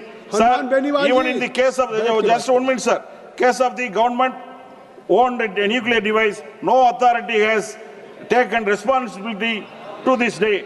Therefore, Honorable Speaker, sir, I strongly urge the House to carefully examine the true intent of the consequences of the Shanti Bill 2025 and to ensure that atomic energy remains a public asset used strictly for the welfare of the people of India and not for the profit of the few corporates like Adani. Thank you very much, sir. Thank you, Chairman Sahib, for giving me this opportunity. This historic, sustainable harnessing and advancement of nuclear energy for transforming India Bill 2025, Shanti Bill, otherwise 2025. Manya Pradhan Mantri, I support the bill under the leadership of our Honorable Prime Minister Shri Narendra Modi ji. The entire world, the leader of this world, is trying to make India in 2047 a big city India. For that, this nuclear energy bill, it is commendable and is acceptable in all sphere. The Atomic Energy Act 1962 was enacted after repealing the Atomic Energy Act 1948.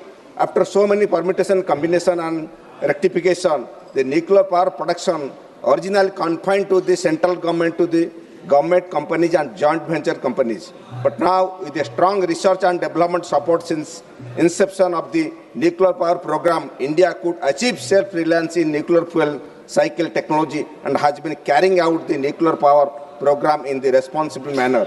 With adequate experience now in place, it is time to ripen augment its nuclear installed capacity to newer clean energy security and reliable round-the-clock power for national data center and future-ready. As Modi ji is trying, Bharat is trying to new India, new Bharat. So this is requirement of 100 gigawatt of nuclear power in 2047. The data centers, quantum computing is coming. Now it is 8 gigawatt only. So now this is a quantum job in electric generation. So India has set up an ambitious plan to achieve the energy independence with a roadmap of decarbonization by 2070. So in this view, reasons mentioned, it is necessary to enact the new comprehensive legislation, namely the Sustainable Harnessing and Advancement of Nuclear Energy for Transforming India Bill 2025 and to repeal the Atomic Energy Act 1962 and the Civil Liability for Nuclear Damage Act 2010. So then the new legislation is aligned to achieve the objective of increasing share of nuclear energy in the total energy mix of India, facilitating innovation in nuclear science technology, expanded in the application for non-power application, and continue to honor India's obligation towards safety, security, safeguards, and total nuclear ability. So future of India is going to depend upon this. So basic purpose and points of this bill are that to provide, authenticate the person specified in clause 3 of the bill for production of the nuclear energy and providing for the suspension and cancellation of such license and safety authorization in certain situations. To provide for regulation of application for nuclear and radiation technology in healthcare, basically healthcare, food and agriculture, industry, research and other non-power uses. So the future is AI, the future is EV and semiconductor. So this will definitely help this new Bharat. To exempt research, development and innovation action from licenses, to provide for a pragmatic civil liability regime for nuclear damage, to confer statutory status to the Atomic Energy Regulatory Board, which is reorganized, to strengthen the implementation of security safeguards, the provide policy framework and quality assurance or smooth coordination of emergency preparedness and response. So the bill has a permits the Department of Government of India and company, joint venture, etc. to set up facilitation to undertake the activities specially in clause only under a license, a safety authentication. It further empowers the central government to reserve certain activities sensitive in nature under the exclusive control, because only government cannot do it as 100 gigawatt of power is required.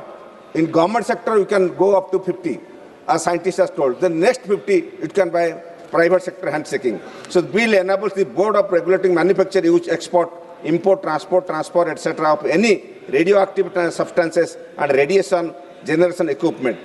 The bill also empowers the central government to undertake exploration activities in uranium and other.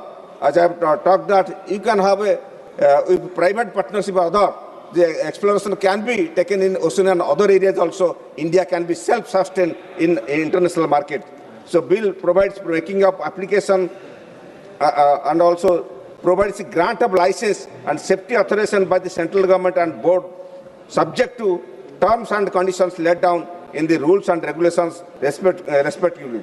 It further empowers the central government and board to refuse the grant of license. So it has a control over anyone taking the license. It can refuse, it can deny or also cancel it. It bills provides the grounds of suspension, modification, curtailment and duration of cancellation of license and safety authorization and the actions of central government or board may take precedent to such suspension. So the bill also pursuant to carry out research development. As research development is high-end topic, so handshaking with the private agency and other agency, research development takes a major role. So design and innovation of matter relating to nuclear energy and radiation for the peaceful use. And the bill provides duties of persons granted license fee and other things. And the bill also able to nuclear damage caused by nuclear incidents. So any damage in nuclear incident also it takes care occurring in nuclear installation as well as the nuclear installation occurring outside the nuclear installation involving nuclear material in the cost of carriage and before and after another operator has assumed the liability. So bill has various other activities also. The bill provides the circumstances under the operator shall not be able for nuclear damage, including where the nuclear damage is caused by nuclear incident. If there is a natural disaster on any war, between him and chair, you should not cross. Okay. Any nuclear disaster or civil war, so it will not Thank take you, care. Veraji. Kindly conclude. Only one minute. The bill imposes obligation on the operator to take out before beginning the operation of nuclear installation insurance policy and any such thing. So central government has control over this, any private agency, and I hope this bill will definitely create a new revolution in atomic energy sector. And for that, I demand also in my area, my Jaspur constituency, it is still capital of India. It is mines and other lots of energy is required. If a nuclear energy station can put in my constituency, I will welcome it. Thank you. Jai Jagannath. Sri Y.S. Avinash Reddy ji. Very good. So thank you for this opportunity, sir. So before talking about the sustainable harnessing and advancement of nuclear energy bill, I would like to go one step back, sir. Sir, uranium is the primary fuel for nuclear energy, sir. My parliamentary constituency, Kadapa, has one of the highest uranium reserves in the country.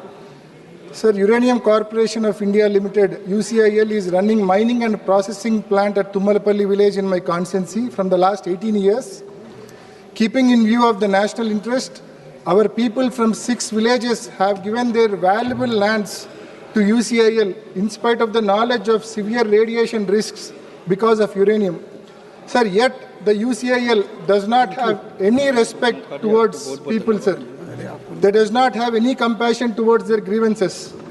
I have represented Honorable Minister also several times, sir, regarding hazardous chemical wastes at Tailing Pond, the need to shift Kotala village by providing R&R package. Yet no action is taken so far, sir. Sir, land acquisition issues and land loser quota jobs are still pending, sir. I request the government to create confidence and be liberal in addressing the grievances of our people, as they have sacrificed lands for a national cause and consented for uranium mining in spite of so many health risks, sir. Sir, coming to the merits of the proposed bill, sir, this bill provides long overdue regulatory clarity and institutional strengthening. Sir, by granting statutory backing and enhanced powers to AERB, the bill addresses a long-standing concern regarding the adequacy and independence of nuclear safety regulation in India.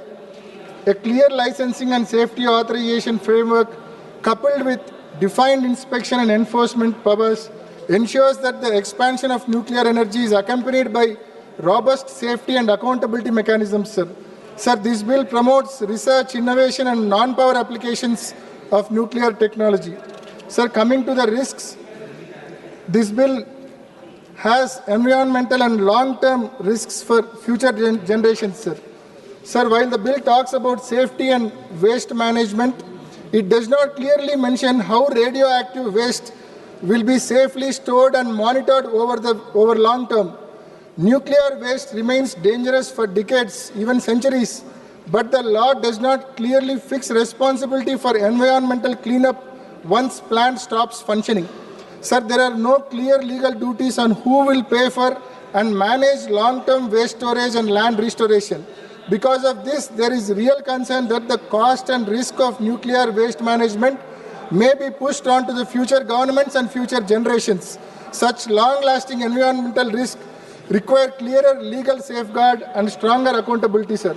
Sir, in this bill, there is a gap in emergency preparedness at the local level, sir. Sir, the bill gives strong emergency powers to the central government, but it says very little about preparing people on the ground to handle a nuclear emergency, sir. Sir, district administrations, local hospitals, disaster response teams and nearby communities are the first to face the impact of any accident. However, the bill does not clearly talk about training, medical preparedness, emergency drills or public awareness programs in areas around nuclear plants. Sir, without strong local capacity and planning, central control alone may not be enough during a crisis, sir. This gap raises concern about whether our emergency response system is truly ready to protect lives of the citizens, sir. Okay. Sir, with these comments and with these suggestions, I support this bill, sir. Thank you. Thank you. Thank you. माननीय सदस्य श्री सुधाकर सिंह जी.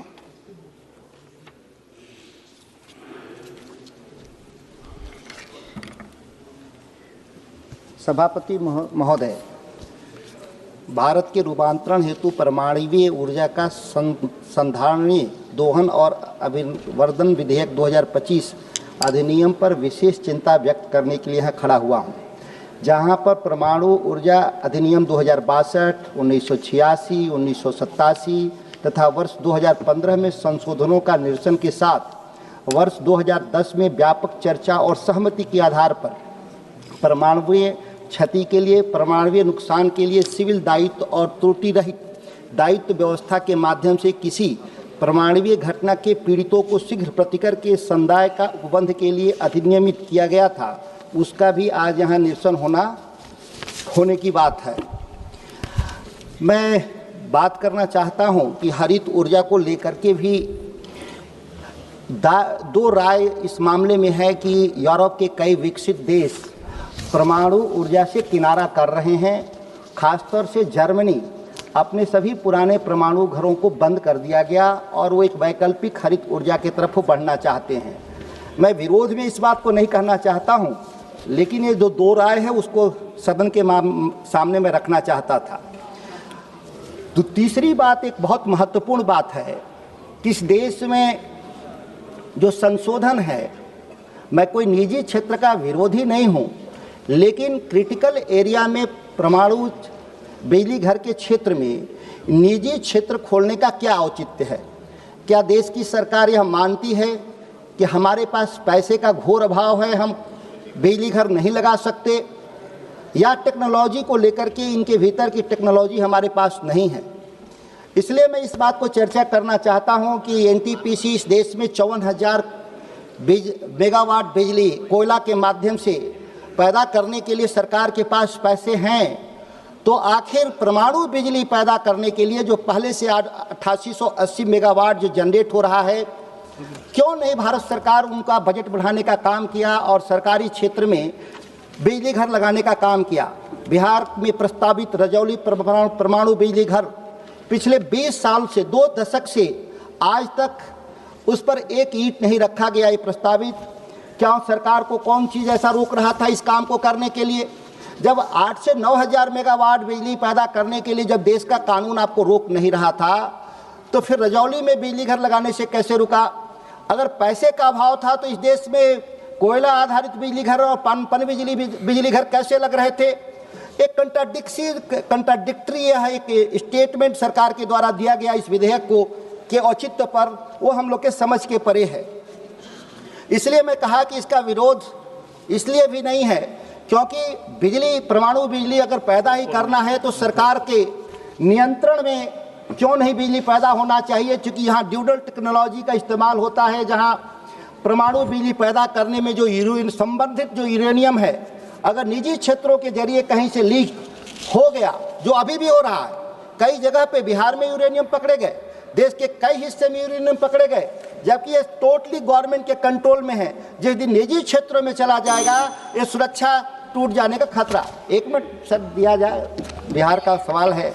मैं एक और बात कहना चाहता हूँ कि इस हरित ऊर्जा से देश के किसानों की भी चर्चा है, इसलिए मैंने बोला हरित ऊर्जा से जो पैदा होगा तो हरित ऊर्जा में हमको अभी केवल और केवल दिया जा रहा है सौर ऊर्जा, जो 8 घंटे हमको बिजली किसानों को मिलती है। बिजली विभाग ने अलग से फीडर बना दिया गांव के किसानों को कि 8 घंटा से ज़्यादा बिजली नहीं देंगे। क्या सरकार इसमें यह बात रिजर्व करेगी कि परमाणु बिजली से पैदा होने वाला 24 घंटा बिजली किसानों के लिए भी 24 घंटा उपलब्ध हो रहेगा? इसके लिए भी इसमें प्रावधान अगर करेगी तो बहुत अच्छा होता। इसके अलावा जो सबसे बहुत महत्वपूर्ण है कि धारा 12 उपधारा 2, जहां किसी भी व्यक्ति की लापरवाही और स्वयं की भूल चूक के कारण कोई नाभिकीय नुकसान होता है तो प्रचालक ऐसे व्यक्ति के लिए उत्तरदायी नहीं होगा।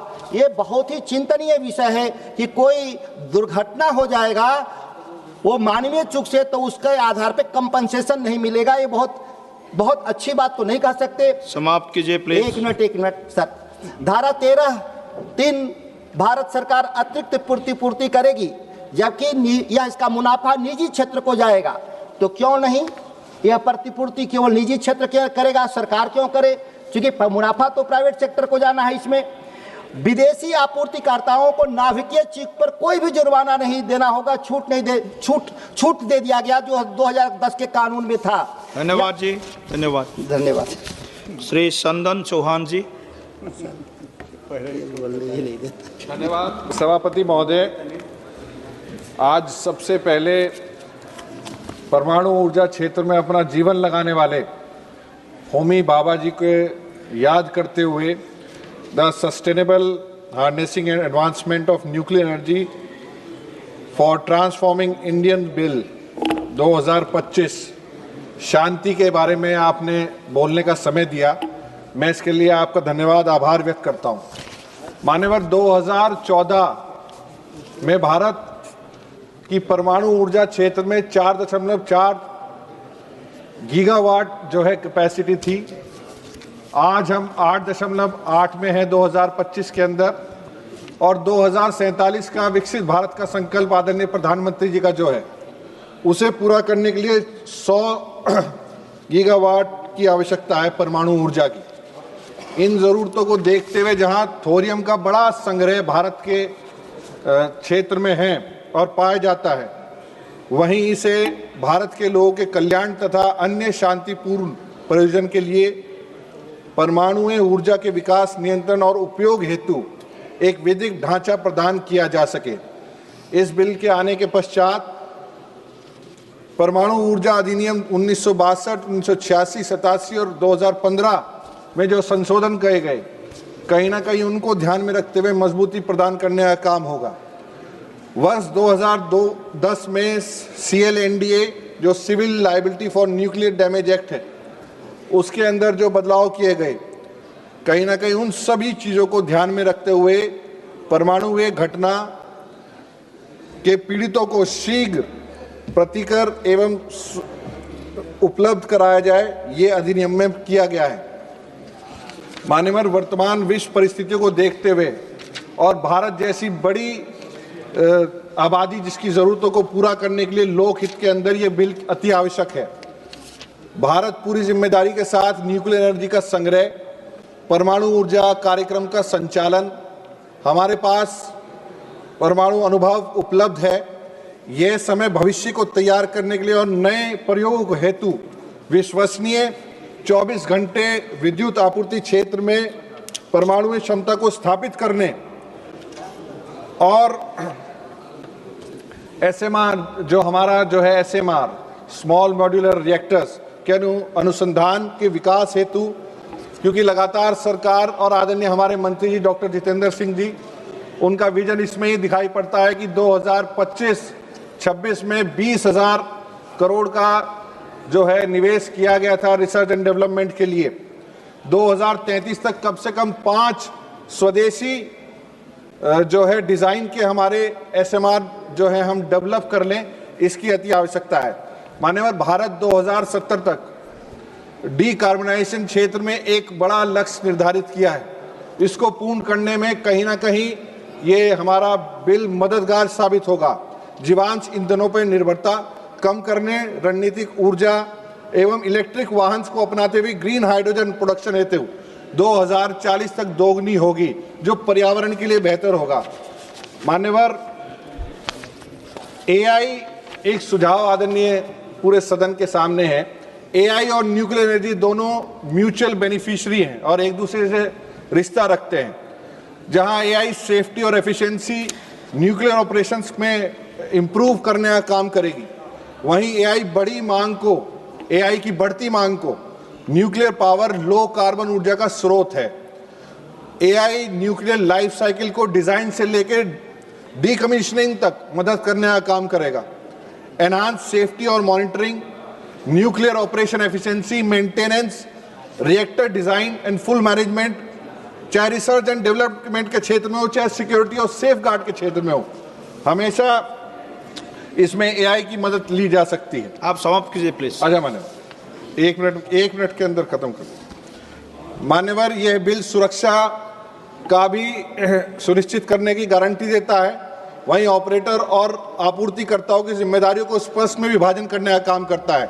अनिवार्य बीमा के साथ साथ विनाशकारी घटनाओं के लिए सरकारी समर्थन सुनिश्चित करने का काम करता है। कन्वेक्शन और सप्लीमेंट्री कंपनसेशन के साथ साथ डाटा सेंटर्स के लिए हमारा बड़ा संरक्षण हो, उसके लिए भी यह अति आवश्यक है और न्यूक्लियर वेस्ट मैनेजमेंट के लिए बहुत आवश्यक है। बहुत बहुत धन्यवाद। मान्यवर, 20 सेकंड में खत्म कर रहा हूं। अंत में मैं इतना ही कहना चाहूंगा, भारत को बेहतर भविष्य के लिए ये बिल पक्ष विपक्ष को साथ मिलकर इसका समर्थन करना चाहिए और यह बिल जहां शांति का रास्ता दिखाता है, वहीं शक्ति का अभ्यास करना सिखाता है। आपने बोलने का मौका दिया, मैं इसके लिए धन्यवाद और आभार व्यक्त। धन्यवाद। श्रीरामा प्रसाद जी।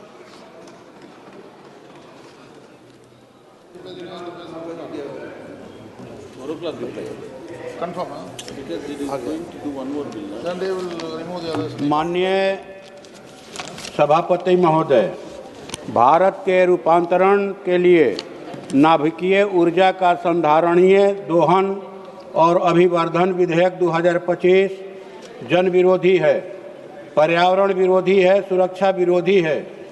विदेशी देशी कॉरपोरेट घरानों को निजी फायदा पहुंचाने के मकसद से लाए गए इस विधेयक का मैं विरोध करता हूं। इतने महत्वपूर्ण और गंभीर विधेयक पर चर्चा हो रही है महोदय, माननीय प्रधानमंत्री जी को ऐसे अवसर पर जरूर सदन के अंदर रहना चाहिए था। सभापति महोदय, हम आपके माध्यम से सरकार से पूछना चाहते हैं कि क्या सरकार देश के सार्वजनिक क्षेत्र के उपक्रमों का संचालन, सुरक्षा देने और विकसित करने में सक्षम नहीं है, जो एक एक करके देशी विदेशी कॉरपोरेट घरानों के हवाले इन्हें करते जा रहे हैं। क्या हमारे देश की ऊर्जा जरूरतों को पूरा करने के लिए हमारे देश में आविष्कार करने वाले सक्षम वैज्ञानिक, इंजीनियर और धन की कमी है? क्या देशी विदेशी कंपनियों से राय करके उनके निजी फायदे के लिए ये विधेयक लाए जाते हैं?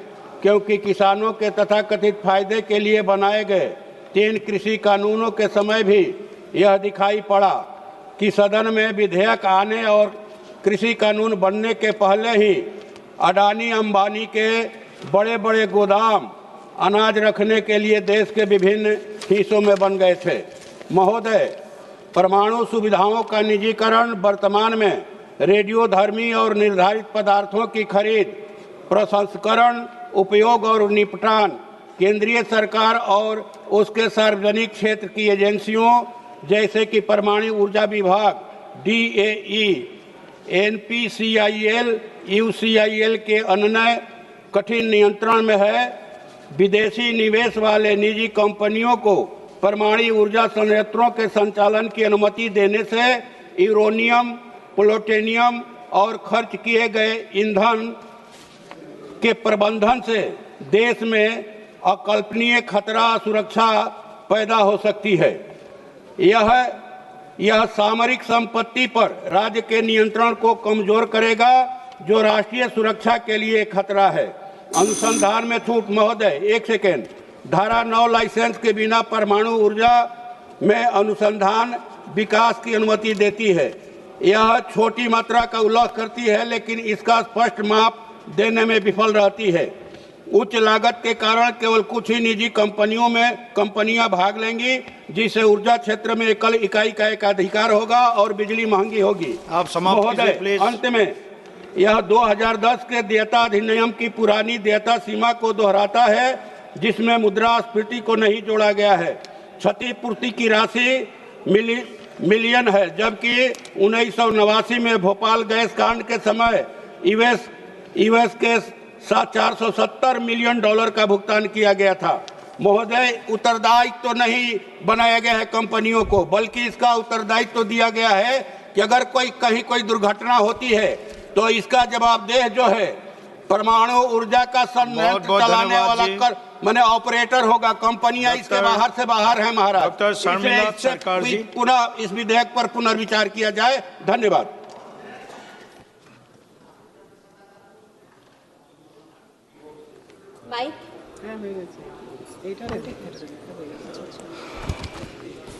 Thank you, sir, for the opportunity to speak on an important bill, that is Shanti Bill 2025. On behalf of my party, All India Trinamool Congress, I stand to oppose the bill because of excessive privatization of a key sector. Sir, for decades, India treated nuclear energy as a strategic public responsibility, not because of ideology, but because of scale of risk. Nuclear power is not an ordinary sector. A single failure has consequences that last for years and generations. The bill is called Shanti, but it has done nothing than wreck the mental peace of Indian citizens. Clause 3 of the bill opens Indian nuclear sector to private companies and joint ventures. According to this bill, private firms can engage in fuel cycle activities, equipment manufacturing, power generation and plant operation. The bill dismantled the principle the India stood for decades. This is not reform. This is just privatization without any accountability. The current disaster, that is the aviation sector, is an example of operation of monopoly in the skies. The government has bent rules, even suspended the flight duty time limitation rules, which are meant to ensure the safety of pilot and passengers. With this bill, there is no guarantee that rules will be conveniently bent or suspended to benefit some companies. Another problematic domain is the new bill to remove an earlier provision under right of recourse. This also has been removed in this current bill. Why?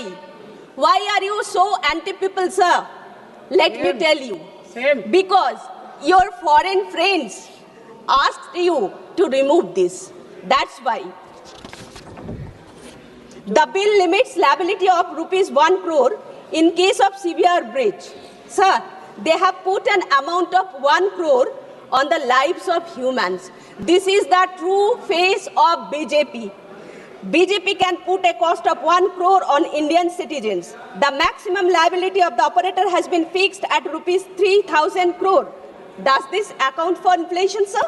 Or long-term effect of nuclear accident? Almost 40 years ago, After the Chernobyl nuclear accident, studies has reported that cancer, infertility, cardiovascular accident, and so many birth defects, so many things have been happening for more due to the damage to the DNA. Please. Sir, just a minute. Sir, I want to remind this House that in 2010, under the UPA government, brought an amendment to the Civil Liability for Nuclear Damage Bill. The BJP called the government a sellout. What is doing now? BJP is being a sellout, sitting on Bengal's right. You are sitting on Bengal's 2 crore dues. Sir, Banglar 2 কোটি টাকা আটকে রেখে natural ডিজাস্টারের 43,500 টাকা আটকে রেখে এবং সমগ্র শিক্ষা অভিযানের 19,000 কোটি টাকা আটকে রেখে এটুকু প্রমাণ করেছে হ্যাঁ বলছি আটকে রেখে এটুকু বলেছে বাংলা বিরোধী এখন এই বিল এনে প্রমাণ করতে চাইছে যে তারা ভারতীয় নাগরিকের বিরোধী তো সেই জন্য আমি sir though the bill is important but I oppose the bill and I demand the bill should be sent to a standing committee. Thank you, sir. Vamsi Gaddamji. Yes. Sir, I thank you for this opportunity, sir. So I want to first start off by saying, very unfortunately, this bill is named Shanti Bill, sir. It's camera. Without camera, no talking, sir. Sir, this camera, sir, camera. Sir, this bill has been named the Shanti Bill, sir. मेरे हिसाब से ये bill तो एक अशांति bill होना चाहिए, sir, because the points that are raised in this bill are very dangerous to the safety of our country, sir. So I want to raise a very important point. This government is showing no accountability, no responsibility, no answers to any issue that is happening around the country, and they are ultimately facing no consequences. Why I am raising this, sir? You talk about the recent attacks on our country, be it the Delhi terror attacks. Nobody talks about this subject.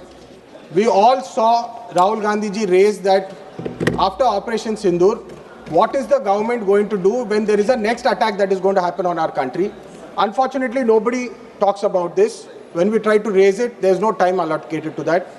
When we talk about unemployment issues, the government doesn't take any responsibilities. They promised 2 crore jobs per year since the last 11 years. Nobody talks about that. You talk about Indigo crisis, there is no accountability on that. The government is encouraging private players. When Indigo makes 7,000 crores profit and Air India makes 10,000 crores losses the same years, the government doesn't talk.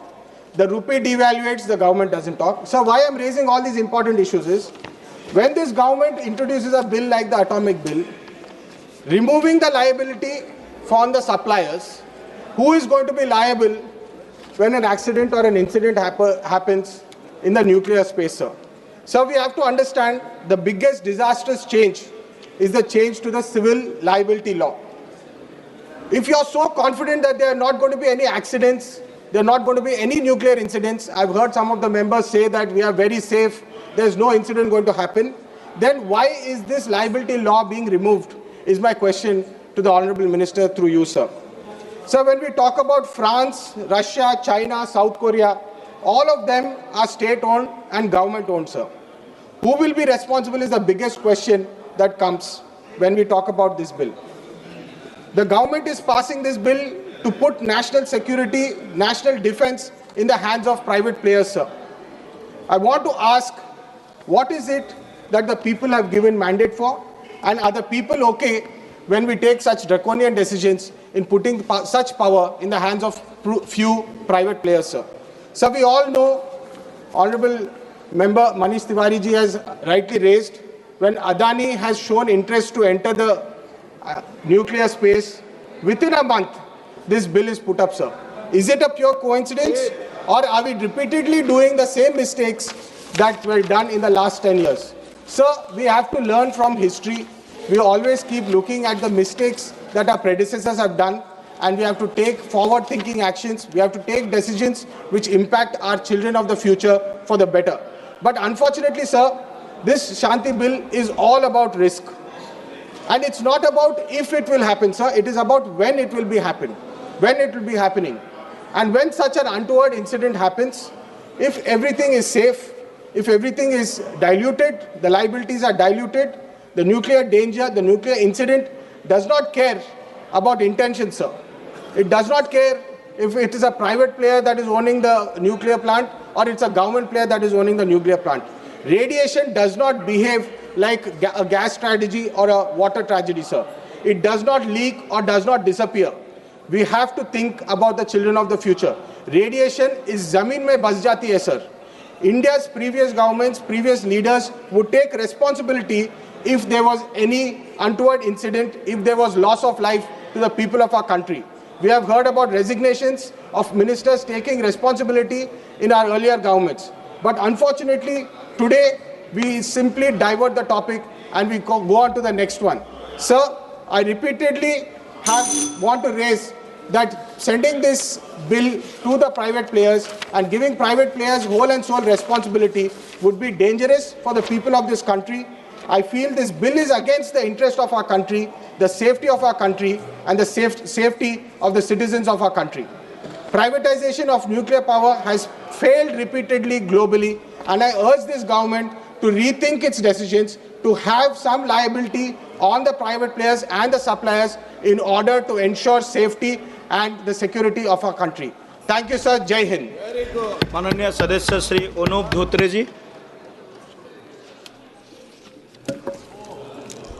Thank you, Speaker Sir, for allowing me to speak on this important bill. The Sustainable Harnessing and Advancement of Nuclear Energy for Transforming India Bill 2025, known as the Shakti Bill. Honorable Speaker Sir, it is our Prime Minister's target to achieve 100 gigawatt of nuclear power capacity by the year 2047. It has been observed in cities like Delhi, located near thermal power plant, experience nearly 30 to 40% of the total pollution due to emissions from coal-based thermal power plants.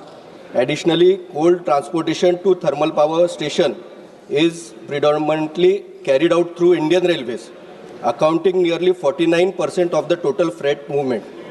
This heavy reliance on coal freight occupies a substantial portion of Indian railway capacity, leading to constraints on passenger train services and the movement of other essential goods.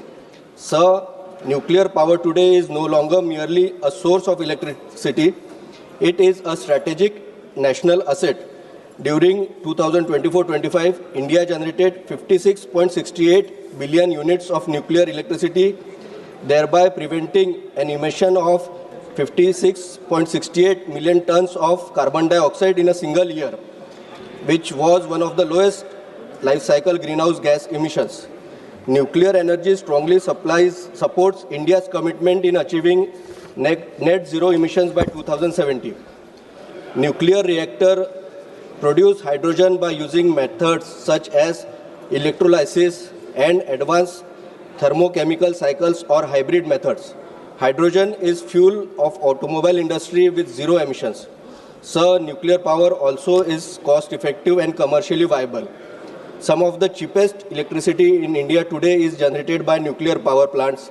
The Tarapur Atomic Power Station Unit 1 and 2 generate electricity at less than 1 rupee, which is highly competitive. Moreover, our nuclear power operator, NPCIL, is AAA rated company, consistently earns commercial profit, clearly dispelling the notion that nuclear power in India is not an economically viable option.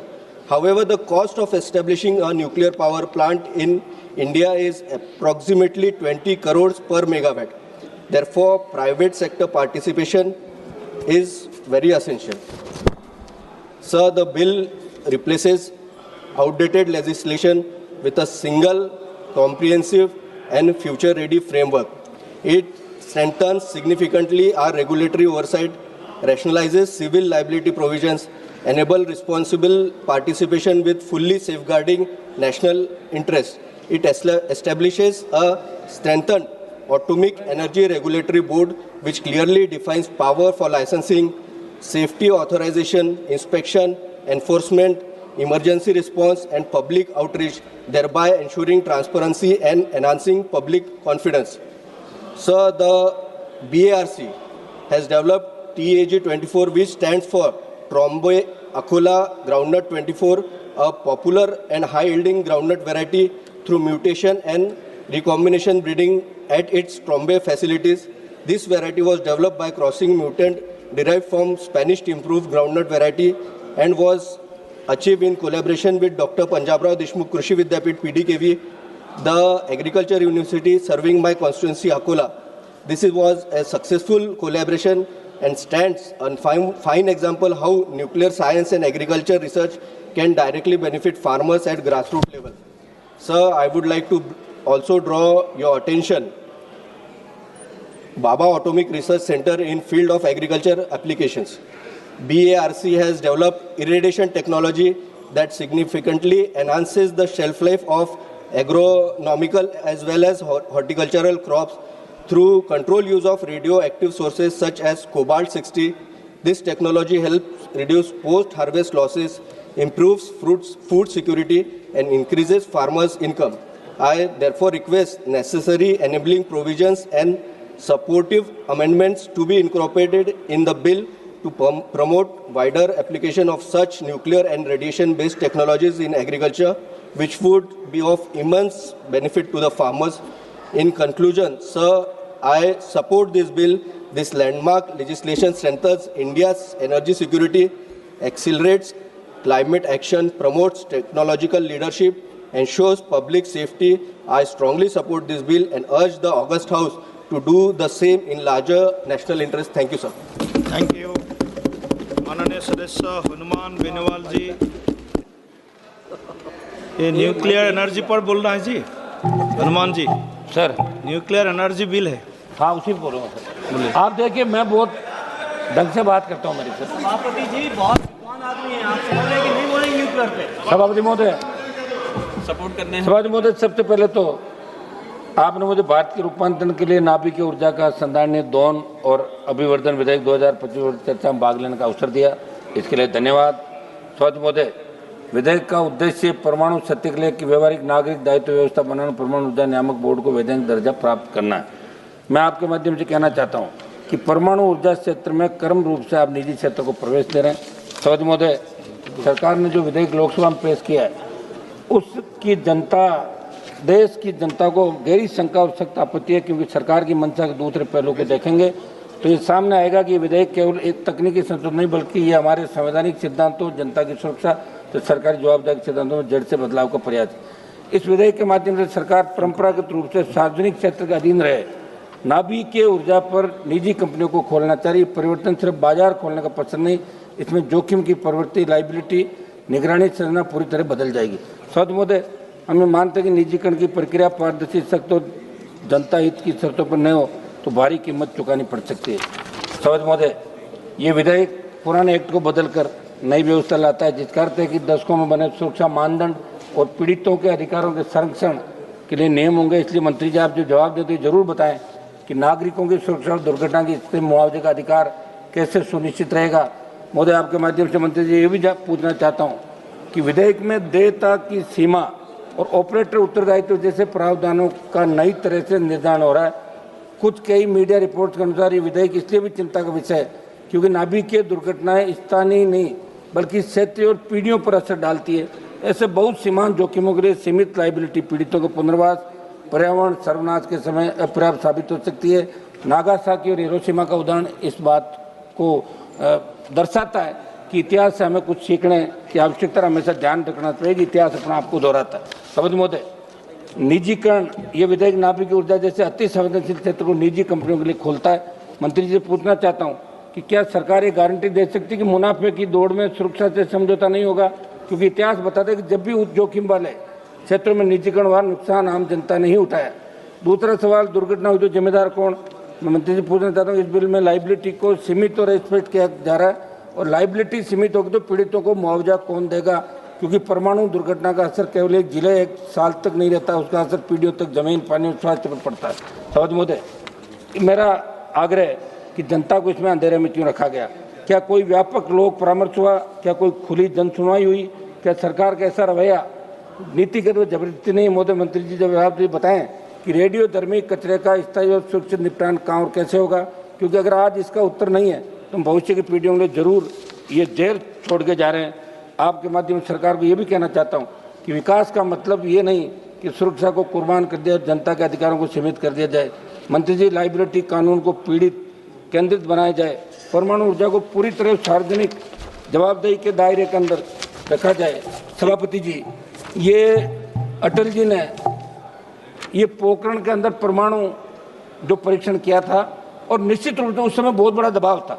उससे पहले कांग्रेस सरकार के अंदर 1974 में परमाणु परीक्षण हुआ, और हिंदुस्तान ने बाहरी जितनी भी बड़ी ताकतें थी उनको दरकिनार करते, उनके दबाव को परमाणु परीक्षण करके ये वर्ल्ड में संदेश दिया कि हिंदुस्तान परमाणु क्षेत्र में बड़ी ताकत बन के उभर गया।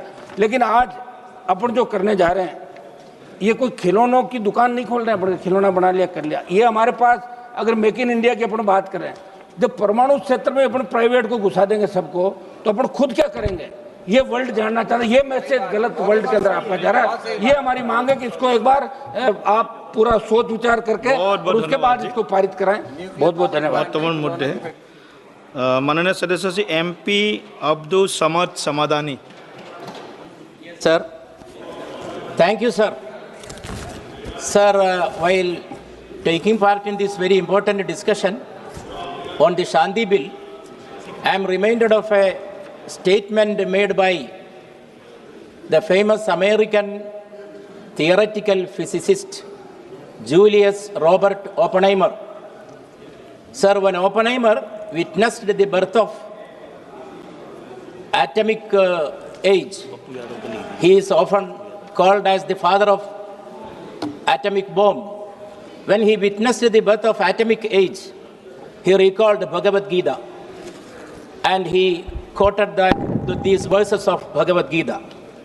Divi Surya Sahasrasya Bhaved Yuga Paduttida Yadibha Sadrishisa Syad Bhasastasya Mahatmana, which means if the radiance of 1,000 suns were to burst forth at once in the sky, that would be like the splendor of the mighty one. Unquote. Sir, it is a verse of awe, also of a warning. Warning about a power that overwhelms human control. Sir, that warning must guide this august assembly, this house, when as we debate the Shanti Bill. Sir, the very acronym Shanti invokes peace, tranquility and sustainability. But sir, it is a very unfortunate to state that the bill, though it expands nuclear power generation, it leaves behind a statutory vacuum, especially in three very important, sensitive, critical areas. I draw the attention of the Honorable Minister. First of all, the bill fails to establish a truly independent nuclear safety regulator.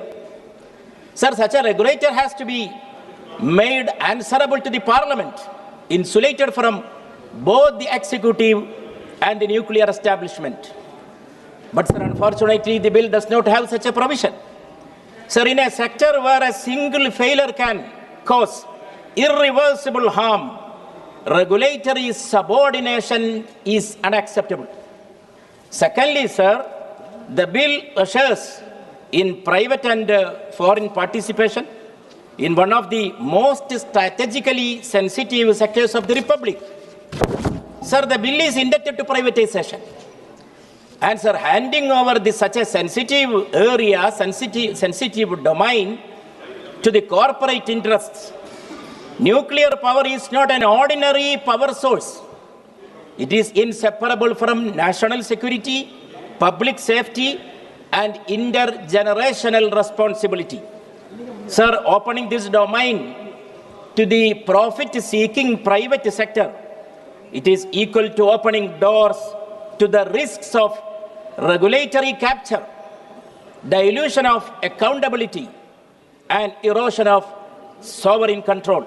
Sir, nuclear disasters do not respect balance sheets. Chernobyl speaks a lot. Sir, the entire regions were rendered inhabitable, generations scarred, and costs were borne out not by the corporates, but by the people and the state. Sir, private and foreign investors may exit. Affected citizens cannot. Thirdly, sir, my criticism, my opposition, my accusation to this bill is that the bill is conspicuously silent on long-term radioactive waste management and emergency preparedness. Okay, Sir, we have, sir, 7 minutes, our party. No. 2 minutes, sir, I will conclude. Sir, with more important federalism, whenever the government is coming with a new legislation, always, sir, nowadays, recently, the casualty is the most important federalist character of the Constitution. Here also, sir, there is no mention of any sort of meaningful consultation with the states that bear the brunt of nuclear risk. Sir, federalism cannot be reduced to a procedural formality when the consequences are existential. Sir, India needs clean and reliable energy, no doubt. But, sir, nuclear energy without ironclad law, democratic consent, and sovereign accountability is not Shanti. It is equal to finding and making loopholes that may lead to Ashanti. It is a gamble with the lives of the people. Sir, in the bill, in the title, it is said that it is for transforming India. I would like to get an answer from the Honorable Minister, transforming which kind of India? Whose India? And also the bill is, sir, in the introduction, it is stated for the welfare of the people. Welfare of which section of the people? I can't understand. So, sir, for these reasons, I strongly oppose this bill. Thank you, sir. Thank you so much. Shri Pappu Jadhav ji. सभापति महोदय, बहुत बहुत धन्यवाद। मेरा सीधा सरकार से है। सरकार संसाधनों के मालिक नहीं है, वो ट्रस्टी होते हैं, इस बात का ख्याल रखिए। और लोकतंत्र में सरकार ट्रस्टी होता है, दलाल नहीं हो सकता। मैं बराबर कहता हूँ और हमेशा ये शब्द हमारा रहता है कि सरकार जो इंटरप्रेन्योरशिप को बढ़ावा दे रही है या टेंडरप्रेन्योरशिप को बढ़ावा दे रही है। ये अमेरिका और यूरोप आप कहीं जाइए तो सरकार किस चीज़ को बढ़ावा देती है, इसको पहले आपको समझना चाहिए। योग्यता नहीं, पहुंच देखती है यहाँ की सरकार। अनुभव नहीं, सत्ता से नज़दीकी देखी जाती है कि कौन सबसे ज़्यादा नज़दीक है। मैं इसीलिए यह बात कह रहा हूँ कि बार बार ये सवाल उठता है कि संसाधनों का असली मालिक भारत का हर नागरिक है, कोई कॉरपोरेट नहीं हो सकता। वही कंपनी, वही समूह, वही चेहरे। इन संसाधनों पर नियंत्रण तो यह केवल आर्थिक नहीं बल्कि नैतिक प्रश्न भी सवाल है। मैं सरकार से मेरे सीधे सवाल है, क्या सभी टेंडर में समान प्रतिस्पर्धा हुई है? क्या एमएसएमई, स्टार्टअप और क्षेत्रीय कंपनी को मौका मिला है? क्या हर सेक्टर में वही कंपनियां सबसे योग्य थी? इस टेंडरप्रेन्योरशिप की सबसे बड़े लाभार्थी वही दो कॉरपोरेट समूह क्यों दिखते हैं? प्रतिस्पर्धा नहीं, पूर्व निर्धारित विजेता तय क्यों हो जाता है सरकार के द्वारा? और अनुभव नहीं, सत्ता से जो नज़दीकी वही क्यों बन जाता है? अगर हर नीति का लाभ कुछ इने गिने लोगों तक सीमित रह जाए तो देश में पूंजीवाद नहीं, कॉरपोरेट साम्राज्यवाद को पैदा करेगा। मैं हमेशा से एक बात पर्यवेक्षक हूँ, क्या बिना भरोसेमंद बिजली के डेटा सेंटर संभव है? एक बात हमेशा ख्याल रखिएगा कि जनाब, अमेरिका की कुछ चीज़ें मैं आपको बताना चाहूँगा। एसएमआर बनाम अन विकास, संक्षिप्त तुलना, कोयला, उच्च प्रदूषण, कार्बन दायित्व, लॉजिस्टिक निर्भरता, सौर ऊर्जा, स्वच्छ लेकिन अनियमितता, भूमि गहन, एसएमआर, 24/7 बेस लोड, कर्म भूमि, कम कार्बन, औद्योगिक और डिजिटल विकास के लिए उपयुक्त। भारत के पास विश्व का लगभग 25% थ्योरियम भंडार है। भारत की 3 चरणीय परमाणु नीति, यूरेनियम आधारित रिएक्टर, प्लूटोनियम आधारित रिएक्टर, थ्योरियम आधारित रिएक्टर, SMR में ईंधन रिफ्यूलिंग अंतराल 5 to 10 वर्ष into 7। वैश्विक संदर्भ, अमेरिका, UK, कनाडा, फ्रांस ने SMR को राष्ट्रीय ऊर्जा रणनीति में शामिल किया। यूरोपीय संघ ने परमाणु ऊर्जा को ग्रीन टैक्सोनॉमी मान्यता दी। अमेरिका में SMR को डेटा सेंटर और AI इंफ्रास्ट्रक्चर से जोड़ने की नीति बनाई। मैं चाहता हूं कि बिहार एवं पूर्णिया के लिए सीमित भूमि उच्च संभावित मांग 4-6 SMR यूनिट पुल 1.5 GW औद्योगिक क्लस्टर को अस्थिर बिजली डेटा सेंटर हब की स्थापना, स्थानीय रोजगार और निवेश। इसमें SMR को राष्ट्रीय ऊर्जा नीति में बेस लोड पावर के रूप में मान्यता आप में नहीं है। बिहार को SMR पायलट राज्य के रूप में प्राथमिकता और पूर्णिया को SMR आधारित औद्योगिक एवं डेटा सेंटर हब के रूप में विकसित करना।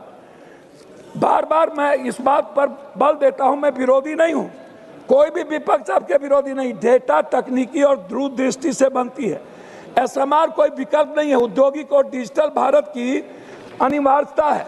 इसीलिए इसमें मैं आपसे रिक्वेस्ट करना चाह रहा था और इसी बात पर कि अनियमितता ऊर्जा स्रोत से उच्च स्तरीय डिजिटल इंफ्रास्ट्रक्चर संभव नहीं है, जैसे स्मॉल मॉड्यूलर रिएक्टर SMR क्षमता 50-300 MT प्रति यूनिट 7, न्यूक्लियर पावर के कैपेसिटी फैक्टर 90% से अधिक 8।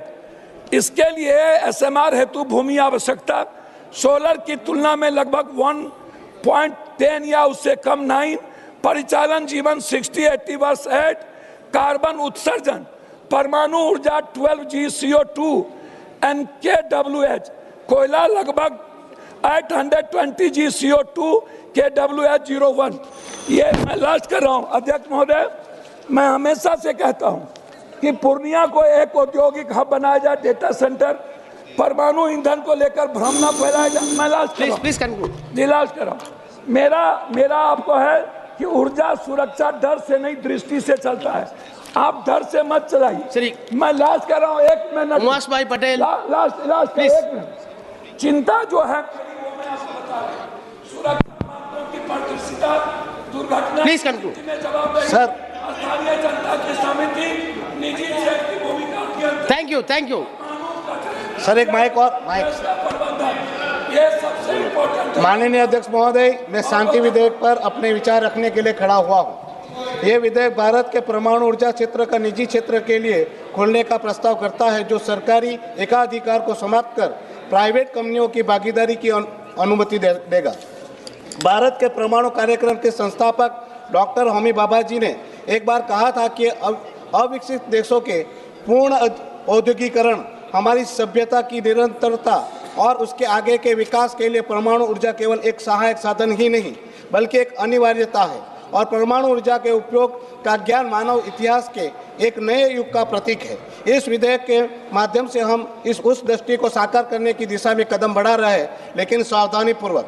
महोदय जी, यह विधेयक भारत की ऊर्जा सुरक्षा को मजबूत करने की क्षमता रखता है। वर्तमान में भारत में 24 परमाणु रिएक्टर कार्यरत है, जिनकी कुल स्थापित क्षमता 8180 मेगावाट है, जो देश की कुल बिजली उत्पादन का मात्र 2% से भी कम है। निजी क्षेत्र की भागीदारी से $26 मिलियन का निवेश आ सकता है, जिससे 2040 तक 11,000 मेगावाट की नई क्षमता जुड़ सकती है और 2047 तक 100 गीगावाट का लक्ष्य प्राप्त करने में मदद मिलेगी। इससे पूंजी का प्रवाह बढ़ेगा, विदेशी तकनीक का आदान प्रदान होगा, जैसे कि अमेरिका और फ्रांस में प्राइवेट कंपनियों की भागीदारी से नवाचार हुआ है, और ऊर्जा क्षेत्र में नवाचार को बढ़ावा मिलेगा। यह रिन्यूएबल एनर्जी की सीमाओं को, जैसे मौसम पर निर्भरता को पूरा करेगा, कोयला आयात पर निर्भरता कम करेगा, जो वर्तमान में 80% ऊर्जा आवश्यकताओं को पूरा करता है, और ये आर्थिक विकास को गति देगा। उद्योग जगत और विदेशी भागीदारी के लंबे समय से चली आ रही मांगों को ये विधेयक संबोधित करेगा, जिससे स्वच्छ ऊर्जा लक्ष्यों की प्राप्ति का योगदान होगा। महोदय, हालांकि परमाणु ऊर्जा में सुरक्षा और पर्यावरण से संबंधित जोखिम बहुत अधिक है। निजी क्षेत्र के लाभ को प्राथमिकता दे सकता है, जिससे सुरक्षा मानकों में कमी आ सकती है। पिछले हादसे जैसे कि चेरनोबिल और जापान का फुकुशिमा हमें सतर्क करते हैं, जहां रेडियो एक्टिव लीक से लाखों लोग प्रभावित हुए थे और पर्यावरण को लंबे समय तक नुकसान पहुंचा था। भारत में भी रेडियो एक्टिव सामग्री चोरी की कई मामले सामने आए हैं, जो प्रोफरेशन के जोखिम को बढ़ाते हैं। साथ ही परमाणु कचरा प्रबंधन और पीड़ितों के मुआवजे में पारदर्शिता सुनिश्चित होनी चाहिए। विधेयक में विदेशी नियंत्रण पर रोक अच्छी है, 49% की सीमा, लेकिन क्या भारतीय कंपनी पर्याप्त रूप से तैयार है? महोदय जी, ऑटोनॉमिक एनर्जी रेगुलेटरी बोर्ड की क्षमता भी सीमित है और प्राइवेट भागीदारी से नए जोखिम जैसे साइबर अटैक या आतंकवाद का खतरा बढ़ सकता है। महोदय जी, मैं ठोस सुझाव देना चाहता हूँ, ऑटोनॉमिक एनर्जी रेगुलेटरी बोर्ड को पूरी तरह स्वतंत्र रखें और उनके लिए पर्याप्त बजट वर्तमान में जो है उनसे दुगुना तथा विशेषज्ञों की नियुक्ति करे, ताकि वह प्राइवेट प्रोजेक्ट की निगरानी प्रभावी ढंग से कर सके। सुरक्षा प्रावधानों को और मजबूत करें, नियमित ऑडिट, जन सुनवाई और पर्यावरण प्रभाव मूल्यांकन। सर, मैं 5 मिनट दिए, मैंने 3 ही मिनट हुआ। 1 मिनट में कंप्लीट अनिवार्य करें। साथ ही स्मॉल मॉड्यूलर रिएक्टर के लिए विशेष गाइडलाइन बनाए। निजी भागीदारी में 49% की विदेशी हिस्सेदारी को सीमा को बनाए रखें, लेकिन पारदर्शी निविदा प्रक्रिया लागू करें ताकि भ्रष्टाचार न हो। प्राइवेट कंपनियों को न्यूक्लियर फ्यूल और रिएक्टर ऑपरेशन से दूर रखें, केवल इंफ्रास्ट्रक्चर और लॉजिस्टिक तक ही सीमित रखें। इन सभी बिंदुओं के साथ मैं सरकार से आग्रह करता हूं कि सभी आवश्यक विवरण सदन के समक्ष रखें, उचित और तर्कसंगत सार्थक चर्चा के माध्यम से चिंताओं का समाधान करें और ये सुनिश्चित करें कि ये विधेयक भारत के परमाणु कार्यक्रम की गौरवशाली विरासत को आगे बढ़ाते हुए भविष्य की आवश्यकताओं के लिए जिम्मेवारी तैयार करें। अंत में, ये विधेयक अगर सही ढंग से लागू हुआ तो भारत को ऊर्जा स्वतंत्र बना सकता है, लेकिन सुरक्षा के साथ कभी भी समझौता न करे। धन्यवाद। Thank you. Shri Chandrashekhar, honourable member. धन्यवाद सभापति जी।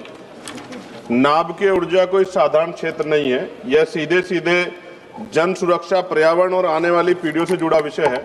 ऐसे संवेदनशील क्षेत्र में निजी कंपनियों को प्रवेश देना गंभीर चिंता का विषय।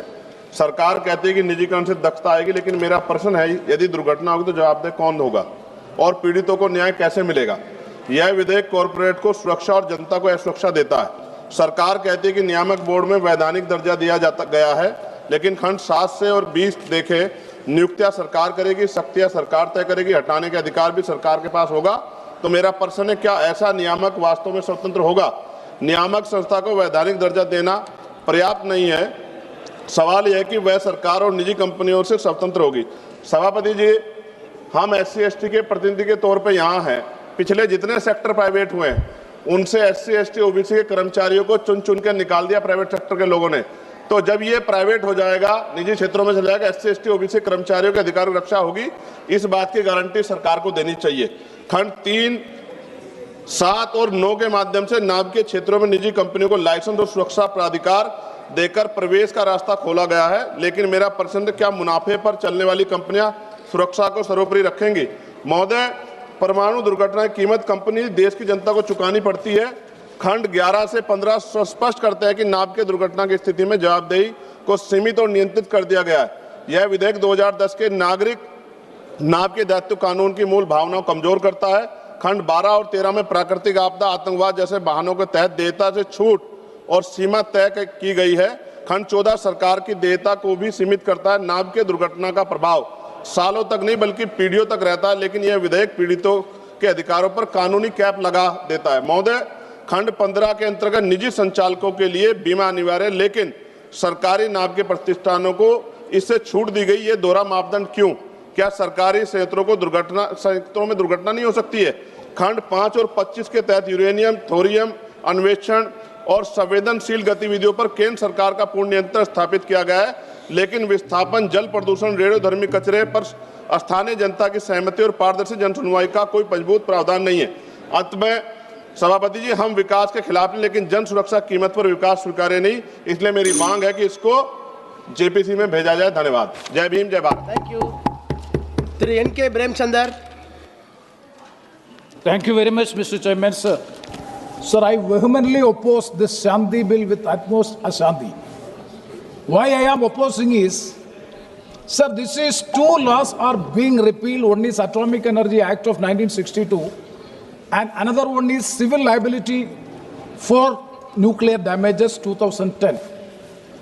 Sir, Atomic Energy Act of 1968 is with an intent to provide for a legal framework for the development, welfare and control of the atomic energy for the welfare of the people and for the peaceful purposes. And also the Civil Liability for Nuclear Damage Act 2010 was enacted to provide for civil liability for nuclear damages and prompt compensation to the victims of the nuclear incident through no-fault liability regime. Sir, through strong development and research, country like India, we were able to have self-reliance in nuclear fuel technology and has been carrying out its nuclear program in a responsible manner even from the time of Pandit Jawaharlal Nehru, and still it is continuing in a responsible manner. We are using it. Sir, now we are planning to achieve zero carbon emission by 2070 and to achieve by 2047 to achieve 100 gigawatt of nuclear power capacity by 2047. For this purpose, the Honorable Ministry is piloting this bill. Sir, my strong objection is, number one is regarding clause 3 of the bill. Sir, it is rampant and indiscriminate privatization of the nuclear power in the country. It is total privatization of the atomic energy, total privatization. Sir, kindly go through clause 3. It is very interesting to see that blank check is being given to the private corporations and multinational corporations. That license can be provided to any government company, any other company, a joint venture company, or any other person, any other company, any government company or a joint company can have the license so as to produce the nuclear power. Means rampant and indiscriminate privatization of the nuclear power without having any regulations, without having any guidelines. That is a point which I would like to oppose. Sir, and also I would like to come, that is even 49% of the FDI in certain nuclear activities with an intent to bring both technology and capital in India. So hence, and also regarding another point, I would like to see clarification from the Honorable Minister in my constituency, that is regarding the beach and minerals. My constituency is Kollam constituency, having monazite, ilmenite, salinite, rutile and so many other rare earth elements. And what would be the fate of the rare earth elements and mining and mineral separation of the beach and minerals after passing of this legislation? Whether mining and mineral separation of these beach and minerals will also be given to the private companies, because there was an assurance in the House that it will not be privatized, that the Mines and Minerals Development Regulation Act, when it is passed by this House, the Honorable Minister, the Mines Minister is here, he has assured the House in no way it will not be privatized. So I would like to ask the Honorable Minister, for when moving this bill, what would be the fate of, one more point, what would be the fate of these atomic minerals which are on the beach sand which is being seen? And the last point which I would like to highlight is, I fully support and endorse the views expressed by the eloquent speech and exemplary speech made by Sri Manish Tiwari in this House today in the morning. I fully endorse the views. I would like to reiterate clause 17 of the bill. Sir, with 1 minute I will conclude. Clause 17, sir, what is nuclear? See, the supplier's liability. During the time of the UPA government led by Dr. Manmohan Singh, it was clearly, explicitly made a provision in the bill, that is 17 of the clause, section 17 of the civil liability for nuclear damages. It is very clearly stated in section 17B, the nuclear incidents has resulted as a consequences of an act of supplier or his employee, which includes supply of equipment or material. I'm finishing with material with the patent or latent defects in subclass. Then he is entitled to to recourse what he has paid for by the operator. If that be the case, I would like to know from the Honorable Minister why that provision, that is the supplier's liability, is missing in the present bill. That is to be answered by the Minister. With these words, once again I take this opportunity to oppose the bill. With these words I conclude. Thank you very much.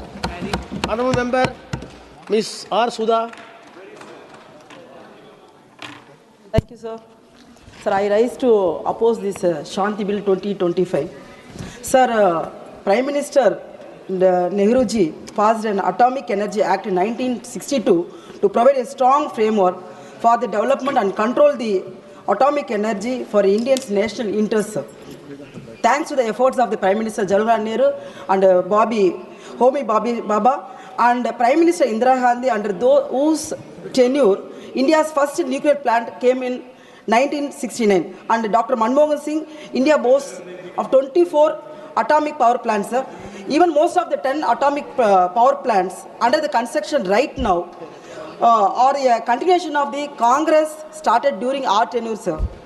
Sir, the Congress party policy towards nuclear energy is built on a foundation that nuclear energy is too dangerous for the profit motive. A critical for Indians nation and energy security, sir. This government, Shanti Bill, inverts the logic, and BJP government is doing what is does best sell and what Indian National Congress built. Sir, through the Shanti Bill, the BJP government is playing with Indians' national and energy security. Let us explain, sir. You are allowing 49% of FDI in atomic energy production. This primarily benefits US companies, sir. Are you doing this as a sweeten before the US-Indian deal, or you seek more validation from President Trump, who slapped India with 50% of tariff and supported Pakistan after Operation Sindoor? In case of nuclear accidents, God forbid, sir, you will calculate the valuation of compensation for potential victims for the year of 2010. Plus, this government is limiting liability at a paltry of 3,000 crores, sir, if there is a nuclear accident. Compare this with rupees 16 lakh crore cost of real world disasters like Fukushima in Japan. Sir, under the class 12, this government has given a total waiver of compensation. Total waiver of compensation is nuclear material stolen for terrorism. Why this Modi government is showing very soft corner towards the terrorism, sir? After this Sindoor happened, we are not learned any lesson. This government is not answerable for this country. They almost bung this parliament to discuss about the Operation Sindoor, sir. When our Rahul Gandhi and our Priyanka Gandhi and our parliament members requested to discuss about the Sindoor, this treasury bench denied that, sir. The Shanti Bill is also a war of federalism. A security reason, nuclear plants will be built away from Pakistan and China missiles. So mostly in south. What happened is there a nuclear disaster. Under this bill, and central government has limited liability, and private companies have even less. Sir, class 14 of this bill, sir, this government Shanti is a shameless attempt to turn the Indian taxpayer into a permanent free insurers for private nuclear corporations, sir. And Prime Minister Modi ji is a suit boot friends. Finally, sir, section 81, Shanti Bill bars the jurisdiction of civil courts over matters decided under the bill. Section 82 further shields the government from legal proceedings for any disaster, sir. So, this government is handing over the fruits of 70 years of publicly funded research and nuclear development built by successive Congress governments under global sanction to private entities. The temples of modern India are being sold to the traders of New India. Sir, Mahatma Gandhi இந்த தேசத்திற்காக சுதந்திரத்தை பெற்று தந்தார். அவர் பெயரை 100 நாள் வேலைவாய்ப்பு திட்டத்தில் நீக்குகிறார்கள். இந்த தேசத்தின் பொருளாதாரத்தை கட்டமைத்தவர் நேரு அவர்கள். அவர்கள் வரலாற்றை மறைக்க நினைக்கிறார்கள். இந்த தேசத்தின் வலிமையை உலகுக்கு பறைசாற்றினார்கள் இந்திரா காந்தி அவர்கள். அவர்களுடைய புகழை மறைக்க நினைக்கிறார்கள். இந்த தேசத்தின் வலிமையையும் பொருளாதாரத்தையும் தொழில்நுட்பத்தையும் அடுத்த தளத்திற்கு எடுத்து சென்ற ராஜீவ் காந்தி அவர்களின் புகழை மறைக்க நினைக்கின்றார்கள். ஆனால் இந்த தேசத்திற்கு மக்கள் அத்தையும் பார்த்து கொண்டிருக்கின்றார்கள். இந்த சட்டம் என்பது இந்திய மக்களின் மனித குலத்திற்கு எதிராக எதிரானது. இப்படி ஒரு சட்டம் வரும் பட்சத்தில் இந்திய தேசத்தில் இருக்க ஒட்டுமொத்த மக்களும் இந்த அரசாங்கத்தின் மக்கள் விரோத செயலை மறக்க மாட்டார்கள். குறிப்பாக திருப்பரங்குன்றத்தில் இருக்கிற முருகன் கூட இவர்களை வதம் செய்வார்கள். கோட்சேவின் மரபணுவாக இருக்கின்ற அவர்கள் செய்கின்ற ஒவ்வொரு குற்றத்தையும் கடுமையாக இந்த தேசத்தில் இருக்கின்ற மக்கள் எதிர்க்க போகின்றார்கள். RSS சித்தாந்தத்தையும் அவர்களின் எண்ணங்களையும் இந்த தேசத்துக்கு எதிரான பொருளாதார திட்டங்களையும் ஒட்டுமொத்தமான மக்கள் இணைந்து நாங்கள் போட போகின்றோம். சார் ஒரு நிமிஷம், இந்த தேசத்தில் இருக்க RSS சித்தாந்தத்தையும் பிஜேபி ஐடியாலஜியையும் கொன்று ஒழிக்க போகிறார்கள். அதில் எந்த சிறு அளவும் सभापति महोदय, भारत के न्यूक्लियर प्रोग्राम के प्रोधा होमी भाभा जी और विक्रम साराभाई जी को नमन करते हुए मैं ऐसा चर्चा के में अपने भाग ले की शुरुआत करता हूं। आज इस सदन पे जिस विधेयक पर चर्चा कर रहे हैं वह केवल ऊर्जा क्षेत्र से संबंधित एक साधारण विधेयक नहीं है, बल्कि यह भारत के भविष्य, उसकी ऊर्जा सुरक्षा, आर्थिक विकास और पर्यावरणीय उत्तरदायित्व से सीधा जुड़ा हुआ एक दूरदर्शी और परिवर्तनकारी विधेयक है। यह विधेयक, जिसे संक्षेप में शांति बिल का नाम दिया गया है, अपने नाम की तरह ही भारत के लिए शांति, स्थिरता और सतत विकास का मार्ग प्रदर्शित करता है। अध्यक्ष महोदय, मैं सुबह से आज जब इस हाउस में हूं और इस बिल पर चर्चा करते हुए अपने विपक्ष के सारे साथियों पर एक ही चीज देख रहा हूं कि उनमें भय का वातावरण है। लेकिन मैं ये पूछना चाहता हूं कि उनको ऐसा क्यों लग रहा है कि इसमें सुरक्षा और दुर्घटना का ही केवल समावेश होगा? क्या भय में जीते रहना किसी राष्ट्र का भविष्य तय हो सकता है? सभापति महोदय, देश ये नहीं भूला है कि किस प्रकार से इंदिरा गांधी जी के समय भारत पर बाहरी शक्तियों का दबाव रहता था, जिसके कारण परमाणु परीक्षण के विषय पर हमें बार बार झुकने को मजबूर होना पड़ता था। लेकिन इतिहास ने वह क्षण भी देखा है सभापति महोदय, जब भारत के महान नेता अटल बिहारी वाजपेयी जी ने विश्व की परवाह किए बिना, किसी के आगे न झुकते हुए पोखरण में परमाणु परीक्षण कर भारत को आत्मसम्मान और सामरिक शक्ति प्रदान की। अध्यक्ष महोदय, कांग्रेस के इस भय के कारण 25 साल तक इस निर्णय को लंबित रखा गया। देश ये जानना चाहता है कि इस निर्णय में देर क्यों हुआ। अध्यक्ष महोदय, डर की परिभाषा अगर आप कांग्रेस के शब्दकोश में देखेंगे अध्यक्ष महोदय, तो आजादी से आज तक अगर आप देखें तो हमने चीन को अपनी जमीन दी क्योंकि कांग्रेस का उस समय का नेतृत्व डरता था। हमने पाकिस्तान को अपनी जमीन दी क्योंकि कांग्रेस का उस समय के नेतृत्व करता डरते थे। सभापति महोदय, अगर केवल दुर्घटना के डर से निर्णय लेने बंद कर दिए जाए सभापति महोदय, तो क्या कोई व्यक्ति घर से बाहर निकलेगा? क्या सड़क दुर्घटनाओं के डर से सड़कें बंद कर दी जानी चाहिए? क्या विमान दुर्घटनाओं के डर से हवाई यात्राएं रोक दी जानी चाहिए? अध्यक्ष महोदय, ये बात कांग्रेस के साथियों को समझना चाहिए। सच्चाई यह है कि आधुनिक भारत ने हर क्षेत्र में दुर्घटनाओं पर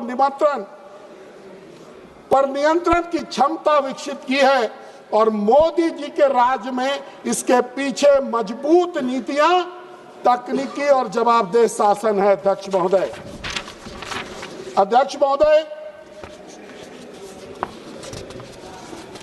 देश यह भी जानता है कि यूपीए शासन काल में दुर्घटनाएं, अव्यवस्था और लापरवाही आम बात थी, जबकि आज प्रधानमंत्री नरेंद्र मोदी जी के नेतृत्व में हर क्षेत्र, चाहे वो रेल का क्षेत्र हो, सड़क का क्षेत्र हो, ऊर्जा का क्षेत्र हो, सुरक्षा के साथ साथ नीतियों को अच्छी तरह से क्रियान्वित किया जा रहा है। आज विपक्ष का काम नीति पर सुझाव देना कम और डर, दुष्प्रचार फैलाना अधिक हो गया है।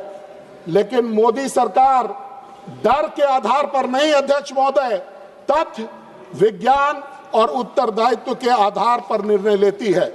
और यही कारण है आज हम परमाणु क्षमता में भी बढ़ रहे हैं, देश को सशक्त बना रहे हैं और सुरक्षा से कोई समझौता नहीं कर रहा। तो शुरू किए, 1 मिनट तो देना पड़ेगा अध्यक्ष महोदय, 1 मिनट तो देना होगा। ऐसा नहीं कर सकते अध्यक्ष महोदय।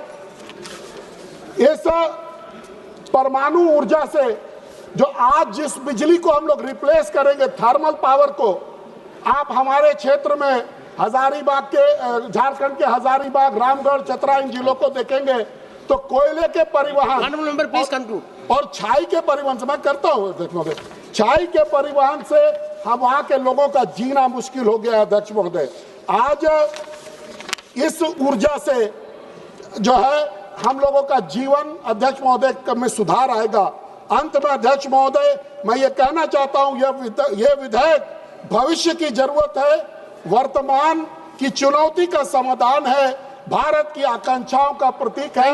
मैं इस विधेयक का पुरजोर समर्थन करता हूं। धन्यवाद। Thank you. नमस्कार। Pushpendra Saroj.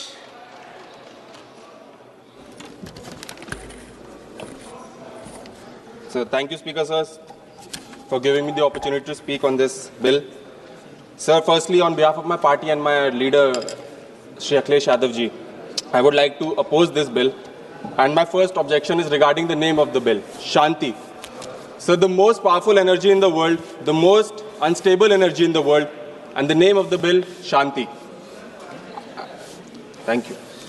So, sir, firstly, I would like to quote what my senior N.K. Premchandra ji also said yesterday, that there is a specific provision in the legislative process, Kaul and Shatkar, in very specific ways, said that the title of the bill should convey the message regarding the intent and the content of the bill, which has to be explicitly given to the public or given to the people at large.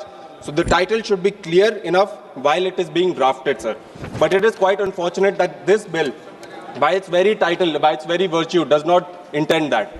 Sir, मैं सबसे पहले सदन का ध्यान भारत के एक भयावह त्रासदी के ओर आकर्षित करना चाहता हूँ। Bhopal gas tragedy. सर, 1984 एक ही रात में 3000 से अधिक निर्दोष लोगों की मृत्यु हो जाती है, 15,000 से अधिक लोगों को जान उसके कई वर्ष के बाद जो उससे उनको डिजीज हुई उसमें गंवानी पड़ती है, और अभी तक 5 लाख से अधिक लोग बीमारियों और दूषित जल के प्रभाव से झेल रहे हैं। सर, ये क्यों हुआ? क्योंकि जो कंपनीज थी उन्होंने अंतर्राष्ट्रीय सुरक्षा मानकों और जवाबदेही को नजरअंदाज किया गया। इस त्रासदी ने हमें एक राष्ट्र सबक सिखाया। जब खतरनाक उद्योगों में लायबिलिटी को कमजोर किया जाता है तो न्याय सबसे पहले मर जाता है। लेकिन माननीय अध्यक्ष महोदय, शांति बिल ठीक उसी सिद्धांतों पर प्रहार कर रहा है, उसी सिद्धांतों को समाप्त कर रहा है।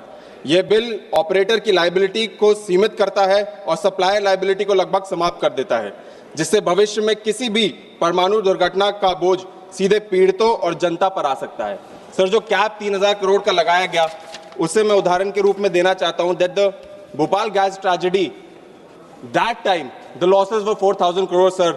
And if you're comparing nuclear tragedy to nuclear tragedy, that is the Chernobyl nuclear tragedy, the losses extended to more than 16 lakh crore, sir. So where is the liability, sir? Sir, 2010 में जब civil liability nuclear damage act लाया गया था, तब खुद भाजपा के वरिष्ठ नेता आदरणीय श्री एल के आडवाणी जी ने स्पष्ट चेतावनी दी थी कि परमाणु सहयोग कभी भी राष्ट्र सुरक्षा और सार्वजनिक सुरक्षा की कीमत पर नहीं होना चाहिए। आज वही चेतावनी इस बिल के पूरी तरह अनदेखी की जा रही है। सर, माननीय अध्यक्ष जी, यह बिल एक और खतरनाक प्रावधान लाता है, परमाणु दुर्घटना के मामलों में नागरिक न्यायालयों में अधिकार क्षेत्र को समाप्त करना। आर्टिकल 81 के तहत पीड़ितों को न्यायालय में जाने का अधिकार ही छीन लिया जाता है, जबकि हम जानते हैं कि परमाणु आपदाएं पीड़ितों और पीढ़ियों तक असर डालने वाला क्षति पैदा करती है। सर, फिर भी अदालतों को बाहर रखना यह न्याय का नहीं, अन्याय का एक रास्ता है। माननीय अध्यक्ष महोदय, मैं न्यूक्लियर वेस्ट पे बोलना चाहता हूं। यह बिल न्यूक्लियर वेस्ट और जल सुरक्षा जैसे गंभीर मुद्दों पे भी पूर्णतः मौन है। दुनिया के समृद्ध देश आज तक रेडियो एक्टिव वेस्ट को सुरक्षित रूप से निपटने में विफल रहे हैं। सर, भारत के पास आज तक न्यूक्लियर वेस्ट के लिए कोई भी स्थायी स्थल नहीं है। हमने देखा है कि ग्राउंड वाटर के तहत नदियों के माध्यम से किस तरीके से ये डिजीज फैलती है। सर, अध्यक्ष महोदय, जब तक कचरे और जल सुरक्षा की समस्या हल नहीं हो जाती, तब तक लायबिलिटीज को कमजोर करते हुए परमाणु क्षमता बढ़ाना जनता, पर्यावरण और राष्ट्रीय सुरक्षा तीनों के लिए खतरा है सर। जो सरकार सर एयर पोल्यूशन पर डिस्कशन नहीं करना चाहती, आज इंडिया में 13 से ज्यादा टॉप 20 सिटीज एयर प्रदूषित है सर। जो सरकार अपने खुद गंगा और यमुना जो वेस्ट है उस पर नहीं करना चाहती, वो न्यूक्लियर वेस्ट पे कैसे बात कर सकती है मुझे नहीं पता सर। सर मैं बस 1 मिनट लूंगा, just 1 minute please conclude sir. बस लास्ट में 1 minute I would just take. जो मोनोपोली क्रिएट होगी, they are talking about private sector sir, जो आज मोनोपोली क्रिएट होगी, we have seen that with IndiGo as well sir, how monopoly is created with this bill. They are introducing another monopoly, sir, in the nuclear sector, which we oppose, sir. And mark my words, this monopoly will get created, and tomorrow the people of India will suffer because. Just last, sir, just one, sir. Sir, I would like to tell this government, we might have political differences, we might have ideological differences, but in the national interest, we are with you. But don't make this about companies. Don't make this about privatization. Thank you. We are with you, sir. But just last, sir. हमारे गांव, in villages, we say when the people don't do, when the MPs don't do any work, they change the name of पुराने MPs. Please. जब वो नाम बदल देते हैं sir, वो पत्थर बदल देते हैं, अपना नाम रख देते हैं, यही वो सरकार कर रही है। और अंत में मैं बस बोलना चाहूंगा, वो हर एक पहलू का अंजाम बदलने में मस्त है, कहीं चुपके से कहीं खुलेआम बदलने में मस्त हैं। जिन्हें चुना था देश ने हालात बदलने के लिए, आज वो सिर्फ और सिर्फ नाम बदलने में मस्त है सर। बहुत बहुत धन्यवाद। Robert Bruce, Honorable Member Robert Bruce. Thank you very much, Speaker sir. I am from Tirunelveli Parliament constituency that hosts Kudangulam nuclear power plant, and therefore bears the direct consequences of every nuclear policy decision taken by this House. There will be, for my constituency, sir, nuclear policy is not a white paper. It is a daily life of my people. Hence, I am strongly opposing this policy, sir. That means, while I am saying this, don't think that the Indian National Congress is not anti-science, not anti-technology, and not anti-nuclear energy. Sir, this bill concentrates extraordinary powers to the hand of the union government. For example, even for land acquisition, which is vested with the state governments, this bill takes care of land acquisitions also.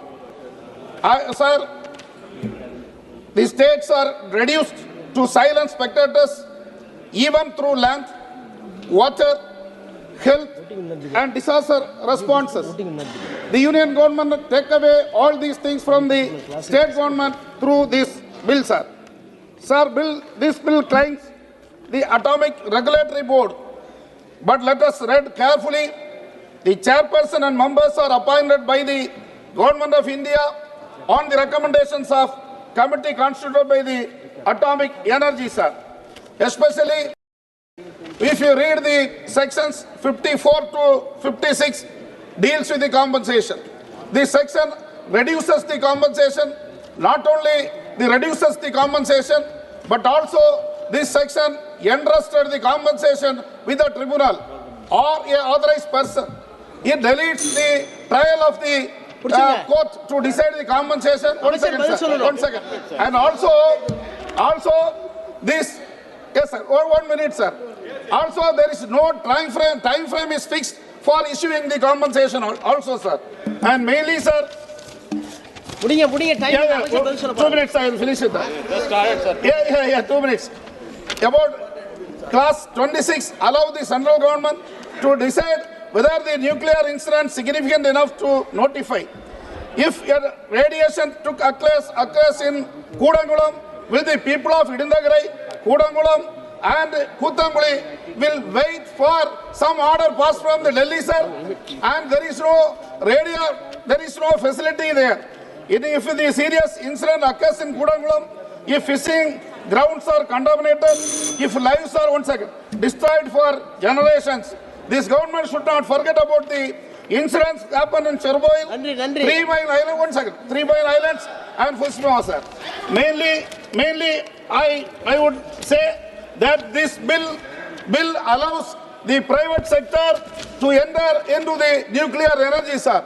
We really suspect this introduction of the bill for the private sector, we feel and we suspect that this government wanted to give the nuclear energy also to the private party like corporate companies like Adani and Ambani, sir. So I strongly object the bill and ask the government to refer it to the Joint Parliamentary Committee or Select Committee, sir. Thank you so much, sir. Honorable Minister. Honorable Minister, please.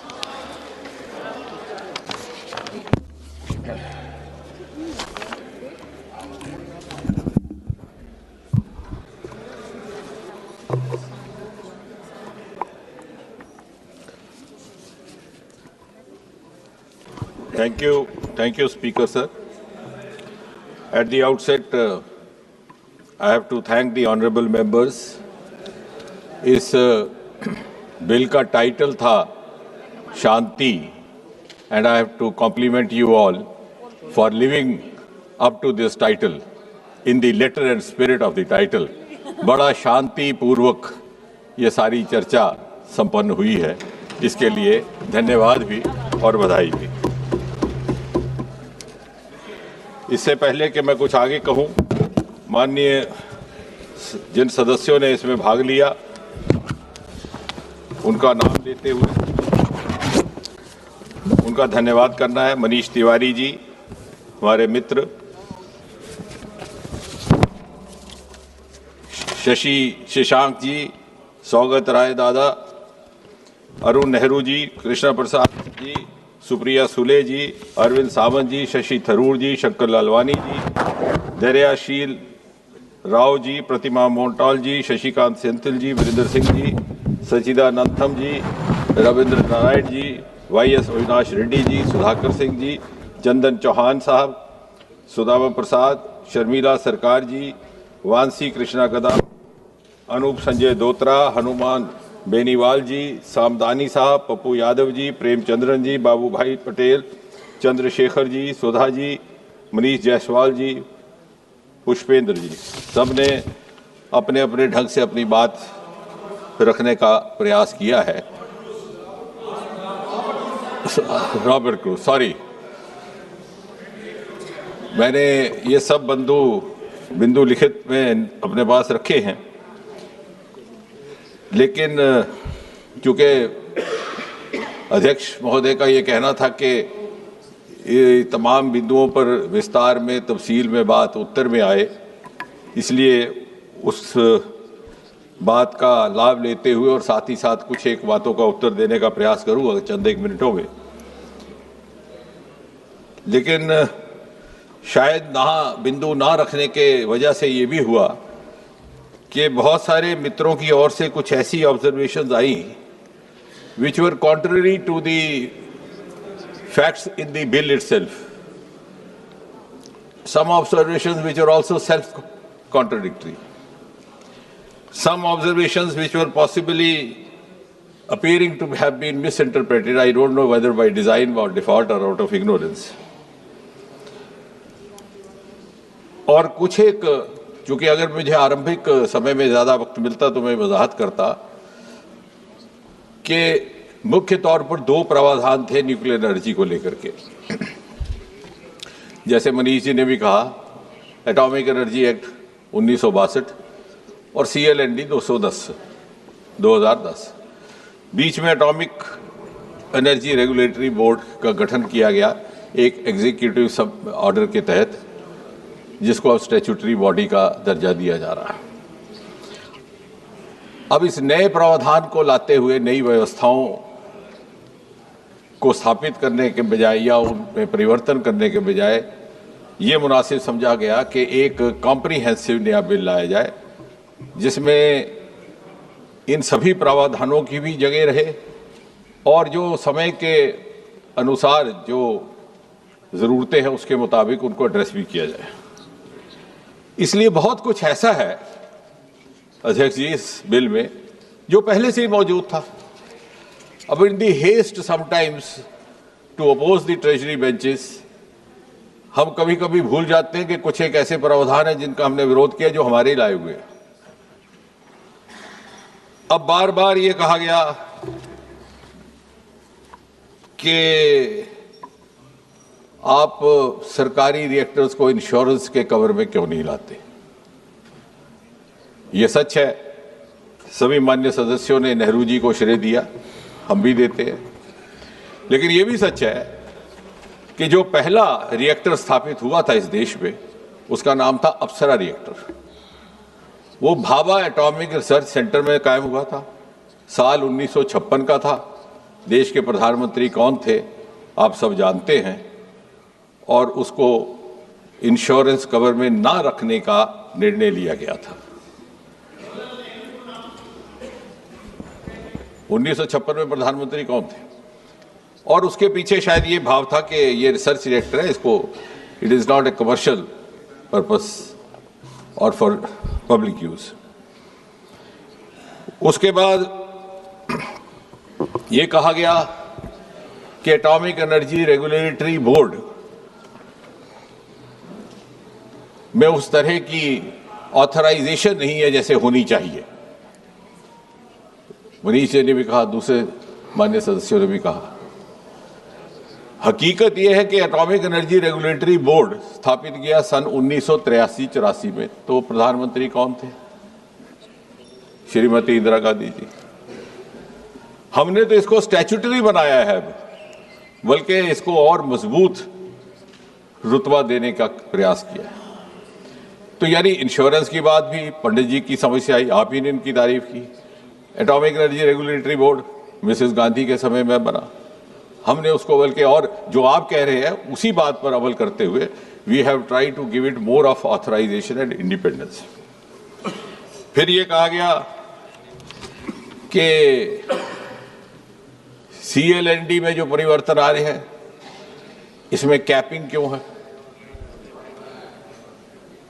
अब फिर हम भूल गए कि सन 2010 में जो CLND bill आया था, कैपिंग उसमें थी, और प्रधानमंत्री कौन थे?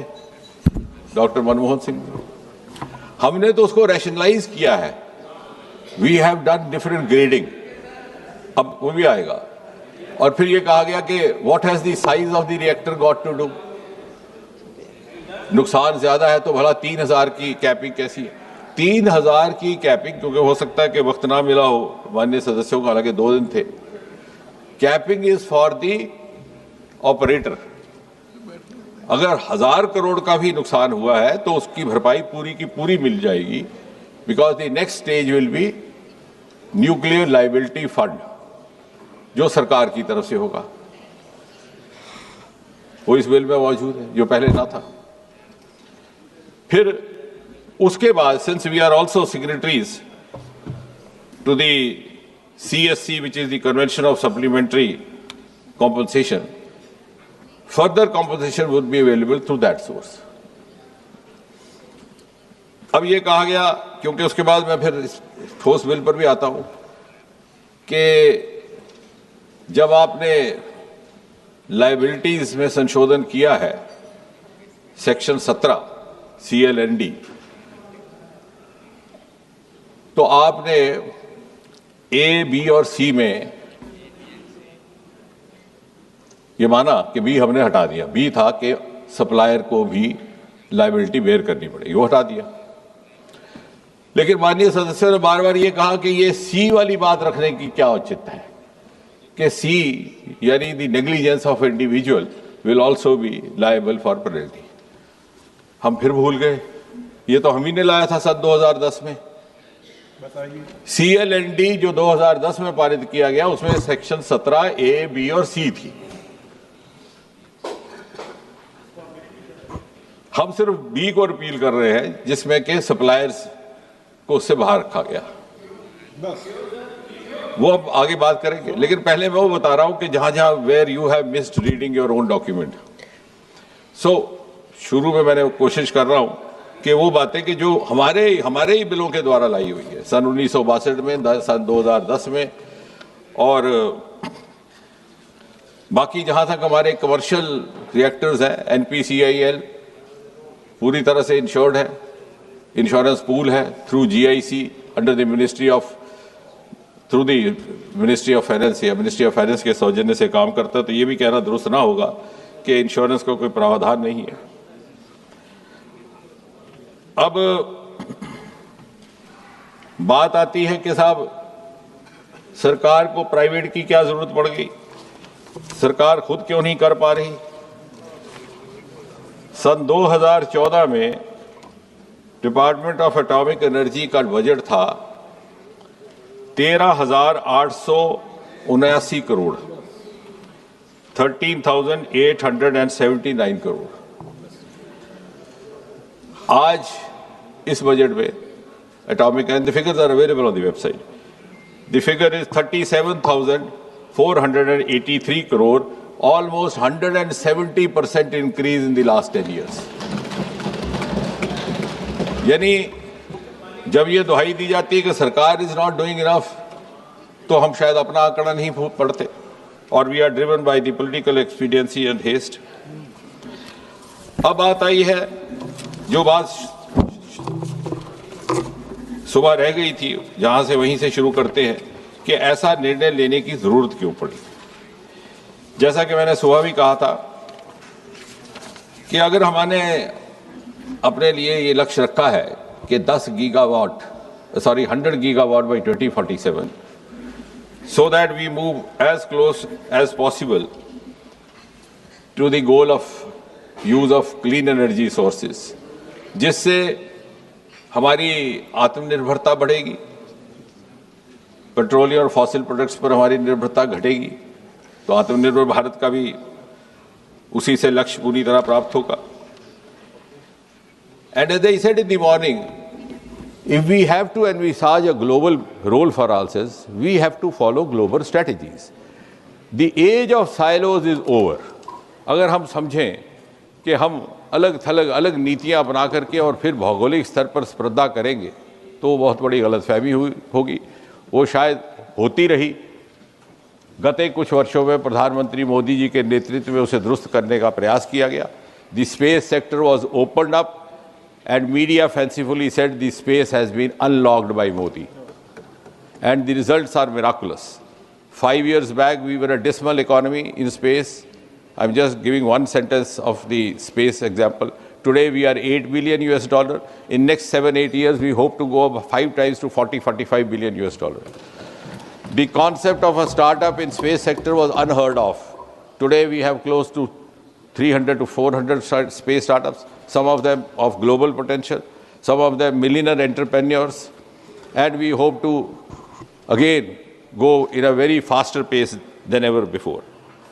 और इसलिए जैसे सुबह भी कहा गया कि जब आर्टिफिशियल इंटेलिजेंस का युग आएगा और बात कही गई हेल्थ की, इस बिल में यह भी कहा गया है कि nuclear energy escalation, upscaling is being done also to address the health sector, the agriculture sector and the nuclear sector. फिर शायद सुप्रिया जी का कहना था कि रिसर्च को क्यों छोड़ा। ऐसा नहीं है सुप्रिया जी, इस बिल में प्रावधान है, just give you the section also where we have opened up the research to the private sector, which is of course in acknowledgement of the fact that we have several private sector institutes which are doing excellent research in several science domains. So why not get their benefit even in the atomic energy sector? अब अगर हमें उस लक्ष्य की तरफ बढ़ना है, क्योंकि इस समय हमारे पास 8.9 गीगावाट कैपेसिटी है, वो भी 2014 के मुकाबले में दुगने से अधिक हुई। उस समय हम 4.7 गीगावाट थे और हमारे पास 25 रिएक्टर है, जिसमें से एक अभी पूरी तरह फंक्शनल नहीं है। ऑन दी अदर हैंड, एक सदस्य ने ठीक फरमाया कि USA is 97 gigawatt with 94 reactors, China is 55 gigawatt with 57 reactors. और हमारी contribution to the overall requirement is just 3%. And of course, our renewable energy will also go up, but it may not be able to serve all the purposes, particularly in an era where we are going to go in a big way for the artificial intelligence, data processes and other things. And therefore, पहले तो ये समझना ज़रूरी था कि हमें what were the constraints in spite of all this. It is this government actually which in 2015 took the decision of opening the atomic energy sector to joint ventures. albeit joint ventures with public sector units, not with private. उससे पहले तो ये भी नहीं था। एक गोपनीयता के पर्दे में इस तरह से बंद रखा गया था कि हमने अपने साधनों को सीमित कर दिया। We became prisoners of our limited resources. लेकिन अब जब लगा कि as I said we have to follow the global strategies, तो हमारी कंस्ट्रेंट्स थी कि हमारी इंस्टॉल्ड कैपेसिटी बढ़ाई जाए, हमारे रिसोर्सेज में बढ़ावा हो, हमारे गेस्टेशनल पीरियड्स रैशनलाइज हों, हमारे कुछ embargoes which could be done away, because this is the government which has been very forthcoming in also doing away with some of the rules which had lost their relevance with the passage of time. And therefore, as a part of this entire thinking, the entire idea was to bring about an enabling law for an enabling ecosystem without, and underline, without, of course, compromising the security concerns of the nation. और इसलिए इन दोनों बिलों को और regulatory board के प्रावधान को ध्यान में रखते हुए एक साल तक बड़ी गंभीर मंथन भी हुआ, चिंतन भी हुआ. There were series of meetings at different levels, interministerial level, intersecretary level, with the scientific experts, with the industrial leaders, industry leaders, with stakeholders. We try to understand their concerns, their requirements. And the idea was simply to move on, not to score political points. And I never meant to so. But चूंकि बार बार कहा गया कि नेहरू जी ने किया और आपने क्या किया, तो मैंने वो बताया कि जो नेहरू जी के किए हुए की ही नुक्ताचीनी की गई. So without denying what he has done, we are only, बिल्कुल फाउंडेशन भी उन्होंने रखी, पहला रिएक्टर भी उन्होंने लगाया, उसको इंश्योरेंस में नहीं रखने का काम भी उन्होंने किया. हाँ, हम थे नहीं उस वक्त, जब हम आए तो हमने सजेशन दिया. लेकिन पहले चूंकि इसलिए because I want to come back to the non political line, इसलिए मैंने कहा पहले पॉलिटिकल स्कोरिंग वाला काम समाप्त हो जाए.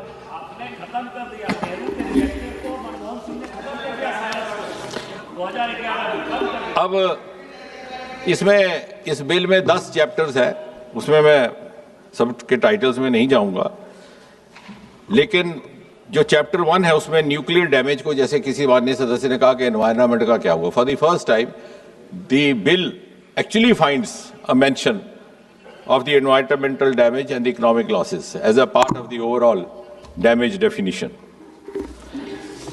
And the regulatory scope has also been defined, covering medicine, agriculture, industry, ionizing radiations, because we have come a long way as far as the nuclear medicine is concerned. Supriya ji will bear me out. The Tata Memorial Center in Mumbai is one of the best in the world today.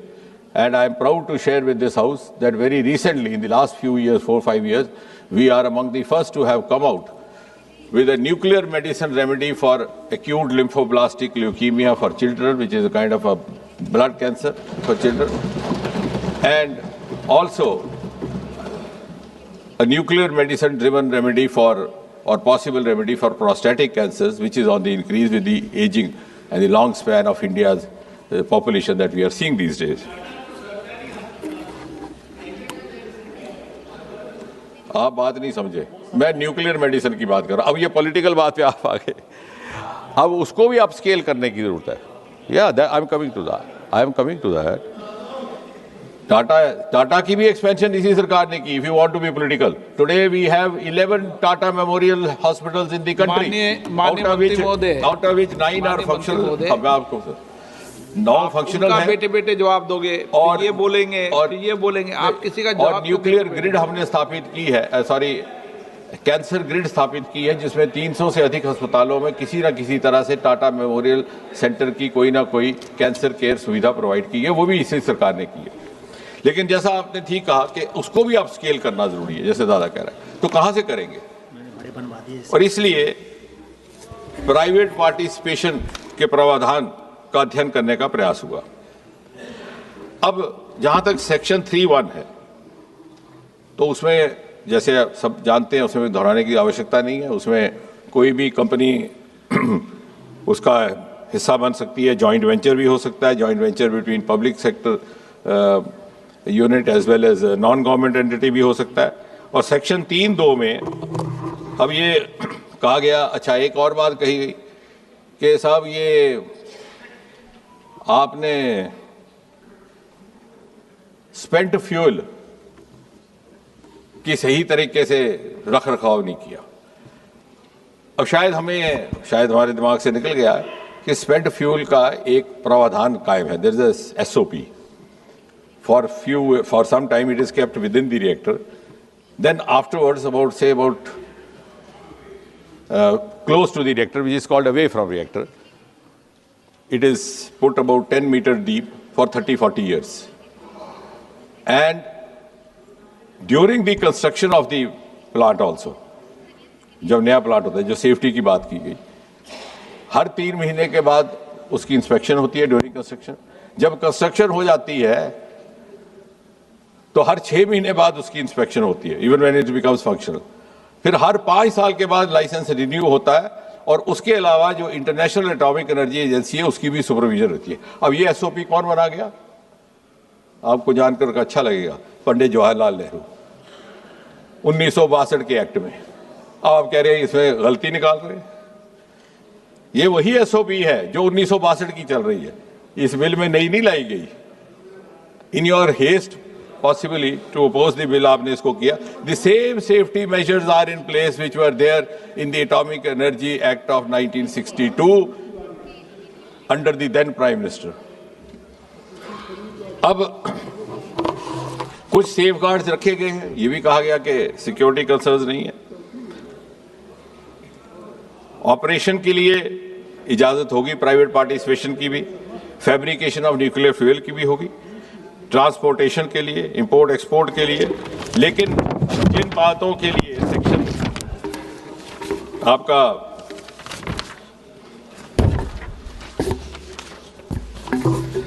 जिन बातों के लिए पाबंदी रहेगी या constraint रहेगा, वो रहेगा कि source material and fissile material in any form produce within India reported shall remain under the surveillance. वो पहले भी था। ये atomic energy act 1962 Nehru ji छोड़ गए, हमने उसको कायम रखा है। आप कह रहे हैं वो security measure is not sufficient, वो सरकार के ही कंट्रोल में है। The source material fissile material in any form produce within India reported shall remain under the surveillance and control of the central government, वो भी है। स्पेंट फ्यूल जिसके बारे में चिंता की गई है, उसको कहीं भी प्राइवेट पार्टी को अलाउ नहीं किया गया उसका चार्ज। चाहे प्राइवेट पार्टी का भी रिएक्टर होगा तो जो स्पेंट फ्यूल है, जो मैंने प्रक्रिया जिसका विवरण किया कि कैसे उसको रखते हैं फिर कुछ सालों बाद, वो सारी जिम्मेवारी सरकार के ही पास रहेगी। The private players will not be allowed to lift up spent fuel. इसी तरह के यहां तक कि हैवी वाटर, अब हैवी वाटर कोई एक्सप्लोसिव चीज नहीं है, इट इज सिंपली DTO। जो यहाँ केमिस्ट्री पढ़े लिखे हैं उनको पता होगा कि पानी को कहते हैं हाइड्रोजन ऑक्साइड, H2O2। ये है DTO, डेट्रॉइड ऑक्साइड। सो इससे थोड़ा सा वो न्यूट्रॉन का एलिमेंट बदलता है उसमें, और उस ज़्यादा देर तक इस्तेमाल हो सकता है, ज़्यादा देर ये कूलेंट का काम कर सकता है, तो इट इज़ प्रेफर्ड। उस पर भी हमने प्राइवेट पार्टी को उसकी जिम्मेवारी से बाहर रखा है। Heavy water also will be handled only and only by the government. अब क्योंकि इसलिए कि कहीं उसका कोई गलत मिसयूज करने का प्रयास ना करे।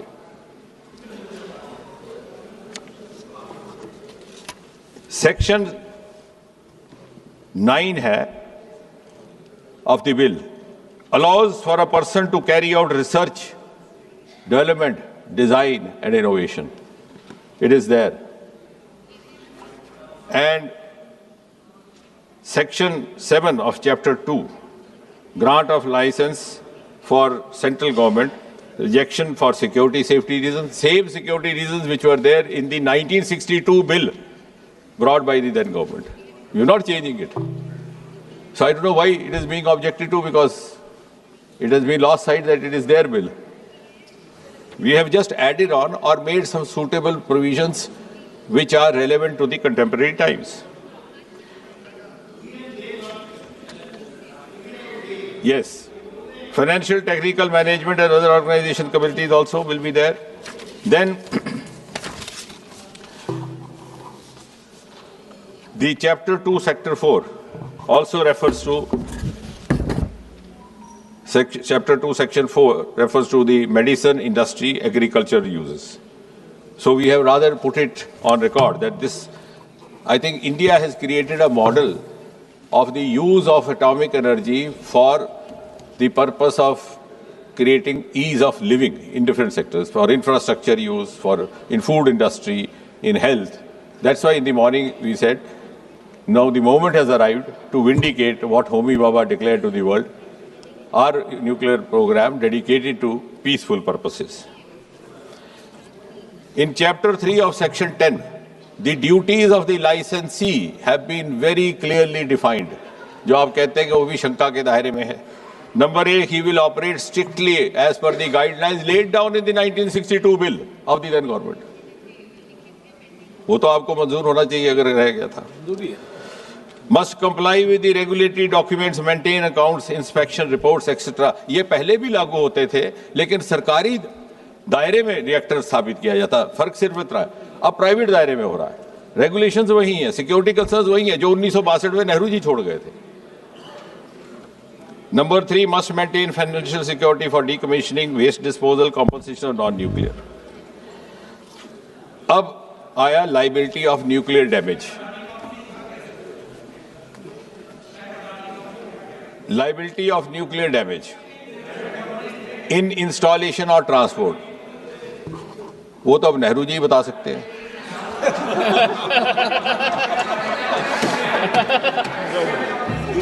बहरहाल liability of nuclear damage in installation or in transport. Another, जब तक ऐसा नहीं है कि सप्लायर, सरकार को बाधा ये आ रही थी, and all the members across the party lines will appreciate that the collaborators had reservations in coming forward. अब ये कहा गया कि 2010 में अरुण जेटली जी ने इसका विरोध किया था, लेकिन आप ही ने कहा कि वक्त बदल गया. जब मैं बात करता हूं आपकी बात को नकारता हूं, कहते हैं वक्त बदल गया. जब मैं कहता हूं तो वक्त नहीं बदला. तो वक्त तो सबके साथ बदल रहा है. 2010 और 25 के बीच में the technology has changed. No, please, I am speaking strictly on scientific rationale. You can contradict me. The technology has changed. We are into big way to small modular reactors, which was unheard of in 2010. And this budget in its nuclear energy mission has laid down 2-3 important points. One, allowing private sector. 2, 100 gigawatt. Third, small modular reactors, which will be beneficial for our dense areas, which will be beneficial for upscaling our energy source of clean energy, and which are usually considered to be below the strength of 200 to 300 megawatt. And we have already laid down for ourselves the target of producing at least 5 small modular reactors by the year 2033. The safeguards have changed. The risk of any catastrophe happening, which of course is unlikely in any case, has also now undergone a change. So in a changed scenario, this bill is coming. This bill is coming simply because the scenario has changed. ऐसा नहीं है कि उस वक्त क्या कहा. अब फिर तो मैं कहूँगा साहब नेहरू जी उस वक्त क्यों लिख गए कि ये पाबंदियाँ होनी चाहिए, क्योंकि आज तो मैंने फला प्राइवेट कंपनी को लाना था, उसके लिए मजबूरी हो जाएगी. No, but we have retained what is relevant today. We have tried to introduce what is relevant in the changed context and also try to slightly modify. Agar now, no, I'm not yielding. Let me finish. Now, इसमें operator को चल ये कहता है इसके बाद वकील साहब माननीय वो सुप्रीम कोर्ट के वकील हैं, अभी आप हाई कोर्ट में हो, इसलिए नहीं क्यों नहीं मंत्री महोदय, आपको मैं आज फिर बोल रहा हूँ, सभी माननीय मंत्री महोदय को बोल रहा हूँ, आप कभी भी स्पीकर के डायरेक्शन देने की आदत मत बनाओ. जी आप कैसे बोल रहे हो कि बोलो? आप बैठिए। माननीय सदस्य, मैंने व्यवस्था दे दी है माननीय मंत्री महोदय के। एक मिनट, माननीय मंत्री महोदय के बाद आपका क्लियरफिकेशन अलाउ करूंगा। माननीय मंत्री महोदय के बाद क्लियरफिकेशन अलाउ करूंगा, अभी नहीं करूंगा। 9 माननीय मंत्री जी, मैं करूंगा आपको 9 मैं अलाउ करूंगा, मैंने कह दिया।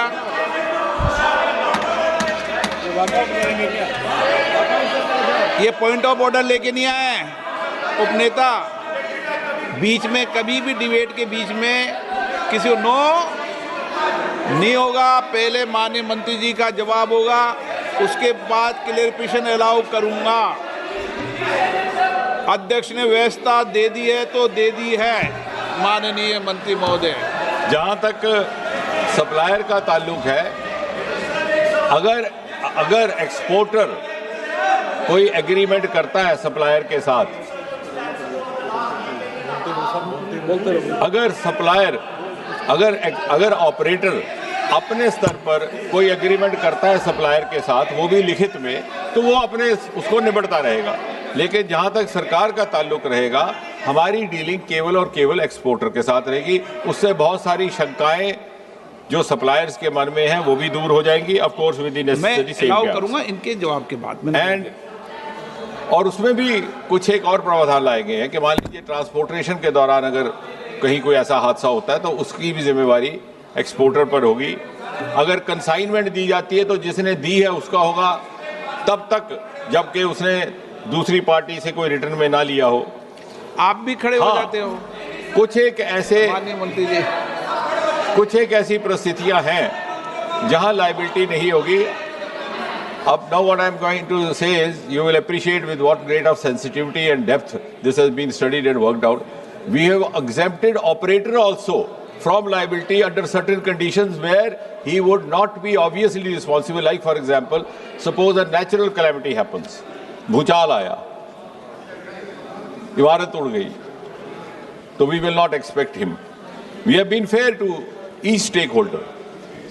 So this is actually a stakeholder friendly bill, with all the security concerns very much in place as they were earlier, sometimes even more stringent, from the very fact that Atomic Energy Regulatory Board, which was formed during Mrs. Indira Gandhi's time, was formed by a simply an executive order. We are today giving it a statutory stature by including it in this act. दूसरा, अगर कहीं installation या उसकी property की site पर कोई नुकसान होता है तो उसकी भी जिम्मेवारी उस पर नहीं होगी। अब ये CLND का इन्होंने कहा कि साहब आपने कैपिंग कर दी 3000 करोड़, बिल्कुल ठीक कहा आपने कि 3000 करोड़ थोड़ी हो सकती है भी नहीं, because this bill has been only half read by some of the friends. 3000 crore नहीं है, वी हैव रैशनलाइज्ड इट। पहले क्या था सर, फ्लैट रेट था 15,000, अब हमने रैशनलाइज किया कि स्मॉल मॉड्यूलर रिएक्टर्स आए हैं, we don't want to discourage them. For example, अगर कोई 150 मेगावाट का लगाता है तो उसकी लायबिलिटी रहेगी 300 करोड़, अगर कोई 750 लगाता है तो 150। So we are giving different levels so that we also don't discourage the small investor. अब कोई छोटा रिएक्टर लगाना चाहता है उसके ऊपर देना, लेकिन अगर डैमेज, अगर ये आप बात ध्यान से सुने, अगर डैमेज 3000 से ज्यादा होता है, 3000 करोड़ से ज्यादा होता है, तो जिसका डैमेज हुआ है उसकी भरपाई पूरी होगी। Yes, only the exporter will be liable to pay that much, because that may be beyond his, the operator will be liable to pay that much because that may be beyond his capacity. Then the government is putting in place what is going to be called as a nuclear liability fund, which would be, pooled through tariffs, etc. And of course, when the rules are framed, we will also work out that in detail. The government will compensate for that. And once that also crosses certain margin, which is drawn by special drawing rights, as was mentioned by Munishji. So after we cross that limit, then we become part of the benefit of the CSC, the compensation for supply for compensation, convention for supply.